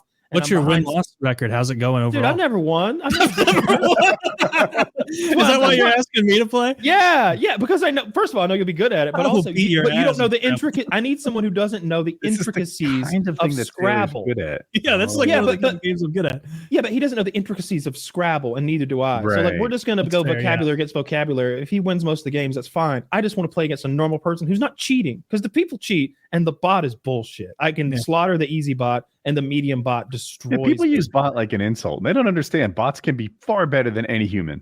Oh yeah, especially games like chess. It knows Scrabble all the in 2 and letter particular. 3 and 3-letter words. Like your brain doesn't want to think in that way to do the words like up and down and across. Like the way it was throwing combos on me, it was just really disheartening. What were the scores like? Like I would keep up, like but it would be like 187 to 140. or something like that, and then I would be like, I'm getting the fuck out of here, like, because my next word is going to be cow or cows. Haven't decided yet. and its next word is saving this S for a rainy day. And I genuinely don't know like the intricacies of the game of Scrabble, but aside from just making words. Yeah. When I've played, I've always just had the goal of like, what's the longest word I can make? But I don't really That's think my about, goal as well. Yeah. Also, some of the letters are worth more, and if you can put that on a triple word score or something, then the computer is intentionally monopolizing corners of the board. It's doing like a thing to like take up territory and like block avenues of advance for me. It's upsetting. So I'd love to play with someone who doesn't know how to play because I don't know how to play. Yeah. Oh, and we need to jump on Skyrim. I'm ready to do that anytime. I can do that tomorrow. Let's do that soon. I want to go on a magical adventure with you. I will be Chagrin the Procurer. Yes. And I'll be Otis. Mugumbe. Ooh. The most impressive warrior in all can you be Skyrim. from that tribe where the women prize the man with the largest belly? Yes.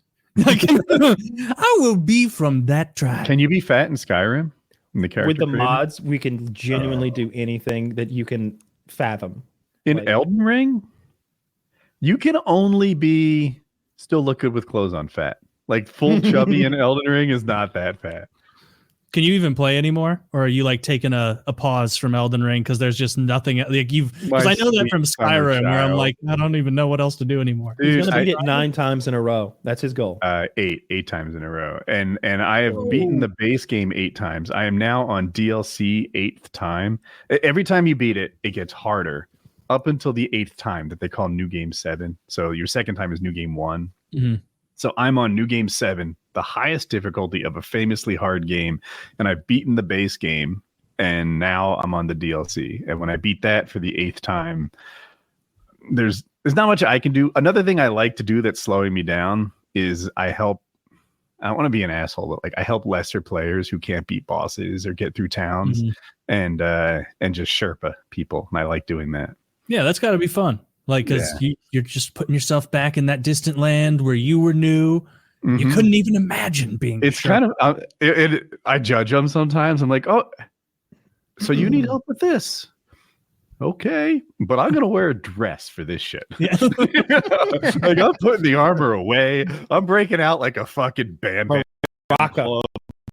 Yeah, I think that would be a great weapon, Maraca. I'm gonna kill everyone with a bouquet of flowers just to show you what a puss you are. Because this is Easyville. So they're just like summoning you for like some bullshit boss fights sometimes.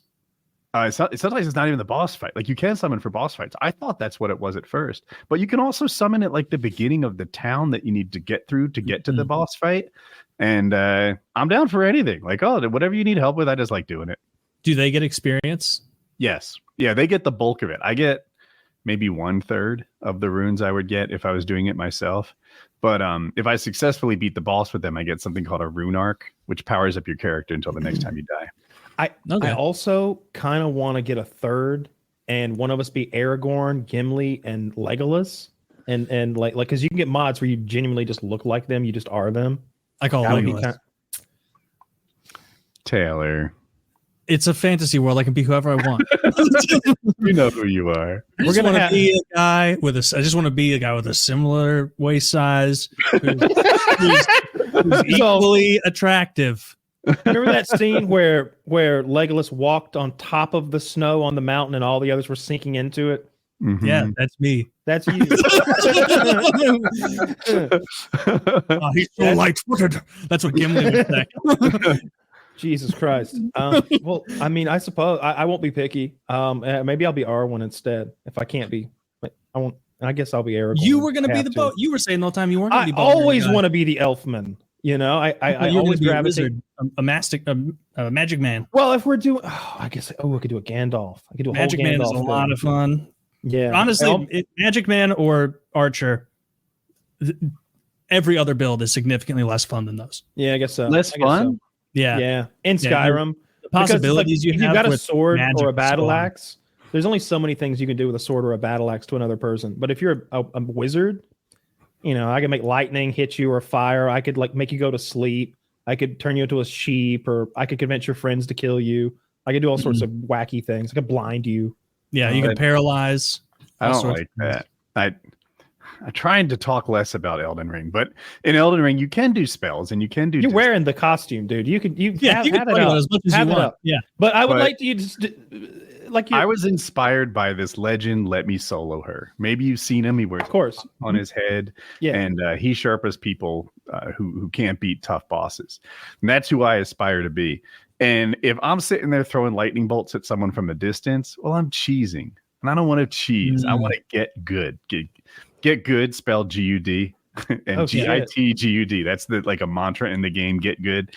That's what I want to do. Put in my time until the point where I can sit there with a fucking club and a dress and beat anyone who dares try me. This is AI, not people. Yeah, of course. The best in the world. It should be though. Like, aren't you? Do you ever PvP? Yeah, I have. I win more than I lose at this point. That's interesting. Yeah, because to me, that's the logical next evolution once you've beaten it this final time.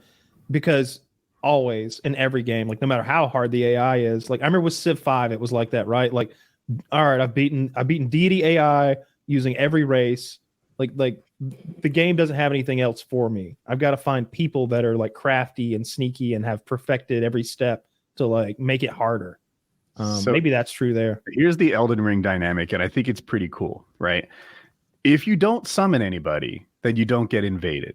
However, if you summon someone like me to help you, well, you've opened your door for other humans to join your game and invade us. Okay. And now they become, I want to say they're woodland creatures. They're game obstacles just like anybody else. But of course, they're they have good armor and weapons. They're the same thing they always have. And so while I'm sherpaing somebody through a town or towards the main boss, we get invaded by other players, and I got to nuke that problem. It's like, host, run. There's a bad guy here. Let me get this for you. And then they bring the host back and we go. Because if the host dies, I failed my mission. So that's a cool, that's a fun thing to be able to do at the end of the game. Yeah, and the world gets divided into good guys and bad guys. Who do you want to be? Do you want to be an obstacle to somebody completing this game? Do you want to be the scary thing in the woods? Because you can. Or do you want to be the Sherpa that gets him past all the things with the long teeth in the woods? And there's a population that does both. Are you having fun being the scary thing in the woods at all? So there's a quest where they force you to do that 3 times. So for me, that's 24 times. And I like it. It's fine. I feel guilty when I kill people who are trying to they're like, this game is famously hard. Can you talk shit? Woody's fucking coming along here. So you just pop out of the woods and like, ah! And then, and then they're like, fuck. So I walk into like a 1v3. And some people carefully take once you kill the host, you've won. And some people will avoid the host and kill the others first, like to make a point of it. Mm-hmm. But I'm not that good. I kill the host. And then that's how I win. Can you talk shit when you do it? No. Damn, that would be the coup de grace. Like if you could come in there, dance at him or something. Yeah. But there are other ways to talk. Are there like a booty dance? Like is it a mocking dance? Weapons, do it like not hitting them for a while. Maybe I watch them and I can you can pretty quickly get a vibe for their skill level. And if it's low, I might just let them miss me for like a whole minute before I strike the first time. With your bouquet. Yeah, slap! That's how you can talk shit in the game. I'm not that good or anything, but I play 8 hours a day. Dude, you're beating at the 7th prestige. I think that's pretty impressive. Like, especially when early on you were like, God, this game is a fucking chore. This is so difficult. And then I've gone Kyle. I was looking for the French Chateau video we mentioned earlier in the show. Oh yeah. Like, I wanted to know who it was. So I go to my YouTube watch history to see what Jackie's watching. There is a disturbing amount of Elden Ring research in my YouTube watch history. Just hours of it. Just how to do proper builds and stuff like that. So, yeah. That's how I have a ton of that in mind for AoE. If you want to be good at a game, some of these really masterful games that are that deep, you have to do that. Like with Baldur's Gate, oh my God. Like there's so much going on. Like my search history was like yours. It was nothing but Baldur's Gate and how to encounter different encounters. Like because you meet a guy in the road and he stops you and he's like a bully with a bunch of henchmen. That can play out so many different ways depending on what you do or say or who you are or what you're wearing. Like the game is coded in such a way that there's a ton of outcomes that you wouldn't think there are. You're like, okay, if you're the same race as him, he's going to be like, what are you doing with this rabble, brother? And, he might like mention it, and he might treat you better. But if things go bad, I think he genuinely wants to wipe shit on your face or something, or he wants you to eat shit or something like that. He's like, eat that dog shit. Like my game has a dung eater. They'd love each other. and if you're like intimidating enough, you can be like, nah, motherfucker, you eat the dog shit.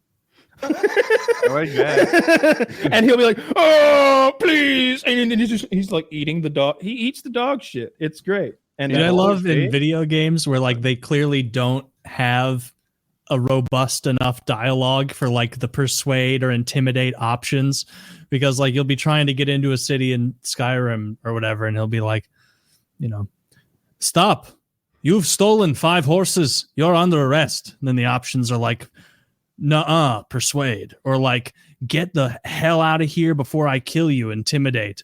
And then you like select intimidate, and there's no pushback. He's just like, and then we'll leave.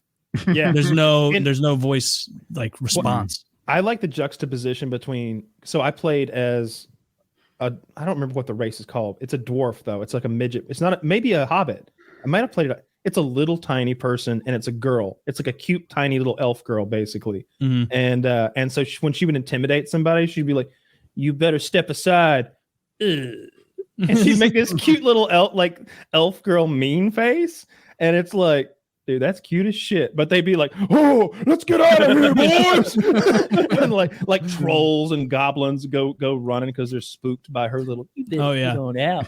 I got my speech to like level 100 with every perk on like this crazy high level Skyrim character, and the persuades were so funny because they would always pass no matter what. It'd be like you talk to someone and sometimes you forget that you like really ruined some NPC's life earlier in the game a long time ago. And so I'll be like, I need to go talk to this lizard man and convince him to let this other person in his bar, this Argonian lizard man. And the first thing you say is he's like, well, if it isn't the man who murdered my wife, oh shit, what can I do for you? And then you say like, got any more? I need you to point me in the direction of the epic treasure, sir. And he's like, of course. Why, you can find the treasure easily over at Raven Rock. And it's like he was just snarling at you for killing his wife. Yep. And then he's helpful because you're so charismatic. See, Baldur's Gate gets that right. Now I'm talking about it and I'm wanting to play it. Like I may jump into a little bit of that later. It's so fucking good. The combat I really like. It's turn based, but it only normally you're just running around and all the other characters are running around. But when combat is initiated, which you can choose the very moment by just hitting someone, so you get to set up all your party. You've got like a party of 4, and you kind of tell everybody where to stand, knowing you're about to kill this group of guys, and because they're so much stronger than you, and there's so many more of them that you can plan kind of like a tower defense attack where, I don't know, you cover all their feet with oil and they slip and fall, and then your wizard sets them all on fire while they're slipped up in the oil. Or I like pushing people in lava. That's always fun. They scream a little. But they die quickly. It's one of those games where you can kill a character and all of a sudden huge swaths of story are closed off to you now. And it's like, oh, you killed Elga. Okay, buddy. What does Elga do? Well, she's the Star Princess. Now you don't get to go to Star Princess land. It's like, fuck, I was just killing everybody in the house. You don't know who you need to keep alive or not. Yeah, so you have to err on the side of keeping everyone alive because you don't want to ruin your quest options. I always try to do a good playthrough. I haven't found a game yet that truly rewards the evil playthrough. That truly show like oh, what about like Fallout, like in Skyrim, like where you can just steal? That doesn't hurt you unless you get caught. Yeah, there's a whole karma system involved. There's a lot of things that, and then everybody shoot on sight with you. Then every time you upset one of those groups. I mean, I suppose in Fallout, you could side with a crooked like group or whatever, but you can't play the game. Like you can't just walk into towns and killing people is clearly a no-no. Like no matter, that's never going to pay off in the end. Just killing the townsfolk or whatever. And I kind of wish it were. I wonder if Red Dead Redemption's like that at all. I've seen people in that just massacre people. It's a little The graphics in it are so good that you like feel sorry for the NPCs. Taylor play that? I've played Red Dead Redemption 2 for a while. I never finished it. It was fun, but it didn't suck me in as much as like some other open world games. But yeah, you can just shoot people. Soonish? Next year? Have they made a date? I'll try that. I'll watch a review, and as long if the reviews are terrible and they like fucked it up somehow, like I'm not gonna buy it. But they've never made a bad game. Every game they ever made's been like a revolutionary hit. It's going to be a home run. That's what they do, is they make good fucking games. And the preview of it looked amazing. Well, them black ladies' asses jiggling on the cars and such. Love the physics. Love the water physics too. And Google we said fall of 25. I'm sorry to interrupt. Yeah, no, let's go. I'm going to play that game a lot. That game looks really fun. I never played 5 because 5 was very fun. That's the only one I've ever played, and I enjoyed it. I played a ton of Vice City back in the day. I loved that one.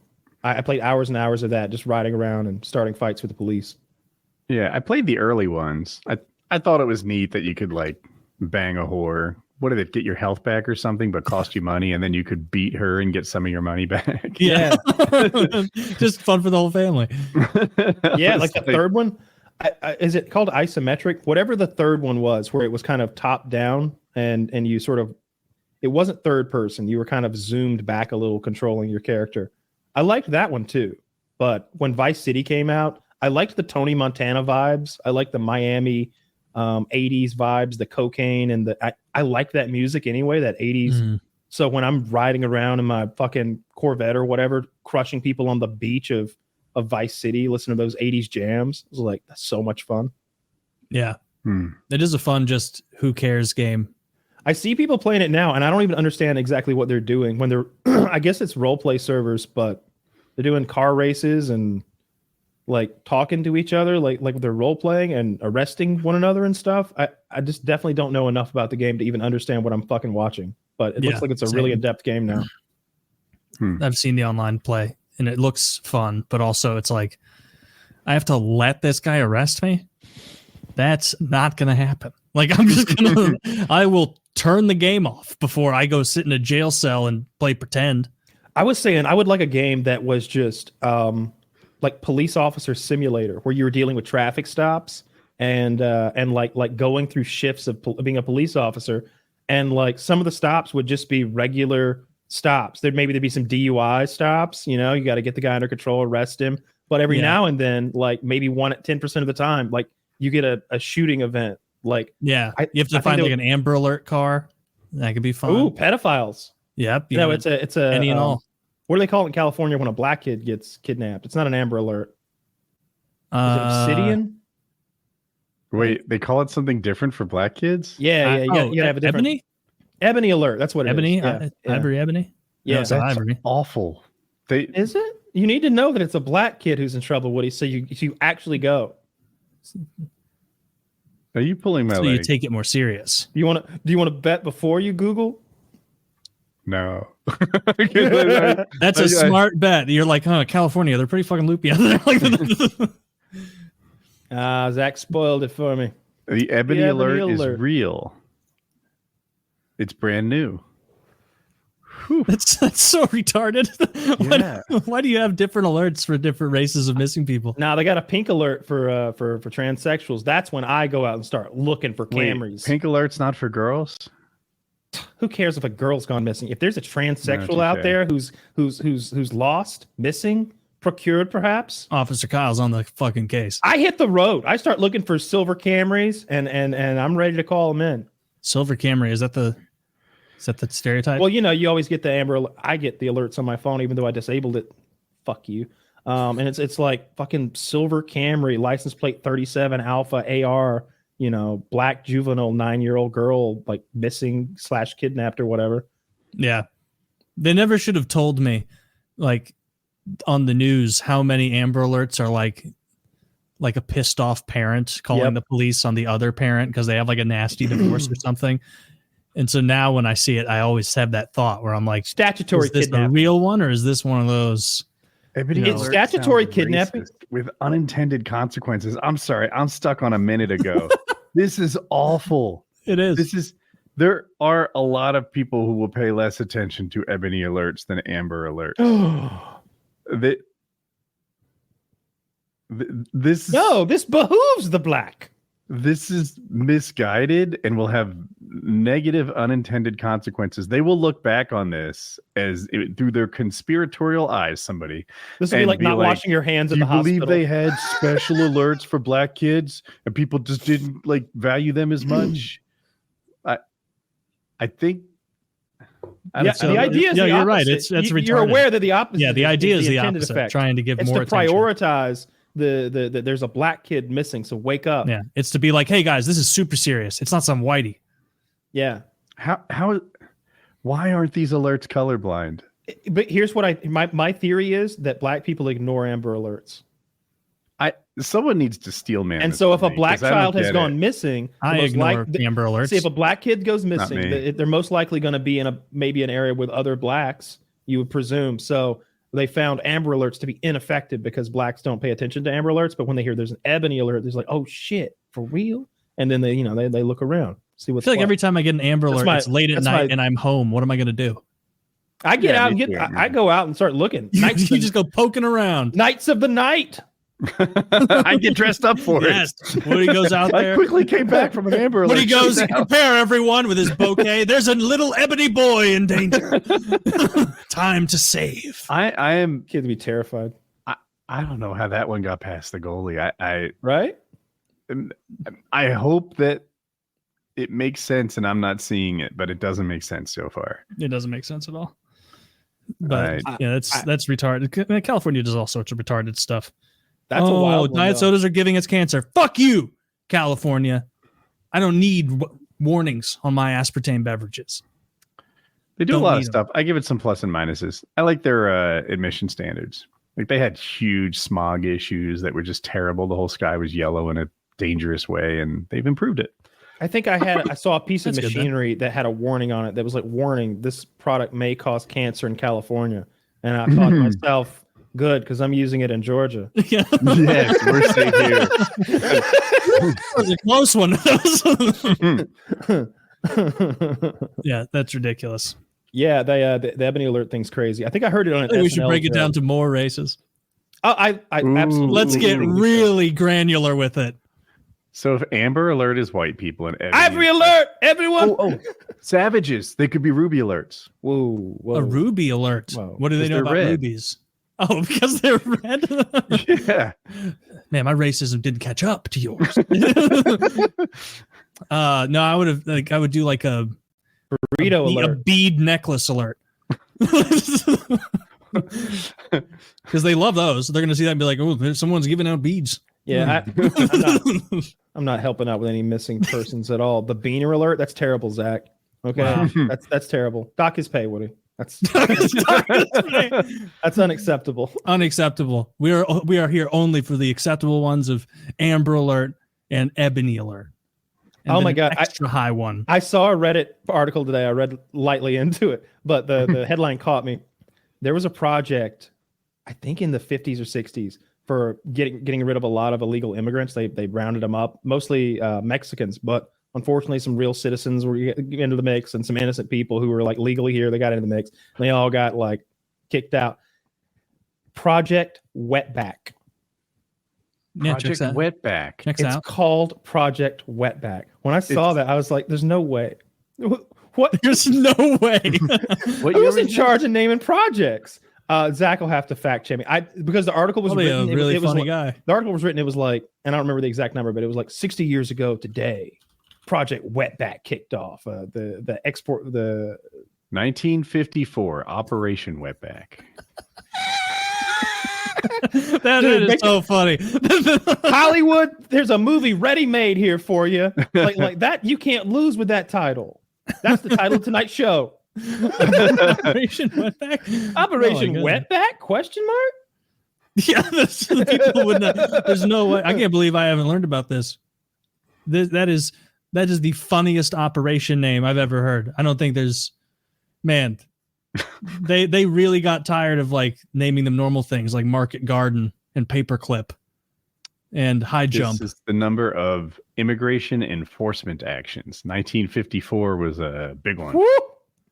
They were not all immigration, though. Some of those were Americans, apparently. Yes, some slipped into the cracks. Well, then they just do a much smaller Operation Repatriate. Grab those guys, bring them back in the mix.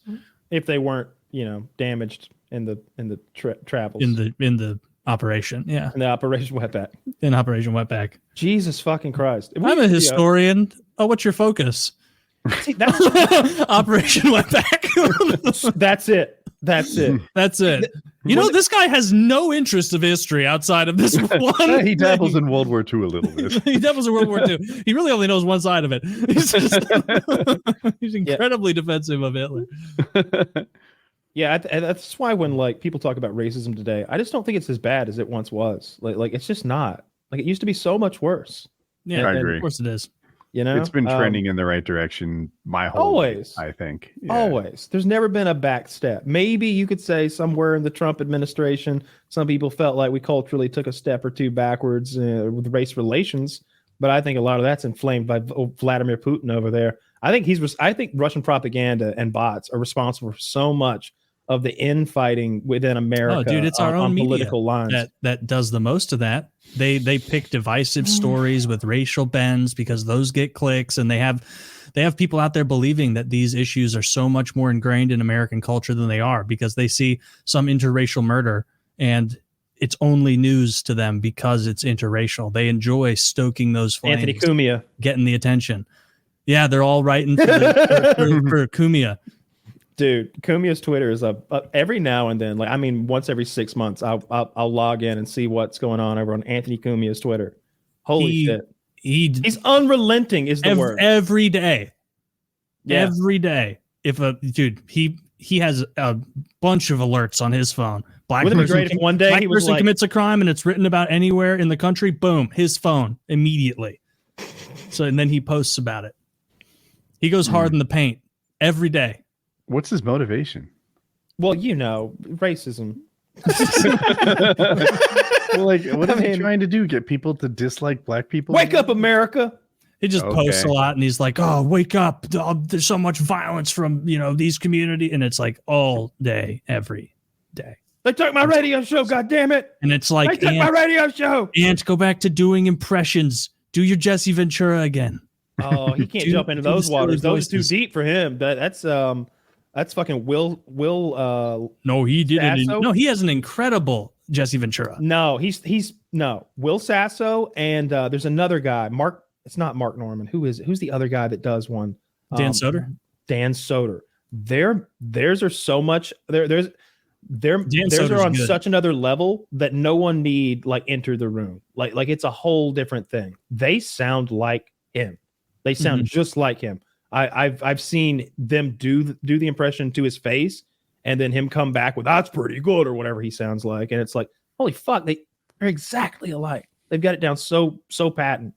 Yeah, and Macho Man too. Soder does a really good Macho Man. Soder, the old clips of Soder on O&A, it was towards the end of their run because Soder's a younger comedian compared to a lot of the guys on there. Mm-hmm. So funny, so many. They have one in particular. If anyone's looking for something to listen to, look up Opie and Anthony. KFC Dan Soder, where they cover a story about a little girl who was mauled by a pit bull and now had a deformed face, and she was sitting in a KFC, and some monster went to the manager and demanded that the little girl be removed from the establishment because she was scaring the other customers. And it's a 6-year-old girl who was mauled by a dog, and it's just Dan Soder doing the funniest southern deep voice guy impression. He's like, I'm trying to eat an entire bucket of slop over here. Can you get that disgusting bony faced scarred up little girl out of this restaurant for me, please? Oh, it's so fucked up. I remember one line he said, he's like, that happened to her because God don't love her. Now get her out of this kid.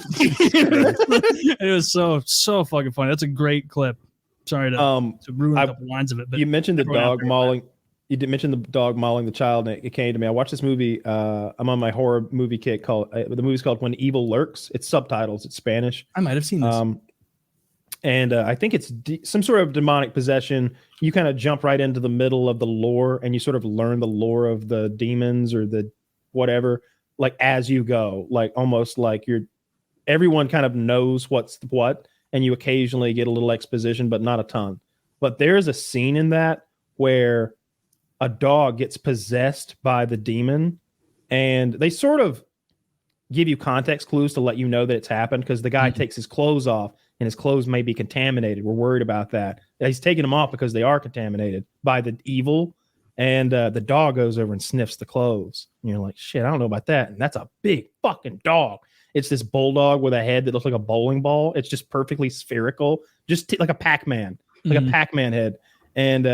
And he's there trying to get his kids and get them to safety. He's got like an autistic teenager and like a 4-year-old little girl, and rounding those two up to escape the fucking apocalypse is with an ex-wife being like not believing him, is this incredibly stressful scene where everybody's screaming at everybody except for the new stepdad, who's like rational. He's like, let's all calm down here, guys. No big deal. And he's like, it is a big deal. The world is ending. And like the whole time you're like, but the bulldog, what's going on with that bulldog? Because it's sitting next to the kid. I mean, like, and they keep like showing you, they keep cutting the camera over to the bulldog and the kid's this little delicate little girl. And the bulldog's about the same size, maybe. He's so fucking hossy. And they back to the argument. It's just so stressful. You piece of shit, you're not taking my kids anywhere. You don't understand, Maria. The evil has come. And then all of a sudden the dog goes, oh, and bites the little girl's whole head and starts dragging her through the house, thrashing and shaking her. You sent me a body. clip of this. Yeah. Oh my fucking God. It was, even though I knew it was coming, was she okay? She was funny hurt. enough, like it's a little bit of a spoiler, but like, yeah, because like when they found her again, the demon had like made her look normal, and she looked at her mom and she's like, daddy's coming. And she's like, you're okay, baby, what happened? She's like, daddy's coming with the truck. Boom. And she's like, what? And then the dad comes out of nowhere with the truck and smashes them both into a brick wall, like super gory. Her face explodes, and the dad dies too. They'd all been infected by the evil.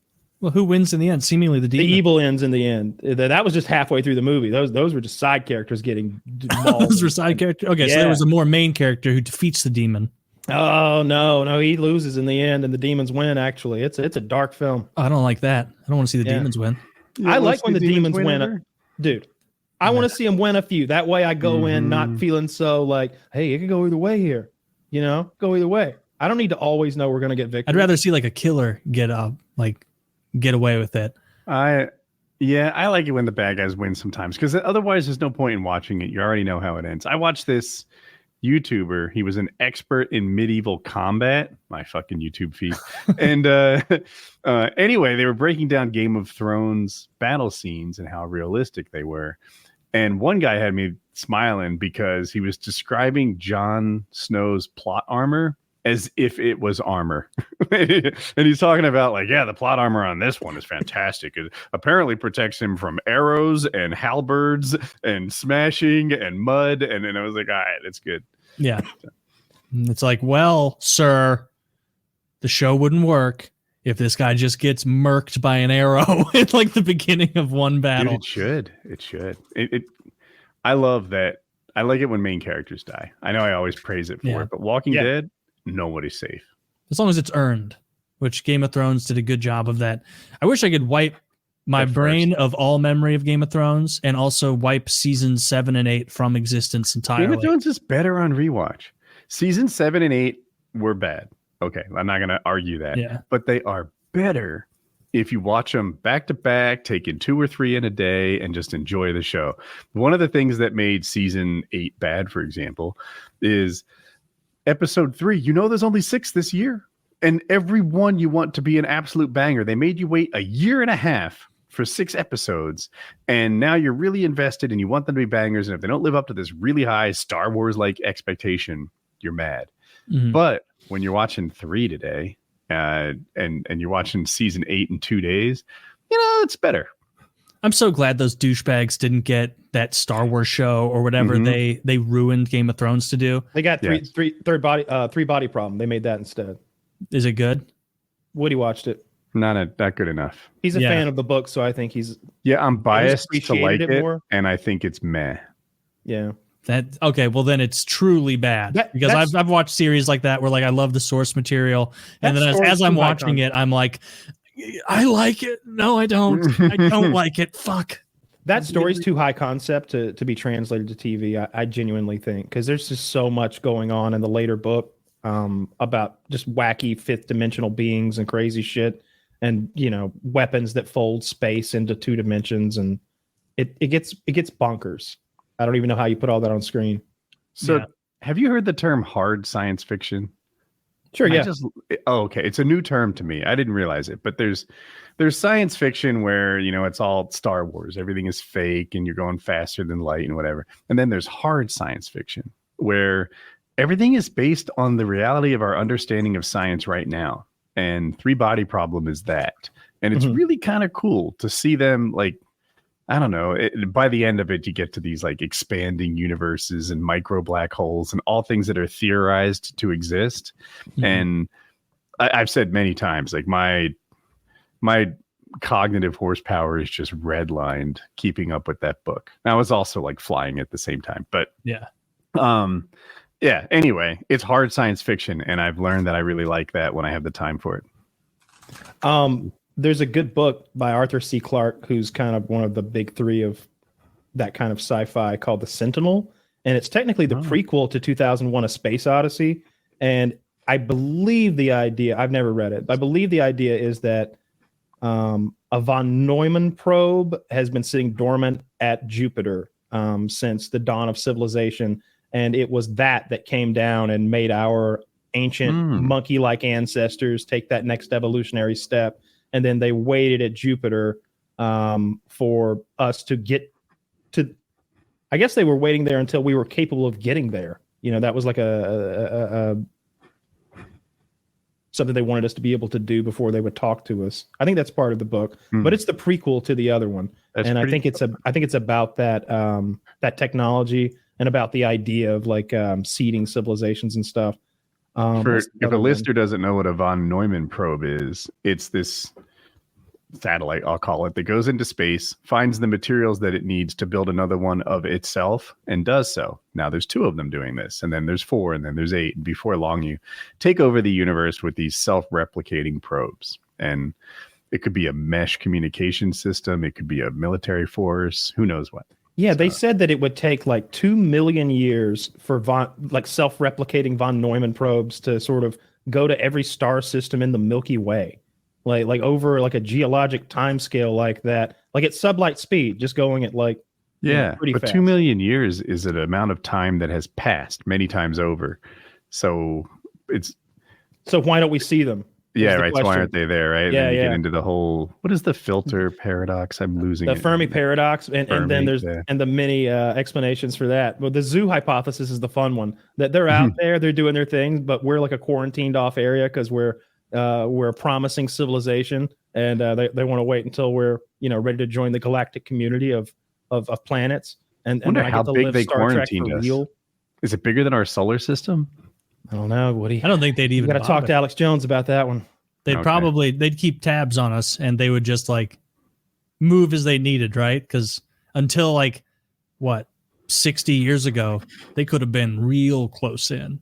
Like we really wouldn't have to worry about it now. They're probably like, all right, give them a little breathing room. We'll go back out to we don't have to go as far out as the moon because these fuckers clearly have no stick-to-itiveness. They're not going back.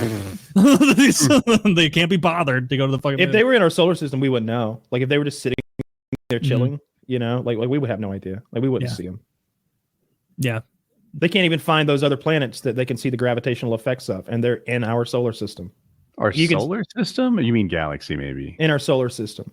In our solar planets system. in our solar system? Yeah, we can't see. Yeah, there's extra planets that we haven't found, but we can detect the gravitational effects of them on the other planets. How? The rotations don't work the way they should work. They're being influenced by something further out. If we're like missing whole planets from our solar system, we don't know shit. Like that would be so embarrassing if they were like, sorry guys, we got to go up to 18 planets. We missed a lot. It's a little bitty thing out there really far away. Turns out Earth, 4th rock from the sun. Just saying. If we found one on the inside, that'd be really embarrassing. You'd have to fire everyone who's worked in the space industry and be like, this is a humiliation. You guys, We need all I new can see space guys. I can see Venus out my window, so I think we're solid there. And I think Mars too. You can see Mercury, Mars, Venus, all with your naked eye. You can see Jupiter sometimes. And Jupiter, yeah. The moon. The Of moon, course. yeah. Not nearly as cool. Do you know what the I'm just moon's trying to fit in, Taylor. I'm just trying to think something. The sun. Every morning I start my day with a 3-minute sun stare. Oh, who was it that wanted to point their assholes to the sun to charge up? Was that Liver King? There was some That sounds influencer. liver kingy. gosh. Yeah. There was some influencer that wanted to you point your asshole at the sun because I guess maybe you don't normally get sun there and you're able to hyper absorb it. That good sunlight, maybe get a big butthole dose of vitamin D. You know what's funny is like it would be so easy to do that in a study and be like, look, we had people who spent all day inside and they're less healthy than the people who sunned their buttholes. And it's like, but are we sure that the butthole itself has anything to do with it? Because we know the sun is good. Like it gives you vitamins and energy and everything. So maybe, definitely the butthole thing, bro. Definitely that. That'd be easy to account for, right? Yeah. Like you just Well, have I was sunning small my exposure. penis and now I'm in jail. my penis in a local park. Mhm. Sunning my penis is just my cover story. There's really a bunch of people around sunning their buttholes. Those are all just a day in the sun. Those are my favorite like police videos. They'll catch a guy jerking off in his car and they'll be like, "Sir, your pants are off." And I go, "No, they're not." And it's like, Uh-uh. I mean, and he's like hoisting them up, like as he says, "No, they're not." And it's just like, what is this game you people think you can play? This that just reminded me of like a loopy person. Do you remember that picture I texted you of that guy? Fish Tank is going right now, and they have like a mansion this time. Did you see that black guy that they brought on? He's like a bisexual porn actor, kind of like bisexual. That covers both of them. He's like a bull. He says like he has this whole little descriptor of himself that he does all these things, and he's also like because Sam's fans pretty quickly like discover these people and all their information, and they like early on day 0, this guy goes into the bedroom and like jacks off under the covers. He's been in the house for 2 hours and Jesus he's jacking Christ. off. Don't act like it's weird. So far, the cover story, on Bert is, on Team Bert, and honestly, of everyone watching it, everybody loves Bert. They think he's hysterical, and so this guy, it comes out that he has paranoid schizophrenia. Oh fuck! And so he's like walking around on camera, doesn't know he's being filmed like in all these places, and he's like talking to himself for huge amounts of time. There's one like little twinky white guy in the house that he like is like sidling up to and like groping a little bit, getting this guy. I think it's day 4 or 5. I saw like because they have a hashtag for it on Twitter. Someone's keeping track. This guy has jacked off 9 times. Holy shit! In how many days? I think it's 5 days in a house full of other people that you don't know. And he just goes and he lays on his back under the covers and you just see his hand playing with his penis and he's jacking off. And then he's getting up, not washing his hands and like shaking people's hands downstairs. And it's so gross. Dude, we have found Lock and Load's first sponsored athlete. Oh, we need to sponsor old Bert, and he's a big supplement guy. Pull the trigger on that, somebody. Let's get some lock and load to Bert. Yeah, if we can, I need to find out what the address to the house is, and I can have Derek send it over. Care about Bert's eyes only. Bert's eyes only. Give him like I guess put some porno 2 bottles. In there. Give him a 6-week supply. But the cover story is this time. They found people that largely have no idea what's going on. Like they're not Fish Tank fans. And so they think that they are on a show being recorded for Hulu. Oh, fucking no, they don't. Yes, they do. And can you bring up a picture of how Sam is dressed for this, Zach? Wait. You're telling me that all the contestants believe that they're on a legitimate reality show? They think they're on a legitimate reality show called Famous House, where the winner of it is going to be Jeremy Gold's protege. Okay. Wait, 2 bottles would be 2 months, not 6 weeks. Yeah. So we need I'll give him enough for the 6 weeks. And this is the aforementioned. This is one of the ways that Jeremy Gold is dressing up, and he's like, I watched a clip. Like I'm mostly getting it through clips, but I actually had it live like 3 nights ago. Those of you who are audio only, he has just a ridiculous outfit on. He has silly hats, just a whole wardrobe. Here he's wearing like a motorcycle jacket with a fedora. Here's a different fedora, but he's got rainbow glasses and a vest and like a car. What do you call it? Is that an ascot? What is that little scarf he's got? Ascot, something like that. But he's like, they don't have text to speech on, none of that, because they want to lull them into thinking this is a real show that's like going to be edited and everything.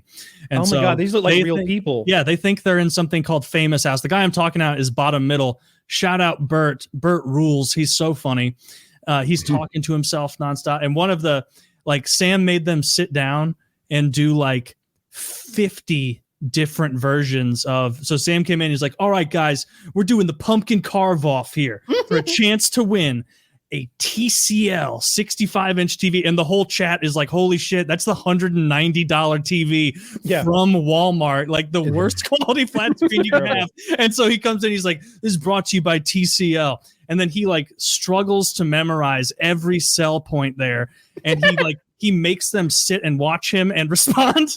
And they have to sit there and they have to be impressed and clap. He's getting frustrated at himself because he can't remember all the specs for the TV. And he's like breaking quote unquote character. People are getting kind of nervous around him. They have one guy in there who clearly doesn't have any idea if he's even a show he's on because he hasn't spoken. He's just eaten and sat on the couch for days at a time now. But these people are by far the most normal that guy was just hungry. That they've ever tricked onto the show. And that's I really like this. Funny to me. By the way, dude, that's the they had that sunken living room thing like we were talking about the other day. It's a huge house this time. That's fucking cool. My idea for him was to go in the opposite direction, to go more deranged. I really like. They have to slow roll it because otherwise they're going to scare these people too much off the start. Well, yeah. His idea is genius because it first of all, it's like the first step toward actually making a legitimate reality show. Like he's doing it kind of. But then like having normal people, you're going to get some better reactions than having fans there. But I always imagined making it more of a competition. And I just think single wide trailers are really cheap. And if you had like 12 single wide trailers in a field somewhere, but they were connected like some weird fucking maze, like they were connected at weird angles and like not end to end to end, maybe some of them end to end to make long hallways, but make some weird, wacky fucking journey they had to go through. To me, that just keeps coming back to me in my head. It's like so much fun to watch. Like that's almost like you ever see Cube, the movie where the people are trapped all the cubes? Yeah, that's I've literally seen through like they've learned not to go too hard because they went hard in the paint right away with people in season 1, and people were like freaking out and being like, I can't be in here. Like racial slurs are being screamed at me. People are like trying to dox me and find my family. And so like now every season they've been more like, we're going to keep it calm for a while, make these people really think that they're a part of the fact these people think they're on Hulu is so fucking funny. And if really they believe that and they're not going to open. Yeah. Like even if they've got 1 or 2 of them fooled, that's a really good gag. I love the reality shows that take it to that next level. And those have kind of went by the wayside, but the one where they tricked the people into thinking they were going to space that we've talked about before. You remember that, right? Yeah. That's pretty fun. It was the British. No, that was a Howard Stern bit. No. Okay. So that's when he put a retarded guy in a fake cardboard spaceship. They shook it and told him he was going to space, and he got scared. Okay, he thought he really went to space because he's retarded. But in England, they had a reality show where they told people you were competing for one of like 4 seats to go to the space station because we've got this celebrity-owned rocket company that's like, it's all sponsored, and they fly them to a Russian military base that agreed to like let them film there, I guess. And by the end, they put them in a fake launch chamber, and they're in a fake space station where they've told them they have artificial gravity. That's the thing that like, but once they get up there, some of them are like crying. We're really in space.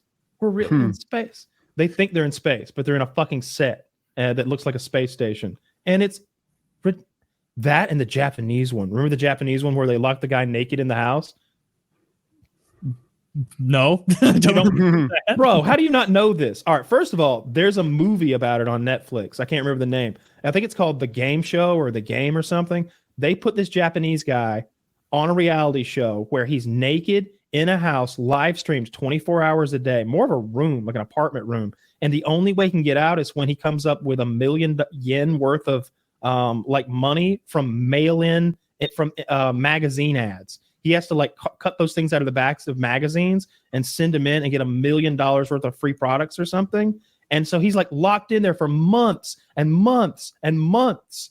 And then I'm not sure if this is true, but I read that I think at the end, when he thought he'd won, they just kidnapped him and threw him in a new house and made him do like the same thing again or something. They made him do the same thing.